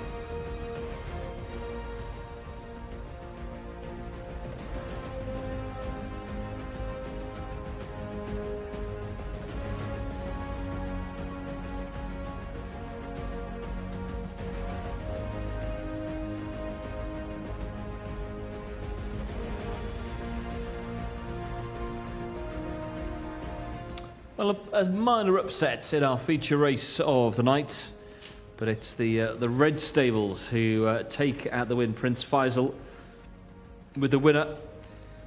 Al Mazraj holds off in second place. Fighter, who was coming from well off the pace, and Chakra Sultan finished back in third. A minor surprise here, but a double up for the jockey. Abdullah Al-Sharar takes out a second win of the night, having scored earlier on aboard Attaj. But this horse with a rating of 91, Rory, was dropped back to the 1200 last time, but did have this 1200 metre form 2 starts back in open company. Yeah, obviously ran a very good race, dropping back from the Aliman Mohammed bin Saud Cup, where he was well beaten last time out, but bouncing back to form, having been consistent all season up to that, and a well judged. It worked well for the Red Stable. Sodad, who was strongly fancied, couldn't really get into it, but Mortajay put pressure on Chakra Sultan throughout the race. Was still pressing a furlong from home, and just as Mortajay began to weaken, Al Mazraj came with that strong run from the back of the field, and Chakra Sultan had looked likely to win for a long way, but because she was never at peace at any point through the race, but just hassled by Mortajay, then she just didn't have an awful lot left in the final 150 metres, and both Al Mazraj and indeed the relative outsider Fighter have come past late in the day to spoil the party for her. She got away well from stall 1 and got to the front, but what she never does in this race is relax, and I think that's the key thing in the end. But listen, hats off to Abdullah Al-Sharar, who's he's sort of been a second, third, fourth jockey for the Red Stable. He's had some fairly moderate returns in recent seasons, but having a very good 2024. He got the ride on at the last minute, of course, on Wooden Sun, who was a reserve for the King Saud Cup a few weeks ago. Ended up winning that Group 1 contest. He's won 3 more races already in January and early February, so he's already having potentially the best year of his career. He's ridden 39 winners in total, this being number 39, and yeah, I think he'd be very much enjoying himself after another high-profile win. And you can just see here Shakira Sultan really having the pressure applied, always just being hassled from in behind by Soda. Yeah, you can see that if you take the horse in second out of this, which is Mortgage, the grey, if he's out of it, then you can see that Wiggy would drop his hands on Shakira Sultan, enable her to relax, fill her lungs up, and then try to kick again. But he never had that opportunity. If he dropped his hands, he'd have been passed by Mortgage, and that would have spoiled her chance. So he just had to keep niggling at her, and it looked like she was getting the better of that battle, but softening herself up for something that might come from the back of the field. And in the end, it was Almaz Raj. So whoever does the tactics for the Red Stable will be very happy with the work today. But at this stage, you just fancy that Wiggy's managing just to get the better of the argument with the grey horse, starts to shrug that one off, and you're just hoping that she can go and kick on as she did last time, but there's not enough petrol left in the tank for her to replicate that effort. No, she's just been doing a little bit extra work all the way through just to hold her position, unlike last time out when she was travelling comfortably within herself. She's still, I mean, she's shaped like the best horse in the race to a large degree. She just didn't really get the, despite leading, didn't really get the run of things because of the pressure that was put on her by another runner throughout. And this third is still a solid performance, and I still think Shakira Sultan can go on to better things. But it's Almaz Raj's day, and the trophy will go to the Red Stable. And I think the jockey Abdullah Al Shrar will get all the praise he deserves for that. And I think he's now I was going to say a young jockey. He's 24. He's been around a while, but he's enjoying much more high-profile rides than he has done in the past, and he'll be getting more on the back of this as well. And a big run from Fighter in second place. Quite to see why, to see where that bit of form is coming from, but the setup of the race suited perfectly at a bounce back to form for the 4 times winner. Yeah, he had that nice wide draw to avoid trouble, didn't get involved in it until late, and was able to do his running late in the day to pass horses. You can see that plenty of these were hard at work, trying to chase the front two. The front two got away, so everyone can't just sit there and ignore them. They've had to go after them, and that ends up often playing to the strength of those who are put into the race as late as possible. And Fighters a little bit flattered by the end result there, but good to see him back to form. Well, today was all about the cup the gentlemen are holding there on the stage at the moment. It was our feature race of the night, and well done to Connections as well. And our feature event trophy presentation is taking place. That was the Ministry of Media Cup, held aloft there by Winning Connections. Another cup race comes next as race 11, the penultimate race here in Riyadh this evening. This is the Saudi Broadcasting Authorities Cup. 3-year-old fillies and colts here over the 1,600 metres, and a full rundown of the runners and riders. Back with Alex. Thanks, Martin. Yes, let's have a look at this field then. Another interesting little race coming up, isn't it, here? And number 1 on your card will be Salam Al-Khair. Alex Moreno riding for Lucas Gaitam. 2, Fusterlandia. And Mohammed Al-Yami in the saddle. 3 is Ali Abani. Al-Musa riding. 0 from 7, though, so far for him. Number 4, Firaja Kir is the short-priced international favourite. Camilo Ospina looking for a hat-trick this one after wins at meetings 61 and 74. Number 5 is Burkan for Ricardo Ferreira. In the colours of the FMQ stables, that one. No number 6 here. 6 is out. So the next one is 7, Autumn Foliage. Naif Al-Anazi. 8 is Sahar with Berta Ramos. Number 9, certainly an interesting runner, Yadar, who was quite a nice debut winner here back at meeting 91. Mohammed Aldaham. 10 is Thara Naj, to finish 2nd at meeting 81 last time. 11 then is Tropical Air, looking for a 4th career success. And the 12 is Karam Alanea, looking for a first win, the final runner in the field.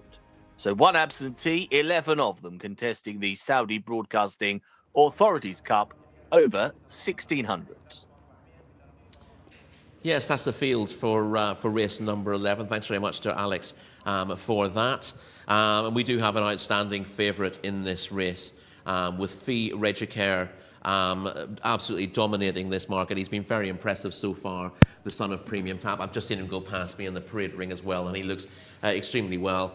I can't say it's the pick of the paddock yet because they haven't all come in, but he certainly hasn't gone backwards from that impressive win last time out in the Ministry of Education Cup, where he beat Al Kawakabi. And you have to say that defeating Al Kawakabi looks even better for him now than it did at the time, Martin. Long odds on the international markets, free Jcsa. Also mentioned at the very top of the programme, if you look at the international market, he's 3-1 on to win this. So similar sort of price to we saw the Arabian horse later on yesterday, who absolutely hosed up, and the market's expecting similar here for this. But the opposition headed by Salam Al Khair, which is horse number 1, second in just the one run here. That was over 1,400 metres back in November, but was beaten that day by Saudi Neom, who was second in the Saudi Derby qualifier last week. So that is a good line of form. It is a good line of form. Salam Al Khair looked a really good prospect there.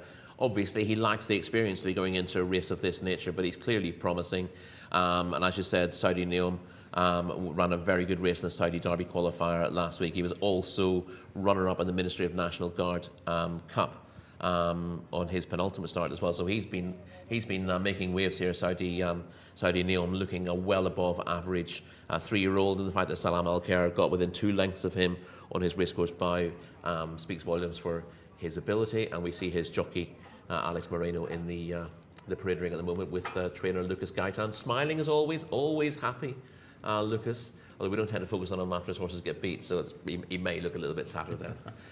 As the winning jockey, or hopefully, what could be the winning jockey, looked for a third win on the card. Numbers 2 and 3 have a little bit to find on the official rating, so we'll move down to number 4, who is the red hot favourite. Was a winner over the 1,400 last time out.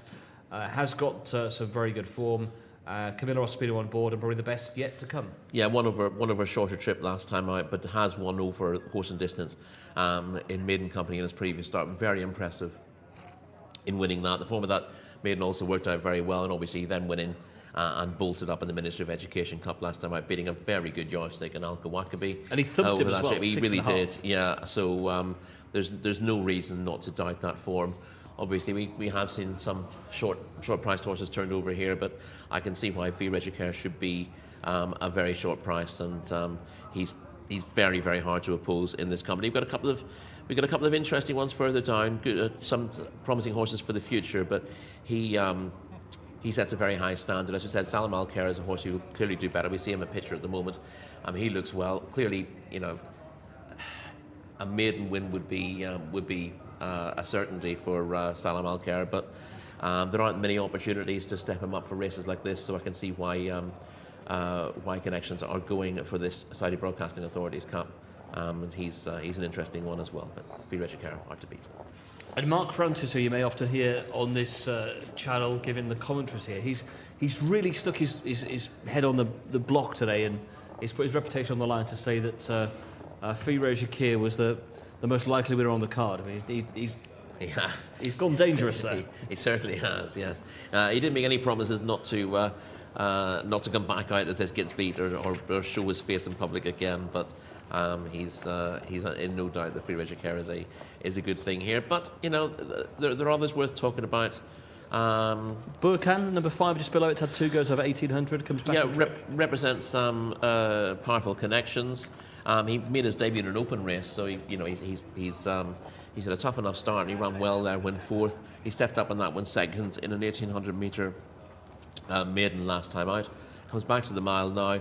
The rating of 75. He can rate higher than that, but obviously, the figures say he's got £25 to find. But like 3 or 4 in this race, he's a horse who should go on to better things somewhere down the line.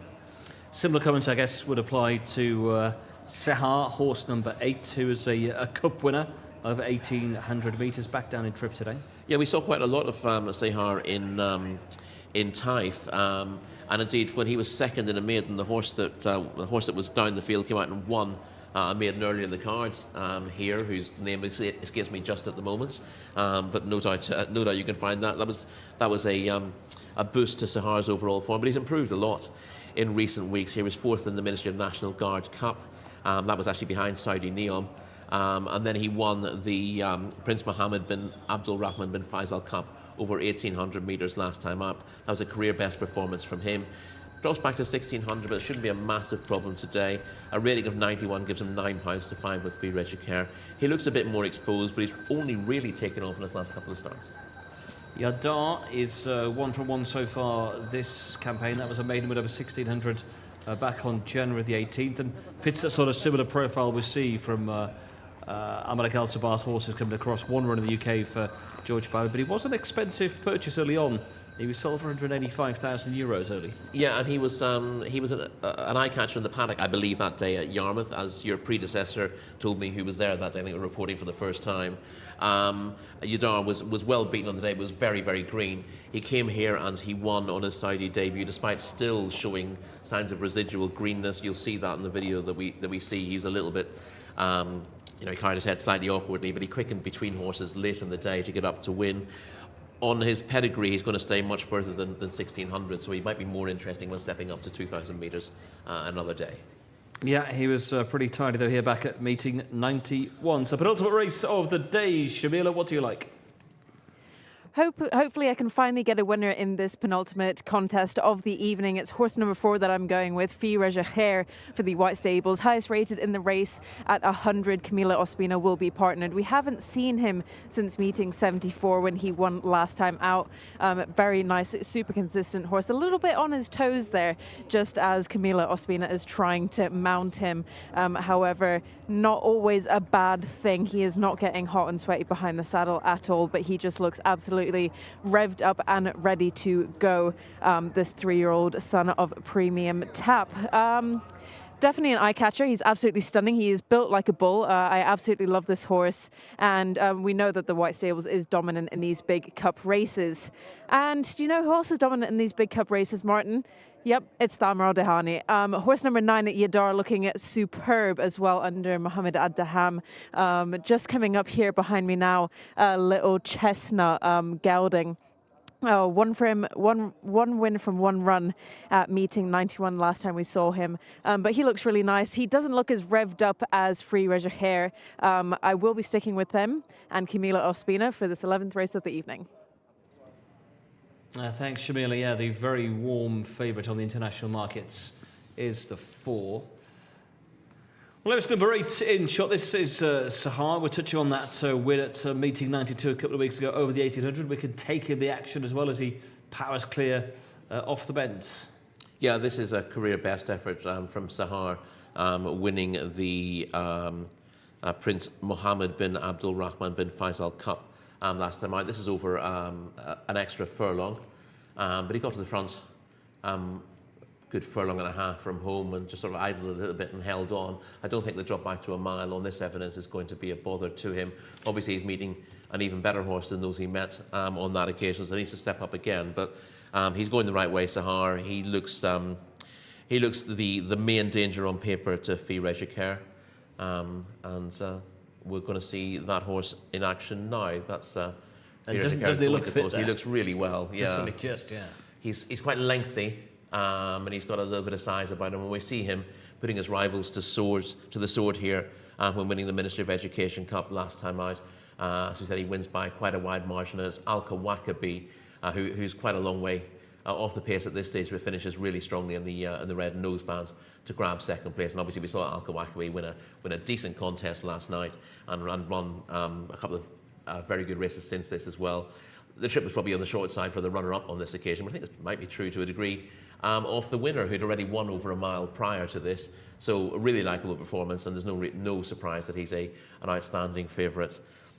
Next in line is Yadar, who took Shamila's eye in the parade ring. He's not the biggest. For a son of Cracksman, I thought he might have a little bit more size and scope about him, but this is a nice performance on his Saudi debut last time out. He gave the front pair a fair bit of rope, and you can see he's sort of hanging across to the rail and still looking green, but he'd actually come between horses to get his head in front close home this day. So while he was a little bit awkward off the bridle, there's no doubt that he's genuine enough, because a lot of horses wouldn't have wanted to come through that gap the way he was going, and he sticks his neck out to win by a head.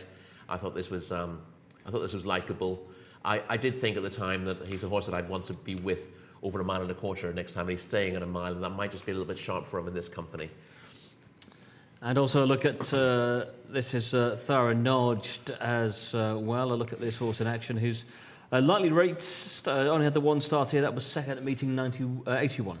Yeah, and this is a likeable performance as well. Obviously, in maiden company, he's got a big step up here, but he shows a good attitude and keeps on very well to the line. Wins second to Ala Yabarak. Ala Yabarak and the white blinkers for the white stable coming through late with him, and the pair of them have a little bit of a ding-dong battle to the line. I like the way Thara Najd stuck his neck out and kept going with the winner that day to go down by about half a length. He's a big outsider for this race, but I thought that was a promising start, and his lack of experience is a concern in this field. He was 66 to 1 this morning. I thought that was a little bit insulting to the promise that he's shown, but still the same price. His main rivals do have that experience edge on him, and it may well be that he just needs this run for experience, but he's one to keep on side for the future. And just, Rory, before we head to commentary shortly, a word on Tropical Air, who we saw in the Saudi Derby qualifier last week, finishing in 6th place. Yeah, not far from disgrace in that Saudi Derby qualifier. He was second in the non-winners of 4, 2 starts back. He was a winner in the UK in Nursery Company for Charlie Johnson. Before that, I didn't think the form that he'd shown on that Saudi debut was good enough to see him competitive in the Saudi Derby qualifier, but he ran well for a really long way that day, just backing out of it late on. So it may well be that he's a better horse than he looked. He was progressive in the UK, but he started from a low base. Well, the international favourite hardens, if you can believe it, into 2 to 7 at the top of the market. So this should be one-way traffic. And Alex, it should, according to the market, should be easy to call. Well, hopefully so, Martin. Doesn't always pan out like that, though, does it? We will see. We are going into the stalls, aren't we, for this Saudi Broadcasting Authorities Cup, our penultimate event on this 12-race card today. The Red Jcsa coming from stall 4, then this very hot favourite, Premium Tap, Camilo Ospina. There's the 10, Thara Najd, moving up and in, has gone in fine. Then we have Yadar moving up. Thought it was a nice debut win, but of course this is a different ball game, isn't it, altogether? Different level of opposition. Yadar is there. In goes the 12, Karam Alanea. About half of the field installed. Burkan comes up. Should move in okay. That one's in. We're in the stalls there with Burkan. Also going up is Sahar. 4 to go. Thara Najd. Red Jcsa. Salam Al Khair coming up, and also Ali Aban. They're the last ones. Favourites in. In goes Salam Al Khair. Ali Abani completes the line. Moves into 3. That's it, ready. They're off. Bit slow to go was Fustalandia, planted a little bit as they got away for the Saudi Broadcasting Authorities Cup over 1600. Decent start made by this long odds-on international favourite, Red Jcsa, right up there. Also a good beginning, Salam Al Khair on the inside. Wider out, Tropical Air wants a slice of the early action and makes it a line of 3. They race a length and a half in advance of Burkan is in 4th, a similar margin to Sahar in 5th. Yadar is next in the field with back down to the inside rail, Thara Najd. Also covered up in between horses at this point in time is Autumn Foliage. Away to the outside of the group is Karamallanea, racing out deeper as well is Fustalandia, and at the back of the pack is Al Yabani. Three-way go up top, but it's Red Jcsa who continues to hold just a narrow advantage. Tropical Air away to the outside, the left. On the rail, the right is Salam Al Khair. These 3 stretch away by about 4 lengths over Burkan in 4th. Up on the inside, Yadar is now asked for more in 5th position as they're about to level for home. Red Jcsa is off the bridle here. Red Jcsa is under pressure. Salam Al Khair on the inside, putting it right up to this locked-on favourite. These 2 away of Tropical Air. Burkan tries to run on. It's Salam Al Khair on the inside fence, finding more. Salam Al Khair leads inside the final 150 metres, leads by 2 over Red Jcsa. It's Salam Al Khair who still shows the way. The closers are coming, but Salam Al Khair provides the upset. Red Jcsa might have not even held second. It will be tight on the line. Burkhan and a whole pack closing in late in the piece. A win for number 1, Salam Al-Khair. Scoring for Lucas Gaitan and Alex Moreno. Battling all the way with Fired Shakir and getting the better of that runner late in the piece. Disappointing for supporters of the long odds on international favourites. In fact, over the line. The jockey has dropped his whip there beyond the finishing post. For Salam Al-Khair holding them all at bay. Fired Shakir will just hold second on the far side of the 5, Burkhan in third. So it's a length and 3/4 the winning margin, 1:39.89 the winner's time, 1:45 the order. Salam Al-Khair takes the Saudi Broadcasting Authorities Cup. Would you believe it?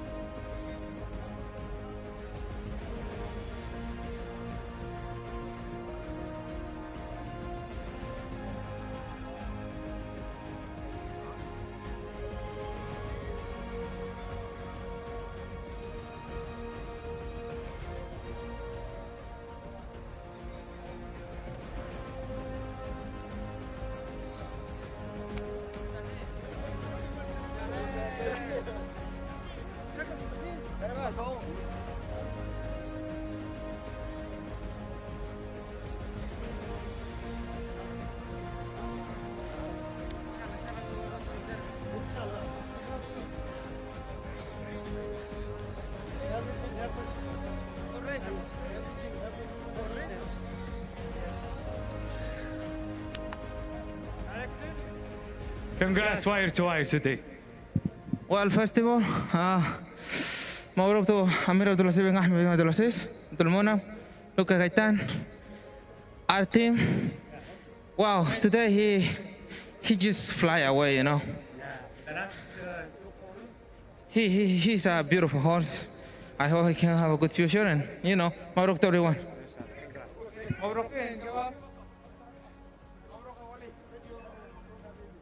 That is a treble on the day, a hat trick for jockey Alexis Moreno. So hopefully he can flash us a smile today. Even a little one. This horse was second last time out over 1,400 meters and has won second time out over 1,600 in this Saudi Broadcasting Authorities Cup worth 150,000 Saudi Riyal. And he's trained by the one and only, the genius that is Mr. Lucas Gaitan. Jumped out of stall number 1. I thought Fired Shakir had this race wrapped up, but no, Salam Al-Khair came out the outside of his inside and just absolutely dominated this race. Fantastic scenes. We absolutely love to see it. Very well done as well to Dr. Ricardo, who's heavily involved, who is Lucas Gaitan's assistant trainer, and everyone in Athba Stables. This means so much to them. Really classy 3-year-old they have on their hands here with Salam Al-Khair. And you can just see that the horses are just taking a little turn around here because they are waiting for some people. Oh, Prince Abdulaziz is actually here, so they're actually just waiting for Prince Abdulaziz to make his way into the winner's enclosure for the picture. So I think for the time being, until the pictures are taken, I can hand it back to the studio before we speak to Alex Marino. Well, it'll be good to hear from Alex and also from the trainer as well, as Salam Al Khair floors the favourites. Firij Khair coming off only in second as Alex Marino completes a treble on the day. This horse was likely raced second to Saudi Neom, had been second to another one of Lucas Gaitan's horses in the Saudi Derby qualifier. Yeah, and that's obviously a big compliment to both Saudi Neom, who beats Salam Al Khair, and also the horse that beat Saudi Neom, Al Wakad, in that Saudi Derby qualifier last time out. So be interested to think if Salam Al Khair is able to improve again and give Lucas Gaitan another high-class 3-year-old around this mile trip. But hopefully we'll hear from him shortly. Obviously, it's a big race and we've got presentations and stuff to wait for. But you'd imagine that Lucas Gaitan's a very, very happy man after that. He's uncovered some high-class horses this season, and to go into a race like this with a once-raced maiden takes a lot of guts. Again, we've got Shamila now. Very well done to Alex Marino, your hat-trick on the day, so congratulations. Thank you very much. Were you expecting that win with Salam Al Khair? Well, there is a good horses today. He was running with the good horses, like Siha, the number 10, I think. They was a good horses. He just break the maiden in a good way today, you know. And he was second last time out over 1,400 meters. How did he compare going over 1,600? Well, I think he's much better today. I think far is going to be better for him. And did you think that Lucas Gaitan was confident with this horse as well? Yeah, he was confident on the horse. He was working well. So, you know, we just have a good trip today. Really nice 3-year-olds at Lucas Gaitan stables, Al Wakad as well. How do they compare? You've ridden both of them. Well, both are good, but I think this one is much better than Al Wakad. Well, I'm glad you have a smile on your face now that you have three winners, so congrats, Alex. Thank you very much. Alive. Well, that is interesting thoughts from Alex Marino, who's completed the hat-trick today. Better than the winner of the Saudi Derby qualifier, he says. That's a remarkably bold claim, given how impressive Al Wakad has been to date, and this is clearly a very promising horse. To come here in a race of this nature as a maiden and with only one run behind you and beat a horse with the ability of Firij Khair, even if that horse doesn't seem to have quite run his race, the others were closing him down late on, but Salam Al Khair has been impressive. He's beaten 140 for the 1,600 metres. He's clearly a horse of some potential, and he can only go onwards and upwards from here. Okay, here we see connections coming through then to make the presentation for the Saudi Broadcasting Authority's Cup, as we can hear from the winning trainer. It'll be fascinating, Shimla, to see how these two horses compare. Absolutely, it is. And with the winning trainer, Lucas Gaitan, who's slowly freezing to the head, so we won't keep you too long. But congratulations, Lucas. Thank you. And what did you think about Salam Khair's performance? Did you think he was going to win this race? Well, if he was going to win or not, I don't know. But long time ago, I think he's the best horse in the stable. How does he compare to Al Wakad? They are both good horses, but this is a horse that in the morning he shows you more. I would thought probably he was the best. Not too much preparation for this race, only one good gallop. And it was His Highness' idea to run this race. My idea was to run a maiden, because if not we have 2 weeks till Saudi Cup. So it was his idea. We know the horse we have, he told me, so let's go try the Cup. And what's the plan with him next time out?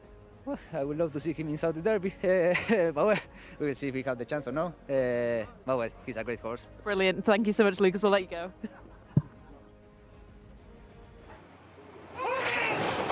Fascinating comments from the jockey, backed up by the trainer. Best horse in the stable and better than the horse who beat Saudi Neom, who beat this horse last time in the Saudi Derby qualifier. Yeah, well, sometimes it's about timing, isn't it? Al Wakad is a horse who happened to come forward at the right time and was in a, had won a couple of races when that Saudi Derby qualifier came up, and obviously put himself in line for it. Clearly, this is Lucas Gaitan clearly thinks this horse is a better long-term prospect, but obviously he wasn't ready to put him in those races. And in fact, as you heard from that interview, he'd rather have let him run in a maiden at this time of the year and think about next season with him essentially. But the owners were keen to go for a cup race and strike while the iron was hot. He's won the race. I can understand why you wouldn't necessarily want to go for a race like this with a horse who's so lightly raced. That can blow their brains a little bit earlier in their career. But he's been really well handled by Alex Moreno here to get up on the inside of Jcsa, and he's tried to nurse him through the contest and keep him on the bridle. He's shown his greenness in the straight. He's hung off a straight line a little bit, and he's trying to change his legs, but he's managed to get Jcsa off the bridle, and he's been game enough to hang on. You see that they've broken away from the early pace setter Tropical Air, who ran well for a long way here, but the closing pack begins to get to them in the last furlong or so. They're unable to get on terms, but you see that the front two haven't got involved in a battle, just begin to tire late in the day. But really likeable performance from this lightly raced horse. I don't think there'd be any great rush to get him back on a racecourse now, obviously. The Saudi Cup weekend's out of the question for him anyway, but this is quite a tough race on just your second start, and I think he could do with a break on the back of this and building up again next season. Lucas did mention the Saudi Derby. It's 3 weeks away. He did say that that's where they'd like to look with him. Yeah, it'd be interesting to see. I think that'd be too much too soon, personally. But again, you've got an issue here with the owners being very keen to press forward for a cup race for this horse, and clearly, you know, if this was Jimmy Jerkins, he would say, listen, we've got to get the horse home, see how it comes out of the race. They can have lots of problems from one race to another, and you can't possibly make predictions for 3 weeks in the future. But that's what you'd like to do. They really want to have a runner in the Saudi Derby, so he's in a very interesting second string, but one for the future certainly. But certainly he's beaten a horse into second there, rated 100. That puts him probably up into the mid 100s, clocking probably even 110 with potential. And the horse they've seen off who tried to lay up with him was Tropical Air, who was 6th in the qualifier last week. So the form's there. The form is there. I mean, you can't say that Jcsa has run to 100 in this race. You see that he's been run down by others in behind. So the handicapper might want to look at the overall form and see who else has finished close to that before assigning a rating to that. But it'd be very interesting to see what comes out of it.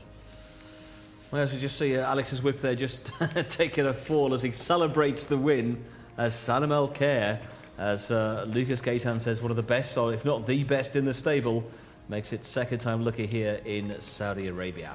Well, our 12th and final race nearly upon us. That was something special, Alex. Maybe the highlight of the night as well. Final race, there we go, way up in trip to the 2400. Thanks, Martin. Yes, fascinating comments post-race there. That is for sure. As you say, we're jumping up in trip for the last now, another cup race on the way, over 2,400. 16 of them go in this one. Number 1, Awesh Awala, a full-time winner. Number 2 is Mesbah Al Amal, Fahad Al Faradi. Number 3, Mostafi for Salman Al Rashid. Number 4 is Akko Mubari, Ricardo Ferreira. 5, Akko Noof, Mohammed Al Hubail. 6 is Anar for Jimmy Carrion. 7, Wadat Always, Tariq Al Mansour. Number 8 is Faray for Naif Al-Anazi, and is at the bottom of that first page. Over we go to number 9, Salaf and Fawaz Wanas. Then another Red Stable runner, the 10, Mash Mook. 11 is Naut, having a seasonal return, Abdullah Al-Hussein. With 12, Hathaif, Mohammed Al-Yami. Number 13 is Arama, Ayad Al-Turisi. 14 is Bajira, who picked up wins at meetings 24 and 34. 15 is Tomahawk, Sil Al-Shari, and 16 is Shibble Gayati, rounding out the field. So 16 in our final race of the day. Cup action once again, up to 2,400, and we're less than 10 minutes away from post time. That's a bit of a rush of blood to the head that last race. It was very exciting. And great to see Lucas Gaitan with another really promising horse on his hands. But we are up in distance for this Governance Cup over the 2,400 metres that rounds off the card here today. A bit like yesterday, Rory, the final race over 2,400. Stamina really at a premium with these sort of races. Absolutely, and you need to find horses who truly stay rather than horses who've shown a bit of ability at 2,000 or 1,800 metres. And, well, we've got a few here who definitely stay, and we've got some classy performers on show as well, but a few who are harder to fancy, and not that many who are particularly prominent in the betting. And once again, an outstanding favourite from the White Stable. They got turned over on the last at very skinny odds. Can Bajira put that right on the last? Well, Bajira 2's on the international markets. International markets saying this really revolves around 14, 4, 13 and maybe 10 as well. But essentially the international market makes this a 3-horse race, 14, 4 and 13. We'll work our way down the field and have a look at number 2, Rory, first off. Meshbar Al Amal, who's 0 from 7 for the year, but comes from quite a good race around in the race that produced Connections, who won a Lexus car here last week. Indeed, yeah, he ran well to be beaten 6 3/4 lengths, won 7th in that red-hot handicap behind Malefek. And he shouldn't be disgraced here, but he's got more to find in this company.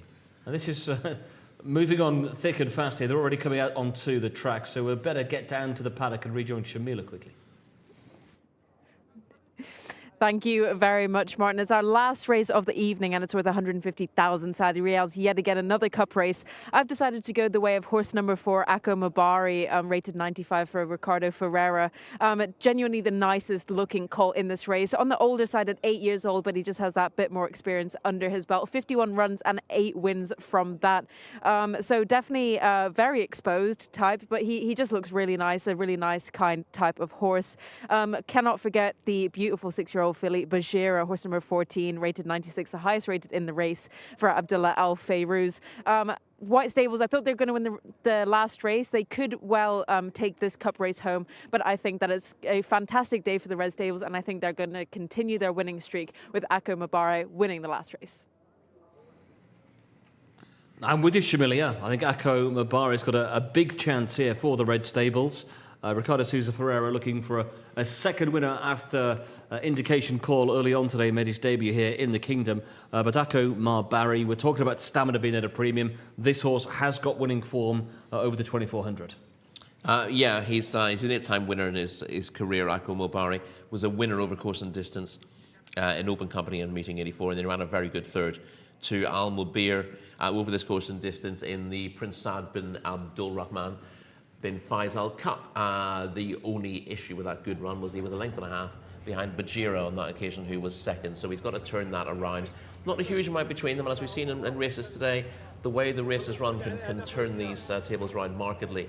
And if Akko Mabari gets a run of things under Ricardo Souza Ferreira, then he's sure to go well. It's difficult to kick him out of the frame. He looks to have very, very solid credentials, and there are a lot of these who are a lot harder to fancy than him. So although Bajira is the hot favourite, Akko Mabari will give you an excellent run for your money. 14, 4 and 13 are the top picks in the international markets. We've touched on 14, we've touched on 4 there, Akko Mabari. Given they're down at the stalls, Rory, let's focus in on the favourite, which is horse number 14, rated 96, second last time out, and scored a couple of times at TAFE back in races, meetings 34 and 24. Yeah, once again, she's getting a little bit of weight here from Akko Mabari. Dual winner in TAFE, as you said, 1.5 mile winner at meeting 24. Her best effort to date, I would say, was when a length and a half second to Al Mubir in that course and distance Prince Saad bin Abdul Rahman bin Faisal Cup last time out.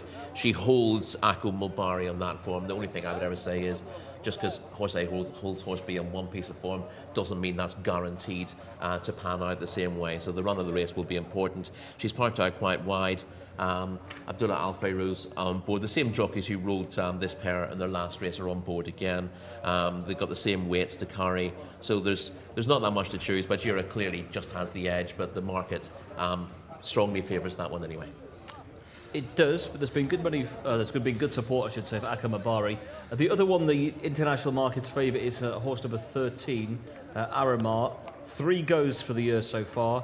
2,400, 1,600 and 2,000, but hasn't managed to get the head in front, and probably needs to step forward again, return to this trip. Yeah, obviously has got form of the trip, of course, in distance. Al Juf Regional Government Cup winner back this time last year, and was a good 4th last time out to Al Mubir, and of course that means 4th also behind Bajira and Akko Mabari. He was beaten 3.5 lengths by Akko Mabari, and obviously that's 6 3/4 lengths by Bajira. So he's got ground to make up, but he's proven over course and distance. That trio really should dominate the race. It's difficult to fancy anything else. And he's that key bit of form featuring the top two in the international market. Yeah, and we see the winner in front at this stage, Al Mubir, who powers on to victory, but Ako Mobari is chasing him down at this stage, and Bajira comes late to nab second place.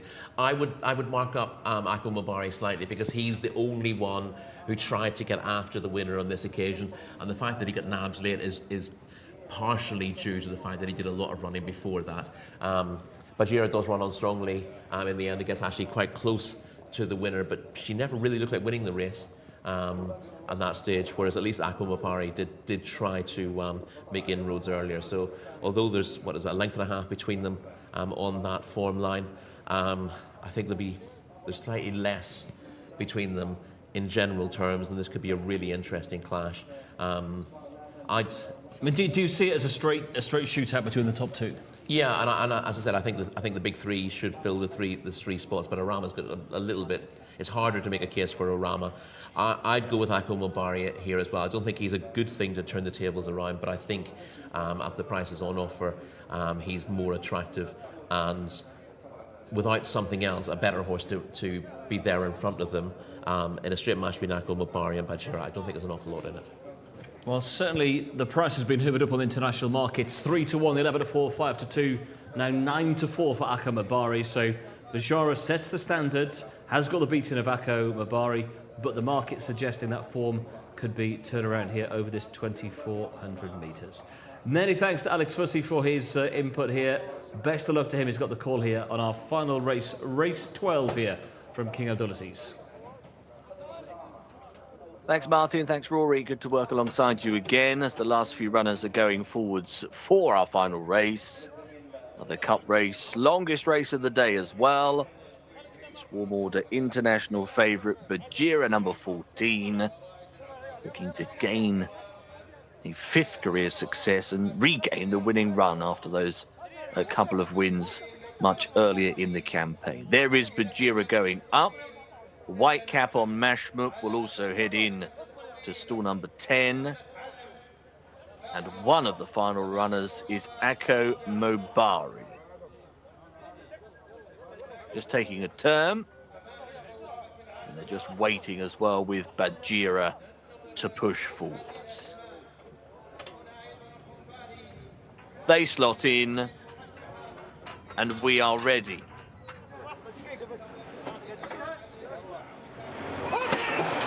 They're off. Underway in the finale, this cup event over 2,400. Couple of them a little bit slow. Tomahawk going to be the early back marker. Good start made by Mostafi on the inside. Will go forwards in the royal blue and yellow and already goes on by more than a length. Mashmuk also alertly into stride and will tuck back into second place.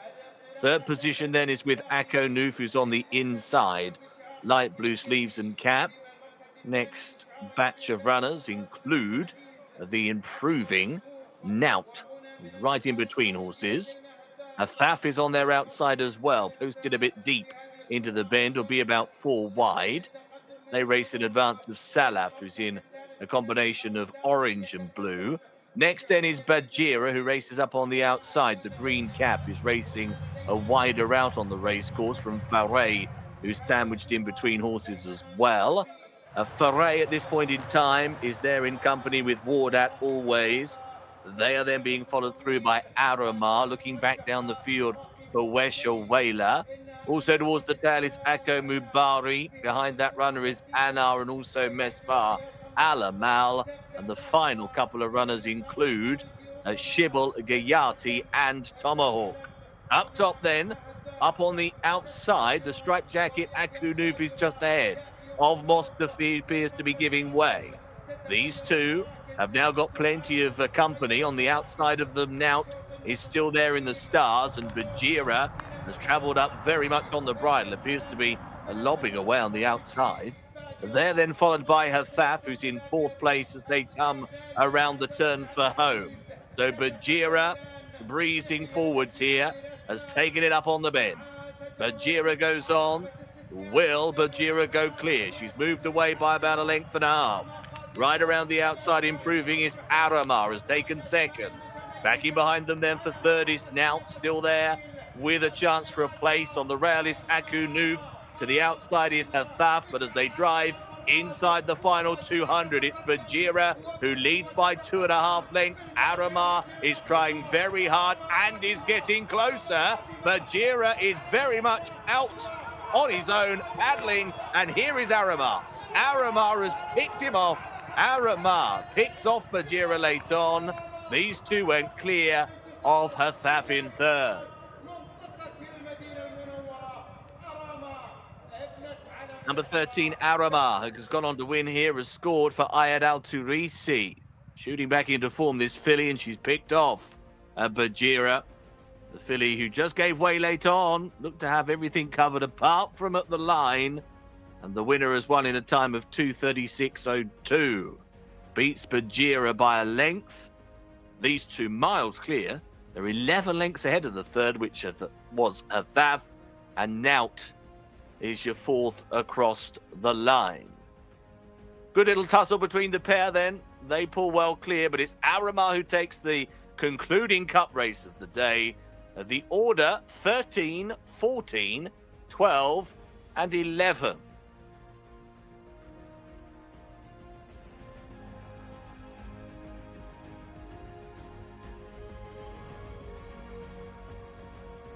Well, the international market had been quite a good guide to a few of the winners through the course of the day. Not so in the final 2 races. 2 very, very strong favourites floored. On this occasion, it's Bajira who is floored by the third favourite, Aramar. And very disappointing was Akoma Barry, who was held up off the pace and never got involved at all.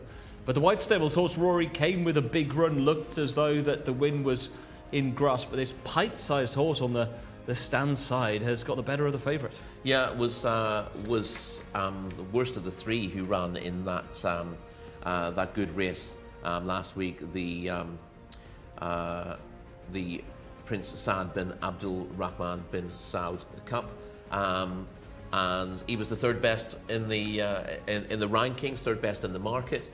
But he's benefited from Akil Mulbari blowing out completely. That never went a yard. No, and then Bajira, to be honest, I think a little bit of an error on the part of Abdullah Al Fayrouz in going for home as soon as he did. She was just left on her own in daylight. And when horses get clear in the straight like that, they do tend to idle and get a little bit lonely, and that gave Arama something to aim at. And he's a game sort, or she's a game sort, I should say, Arama. And she's got her head in front. Late the first 3 home, drawn in 12, 13 and 14, not necessarily in that order. And here we go though through the early stages. We can see the Akoma Barry colours, the red colours, held up towards the back of the field. Also given a patient ride was the red up market leader, Bajira, but it's leaving the back straight on the second, or leaving the back straight that the jockey decides, okay, I want to go forward, and has maybe just made that sort of mid-race move a little bit too early. Yeah, I mean, I can see why, because she's travelled really well through the race, Bajira. But I think if he'd known that his main danger was paddling behind him, he might have been even more patient with the run. But you see, she seems full of running at this stage, just in behind a wall of 4 horses disputing second place. She is in, 7th at this stage, but full of running. And you see the eventual winner travelling quite well a little bit further back in the field. But yeah, Bajira travels very well. At this stage, there's no doubt that Akil Mulbari is beaten.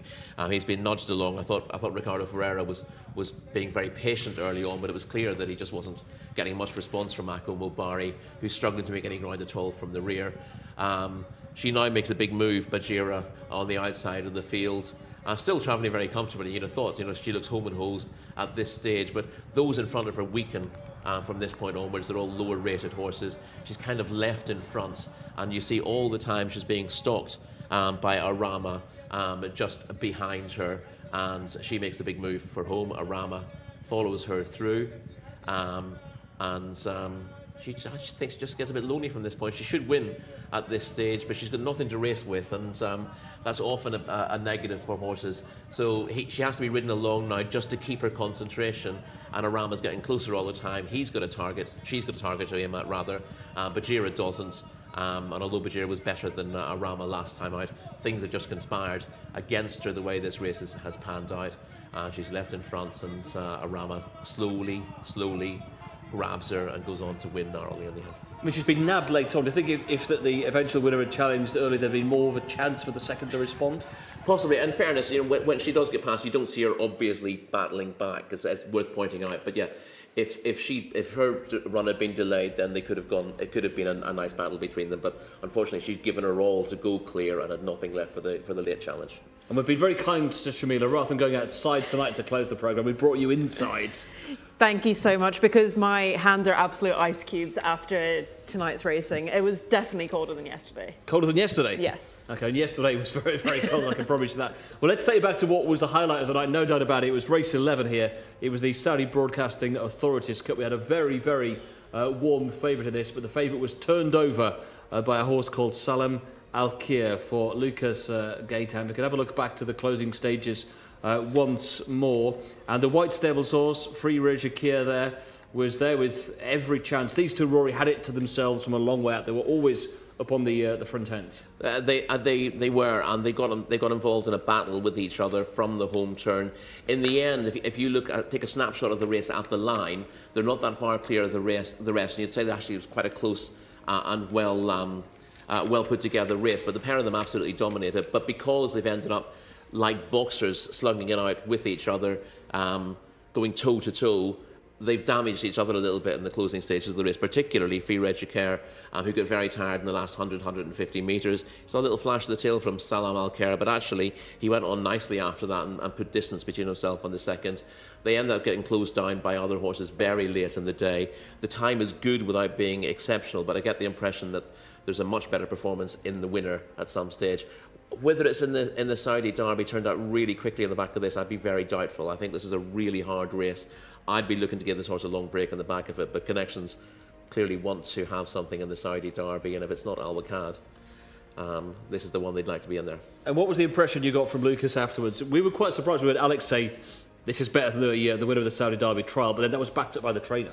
Absolutely. I was surprised about that as well, because he didn't even mention this horse when I went for the stable tour. Maybe they didn't want to jinx it or something. They were kind of keeping to see what his performance would be. But both Alex and Lucas said they prefer him over Al Wakad, and I couldn't believe it.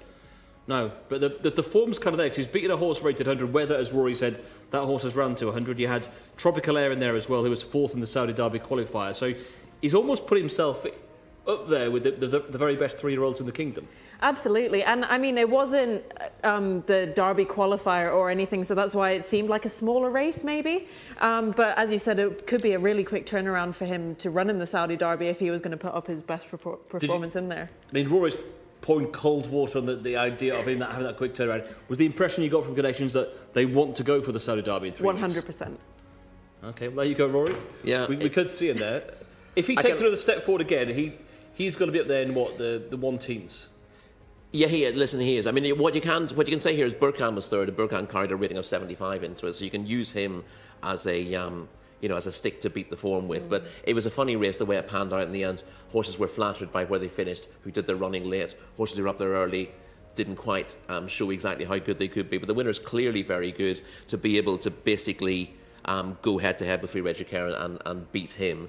They've ended up damaging each other a little bit in the race, as I said, but the form is clearly better than it looks. For me, you either look at a prize and say, I want to win that prize, and then find out how you can get to that, or you look at a horse and say, I want to get the best out of this horse somewhere down the line. Me, I'd be looking at this horse and saying, this could be an absolute superstar, but I'm not sure he's going to be a superstar if he's turned out really quickly on the back of this. Okay, and there are just Connections and collecting the trophy for the Saudi Broadcasting Authorities Cup after the success in the final race there. Connections getting their trophy. Just so obsessed by that 11th race. It's opened up so many questions and different talking points as well, hasn't it? How would you've been here, Shamila, you've talked to Connections last week on this. How would you compare today's winner to the Saudi Derby qualifier winner? I love Al-Wakad. I think he's such a superstar. But Lucas Gaetan said that Prince Abdulaziz has had his eye on this horse from the very beginning, from his debut run as well. When he came second, they thought he was a big horse. So honestly, I don't know. I don't know now. I think Al-Wakad's always the kind of horse to surprise you. I don't think he was the kind of horse who would work the house down at home. He's got such a good attitude in the track. He really sticks his neck out, and I think he's ended up putting up really big performances that aren't necessarily a reflection of what he looks like on the gallops. But I like him a lot as well. It's another one for Lucas to go to war with on Saudi Derby and Saudi World Cup night in a few weeks' time. He's got the qualifier for the Saudi Derby. He's had this horse win as well. He's had the winner of the Obaya qualifier as well. And those horses will go to post 3 weeks today on Saudi Cup night. We do have more racing before that here in the Kingdom. We're back again Thursday, Friday and Saturday. We'll see you for that next week. And the Saudi Cup back here 3 weeks today.